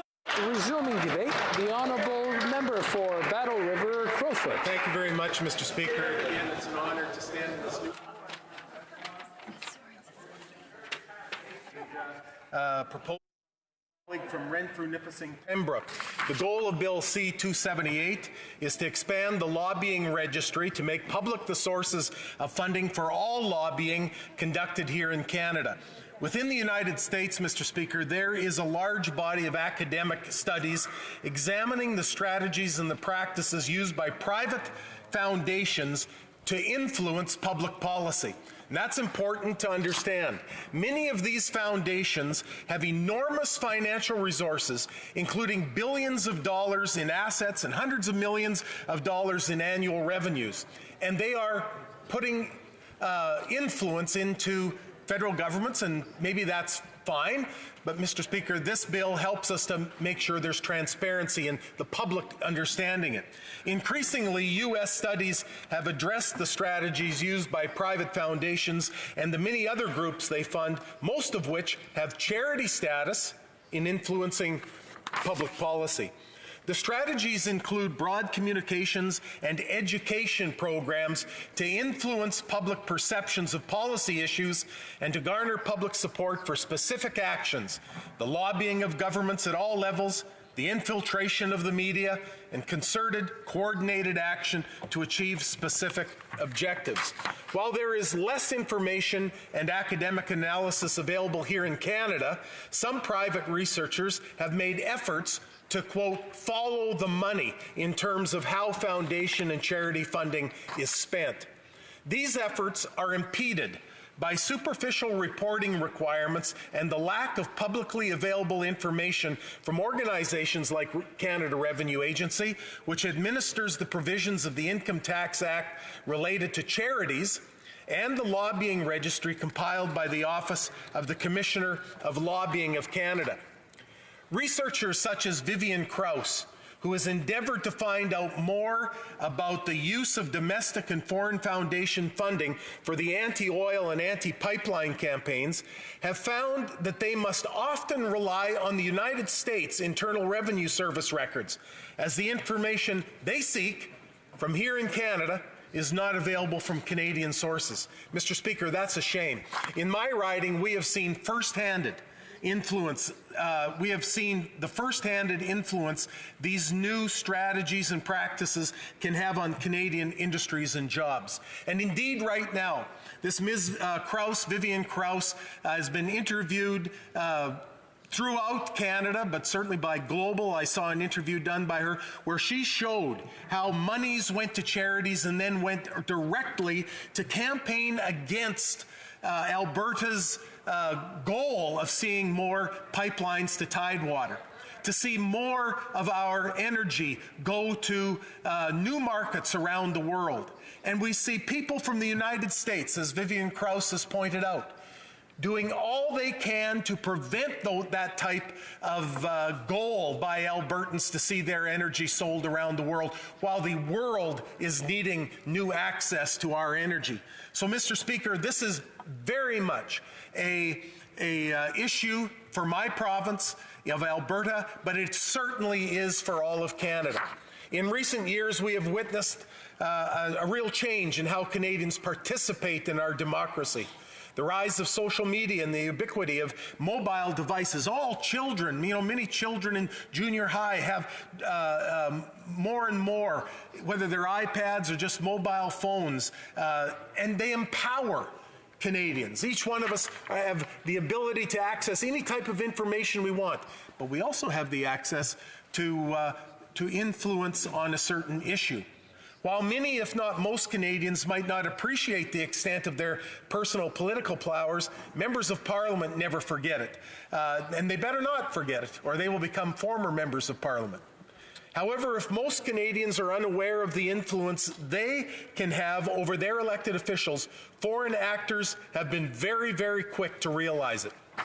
20 years ago, launching a grassroots movement to effect some policy change required considerable manpower and massive amounts of resources. Today, these campaigns can be launched for a cost of a domain name. In the past, one would have had to spend millions of dollars on advertising and direct mail just to reach out and persuade a few thousand people of whatever issue or whatever topic that they wanted to do. Now for a few $100s or a few $1,000s, one can launch a Facebook ad campaign with the potential to reach literally millions of people. It can be targeted into certain areas specifically, but broadly it can go around the world. Mr. Speaker, this, I think, more and more is becoming an issue that Canadians are in tune to. They know that a foreign actor can launch 1 million emails with just the push of one button.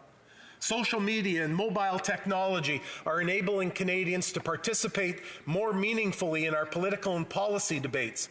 But that is true for Canadians. It's also true for non-Canadians. And it's true for non-Canadians that most people, when they see their ad, might actually believe that they're Canadians.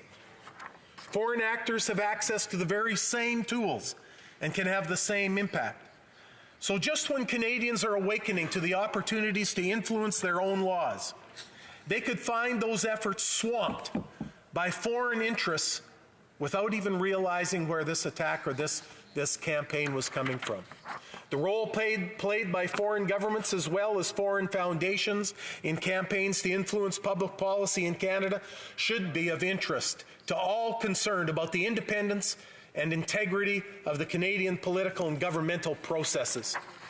The increased globalization of corporate, institutional, and geopolitical interests would seem to require that Canadian democratic institutions be more vigilant about these possible intrusions. This in turn demands that reports on the activities of foundations and charities seeking to influence policy be made more transparent to the public and more useful to the parliamentarians who wish to exercise oversight. While the Foreign Lobbyist Transparency Act will not block foreign actors from launching fake grassroots campaigns, requiring disclosure of their funding Canadian organizations to do so will give additional tools to public office holders in understanding where the latest round of foreign emails may really be coming from or where they're originated at. A transparent registry of foreign lobbyists and their campaigns will provide journalists and researchers with a new way to follow the dollar. Mr. Speaker, I would also add here that when we give to charities in this country, we expect a certain return. We expect that they abide by certain rules. But many charities in other countries may well not apply those same restrictions and rules to them. And they may indeed be the ones who start some of these campaigns. Rather than taking an approach that attempts to restrict or regulate the speech of foreign actors, restrictions that would inevitably hamper Canadians' own rights and freedoms, Bill C-278 simply requires disclosure. Foreign entities will need to report when they are funding campaigns to influence federal office holders and officials. Truth and transparency are always our best defenses in preserving an open and democratic Canada. It's my genuine hope that these are changes that all members of Parliament can support. Mr. Speaker, I think one can look and say, well, listen, there are conservative organizations that may be doing that. There are liberal organizations. There are socialist organizations. There are green-backed organizations that may well be doing this. Some of that may be all right, but let Canadians know who they are. Too often, questions about foreign funding of different sides of a policy debate are dismissed as being partisan by one side or the other. We can all play that game. The Foreign Lobbyist Transparency Act cuts through the partisan divide by applying equally to all foreign actors, whether they are supporting a cause you hold dear or opposing a policy you would prefer. This bill will not limit Canadians' ability to solicit foreign financial support for an issue they're pursuing. It simply requires them to disclose to their fellow citizens the ultimate source of those funds. Individual Canadians can then assess for themselves whether the source of funding is material to the issue. The digital transformation of our democracy is still in its infancy. Who knows what the next year, the next 5 years will hold for the digital world? It presents an opportunity to meaningfully increase Canadians' participation in our laws, but only if we have faith in it. By ensuring greater transparency for foreign funding of lobbying and public relations campaigns, we can restore a measure of trust in our democracy. And, Mr. Speaker, I know we all want to do that. Thank you, Mr. Speaker. Resuming debate, reprise du débat, the honourable member for Bonavista, Burin Trinity. Thank you, Mr. Speaker, for the opportunity to talk about Bill C-278, an act to amend the Lobbying Act. Mr. Speaker, our government is committed to the continuous improvement of the Lobbying Act and welcomes this debate on the subject. Lobbying has been a part of getting things done in this country politically from its earliest days. Apparently, even the grants, monopolies, and concessions that made possible the early voyages of Cartier, Frobisher, Hudson, and others were obtained through lobbying at court. Today, lobbying refers generally to an effort to communicate with legislators or other public officials against or in favor of a specific cause when carried out for compensation. It is the normal way organizations and interest groups inform and influence the policy-making process, and is vital to the healthy functioning of a government that is open and responsible to the will of the people. At the same time, lobbying is subject to checks and balances that provide disclosure about who is working to shape government policy. Transparency as a curb on potential corruption of public officials is every bit as important as influencing and ensuring the system works. The purpose of the bill before us is to increase the amount of information lobbyists are required to disclose under the Lobbying Act. Mr. Speaker, I think we can all agree on the importance of both free and open access to government, as well as the need for Canadians to know who is lobbying their government. Both are in the public interest and must be carefully balanced. In fact, the recent history of lobbying legislation in this country is a story of trying to get the balance right. Until July 2008, lobbying at the federal level in Canada was governed by the Lobbyist Registration Act, which came into force in 1989. The Act established a registration system intended to foster public right to know and be informed about who is trying to influence government policy. Thank you, Mr. Speaker. Honourable member for Bonavista, Buren, Trinity will have 8 minutes coming to him so that he can complete his elocution when we take up this bill again. In the meantime, la période prévue pour l'étude des The period for private members' business has now expired, and the order is moved to the bottom of the order of precedence on the order paper. Order 38, a motion to adjourn the House is deemed to have been made and seconded at this time. Therefore, the question is that this House do now adjourn. The honourable member for Victoria. Thank you very much. To us to rise today. It's a question that I've been pursuing for a great deal of time, and it's simply this. It concerns the inability of women who marry after the age of 60 to military people and other Canadians to get access to their late husband's pension. In my case, Mr. Speaker, from my riding of Victoria, and I've had letters from across the country on this issue, I was first alerted to this issue by Patricia Kidd. She and her late husband, Pete, were married for 33 years ago. They were married for 31 years before he died. They raised 2 sons. But Ottawa will not give Patricia a penny of the pension money that other veterans' widows get. And why is that? Because of an archaic rule dating back to 1901 that was inserted into the pension legislation to prevent young women from marrying aging veterans before the First World War. That clause is not unique to the armed forces. It's in other pension plans, such as those pertaining to judges, Mounties, and other federal workers. This clause, Mr. Speaker, has been the source of enormous injustice. And the government has acknowledged that. They have acknowledged that by making clear in the mandate letter of the Minister of Veterans Affairs that, as of 2015, that a priority was to eliminate the so-called marriage after 60 clawback clause. Mr. Speaker, that was 2015 in the mandate letter. I have spoken with the then Minister of Veterans Affairs, the member for Calgary Centre, and wrote him on September 13, 2016. He said help was on the way.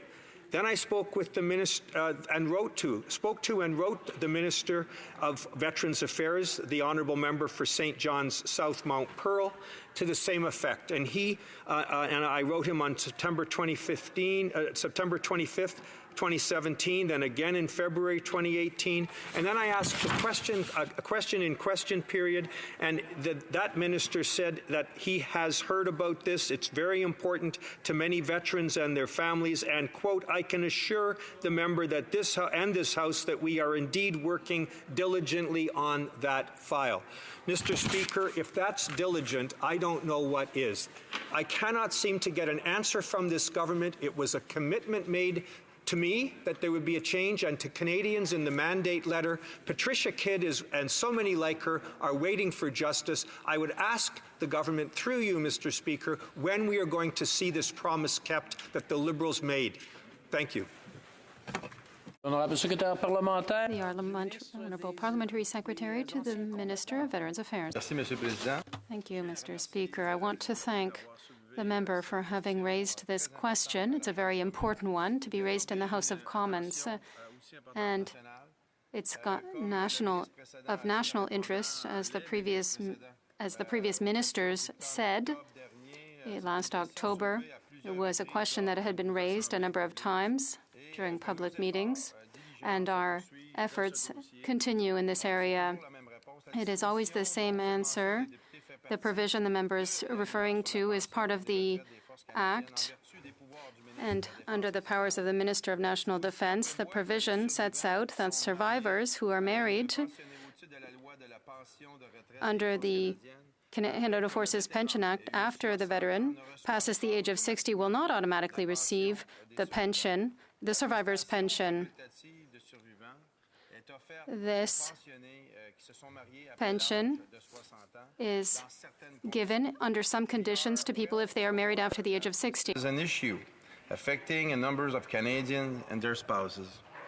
This is why finding a solution in the issue has been part of the mandate of the Minister of Veterans Affairs, and why Ministers of Veterans Affairs and of National Defence are working together to address those provisions impacting marriage after 60 in the legislation. It's not that easy, Monsieur le Président. Le ministère de la Défense nationale. National Defence and Veterans Affairs understand the impact that this provision can have if they marry after 60. It's time to find the best way to deal with this issue. This is part of the efforts being made to ensure that Canadian Forces pensioners get the pensions they deserve, as well as the sickness benefit they deserve. Over the last few years, our government has made a number of improvements to the benefits and services given to veterans and their spouses and families. We have also improved the way in which they are provided. We have invested $10 billion in new funds in support measures for veterans and their families. Increase the maximum lump sum pain and suffering compensation to $310,000 to $360,000, and increase income replacement for veterans in rehabilitation for 75% of their pre-release salary to 90%. Nous avons accru. We have increased the support to survivors and spouses, eliminating the one-year limit for readaptation and professional reinsertion programs. Families have better flexibility in accessing the programs when they need them. Among the benefits offered to the families, Mr. Speaker, there is an allocation of $1,000 a month, non-taxable, paid directly to the individual who takes care of the eligible veteran. The veterans and their families have access to programs for veterans' families and 32 family resource centers across the country. Now, spouses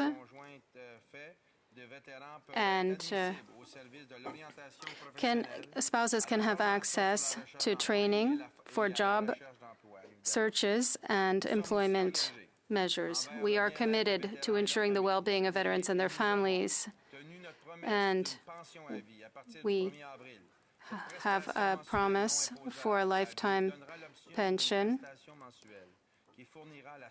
This will ensure financial stability for veterans and their families by putting the focus on well-being education, training, and career development. If we take a young corporal who served 6 years before he was severely injured, both mentally and physically, he would get almost $6,000. Victoria. Mr. Speaker, the parliamentary secretary has told us about the money that's being spent on veterans, for which I'm grateful. He's told us about efforts continuing. He's told us that a number of other programs are being expanded, which is terrific. That does absolutely nothing to keep the promise that the government made in 2015 to widows like Patricia Kidd in my riding and so many others I've heard from across this country. The minister the parliamentary secretary has tried to change the subject here tonight. He's done nothing for Patricia Kidd. This is another broken Liberal promise. I, through you, ask again to the parliamentary secretary, will this promise be kept? The promise made in 2015 in the mandate letter to Canadians, will it be kept before the election in October of this year? The Honourable Parliamentary Secretary. Thank you, Mr. Speaker. This government intends to ensure that policies and regulations affecting veterans and Canadian Forces service members come into the 21st century. We want to pay tribute to the sacrifice made by veterans and their families, as mentioned in the mandate letter. We are working constantly to offer veterans and their families the care and support that they need when and as they need. And we encourage Canadians to remember those who served. We continue to listen and work with veterans and the members of their families across the country. Thanks to all the comments we have received during our open and frank conversations, we continue to put the priority on veterans and their families while continuing to achieve our mandate. Thank you, Mr. Speaker. The honourable member for Saanich Gulf Islands. Thank you, Mr. Speaker. I'm extremely pleased to be able to pursue tonight in adjournment proceedings one of the most important questions I've ever asked in this place, which was to the Prime Minister on October 16th. The night before, we had held in this place a quite extraordinary emergency debate, thanks to the Speaker's ruling that it was, in fact, qualifying as an emergency, that the IPCC, the United Nations Agency of the world's best scientists, had just delivered a report that warned humanity that unless we held global average temperature increase to no more than 1.5 degrees Celsius, we could face unimaginable consequences, up to and including the loss of human civilization and potentially our own extinction. I put it to the Prime Minister that on the eve of the climate negotiations in Poland, now is the time to improve our targets. The IPCC report made it very clear that Canada's targets were wholly and are wholly inadequate to the task ahead of us. The good news, I must stress, Mr. Speaker, from the IPCC report is that we still have time to avoid those consequences, but we no longer have time for procrastination. Now, of course, events have taken place since then. The climate negotiations within which I participated in December in Katowice, Poland, are over. Canada did not step up to improve our targets, and I have to say, not just lamentably, but shamefully, the only countries that improved their targets were Fiji and the Marshall Islands. But it is very clear that we must take a role of global leadership, and where other countries are not improving their targets, surely Canada, with the weakest targets within the OECD, must do so. Now, the Prime Minister's response to me was to say, and I quote, "We are working hard to meet our 2030 targets." I want to stress that these 2030 targets to which Canada is now committed have not changed since May 2015, when the former government of Stephen Harper placed them with the United Nations. And now we know from the IPCC report that the targets we've put forward are not just inconsistent with the Paris Agreement, they're dangerous and reckless. The Prime Minister went on to say, we are reversing the Conservatives' reckless changes. And I put it to my friend, the Honourable Parliamentary Secretary, the most reckless change of the Harper administration was to cancel Kyoto and weaken our targets, not once, but 3 times. And we have now embraced, and the Liberal government has now embraced, the weakest of the targets from the 3 times Stephen Harper changed them. They are clearly inconsistent with the Paris Agreement. They clearly don't take us to 1.5 degrees Celsius. In fact, it's been calculated by other scientists that if all countries on Earth were pursuing Canada's weak efforts, global average temperature would go to 5.1 degrees Celsius, or well past the danger zone. We now know that we have very little time. We know that other levels of jurisdiction within Canada are recognizing this is a climate emergency. Halifax just did, Vancouver has done, other cities are considering it. And yet in this place, it seems as though the major political party with the most seats in this place thinks we can just pretend till we get through the next election that the Harper targets are good enough, that the small efforts being made by the Liberal Party and the government, for which I am grateful that they're not as weak as the Conservatives, but if they lead us to extinction, in the end, it won't make a difference. The Honourable Parliamentary Secretary to the Minister of the Environment and Climate Change. Thank you, Mr. Speaker, and as always, it's a pleasure to engage in a thoughtful debate with my colleague representing Saanich Gulf Islands, and I'll take this opportunity to recognize, on the record for the first time, and congratulate her on her upcoming nuptials. Canadians know that the impacts of climate change are very real. We see them in our communities every day, and we need to take them very seriously. We understand the importance of limiting the temperature increase to 1.5 degrees, as examined in the IPCC report that the honourable member has referred to. And that's why we supported the goal of 1.5 degrees in Paris. And with a significant discussion around targets, the real target that I'm most concerned with is 1.5 degrees that's going to prevent a catastrophe that could render our planet potentially uninhabitable for future generations. The Government of Canada knows that growing the economy can be done while we protect the environment. I had the opportunity to take part in a panel with the honourable member this morning where we discussed, in fact, protecting the environment can lead to economic growth. We have made significant progress in implementing our pan-Canadian framework on climate change. And in December of this year, we published the second annual progress report that details some of the work that's been done so far.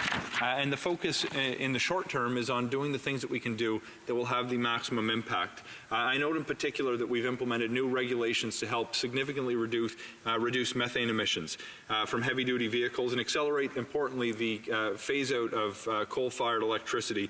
And by 2030, I anticipate we're going to have 90% of our electricity generated by renewable resources. We've released a clean fuel standard regulatory design paper for consultation. We've made significant investments in clean technology, innovation, and green infrastructure that's going to drive growth while we reduce pollution. I don't want to just rhyme off a list of accomplishments, but suffice it to say that we're focusing on the things that are going to make the biggest difference. And of course, the price on pollution that we're introducing is a marquee policy of the government that's going to be the most effective tool we have in the toolkit. And you don't have to take my word for it. You can look at the many endorsements of this approach from groups like the Canadian Chamber of Commerce, a number of economists in the United States, and Nobel Prize winners, to say the least. Our analysis found that pollution pricing alone in Canada is going to reduce pollution by between 50 and 60 megatons. This is a single policy that's going to have a significant impact. We're always going to be looking to what other policies we can be adopting to go further and do more and achieve the deep decarbonization that we need to ensure that we don't put our planet's health in the way of irreparable harm. In certain provinces, of course, there is pushback against the policy that we're trying to implement, but we won't be stopped because there's a lack of political will to implement what we know is the most effective policy we can do to reduce our emissions. We remain committed to meeting our target of 2030. We want to achieve at maximum that 1.5 degree limit that we discussed in the Paris Agreement, and we're going to work with our partners both across Canada and as part of the international community to try to get more people and more countries on board to ensure that emissions are coming down so that we all have a safe planet to inhabit, not just in this generation, but going forward for our kids and grandkids as well. Thank you very much.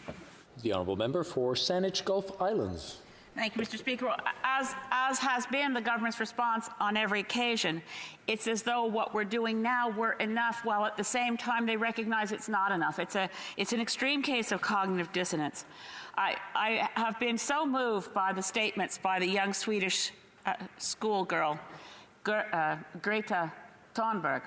She recently spoke at Davos at the World Economic Forum, and she said, "Our house is on fire. I want you to panic." Now, if a house is on fire, and I'll continue with her metaphor, and you have people on the roof who need rescuing, and they're on a 4th-story roof, and people rush forward with a stepladder, the assembled crowds won't cheer for the stepladder. Our house is on fire, and the government policies to date are the stepladder. You can't reach the 4th floor unless you aim for it. We need to improve our target. We need to do it now.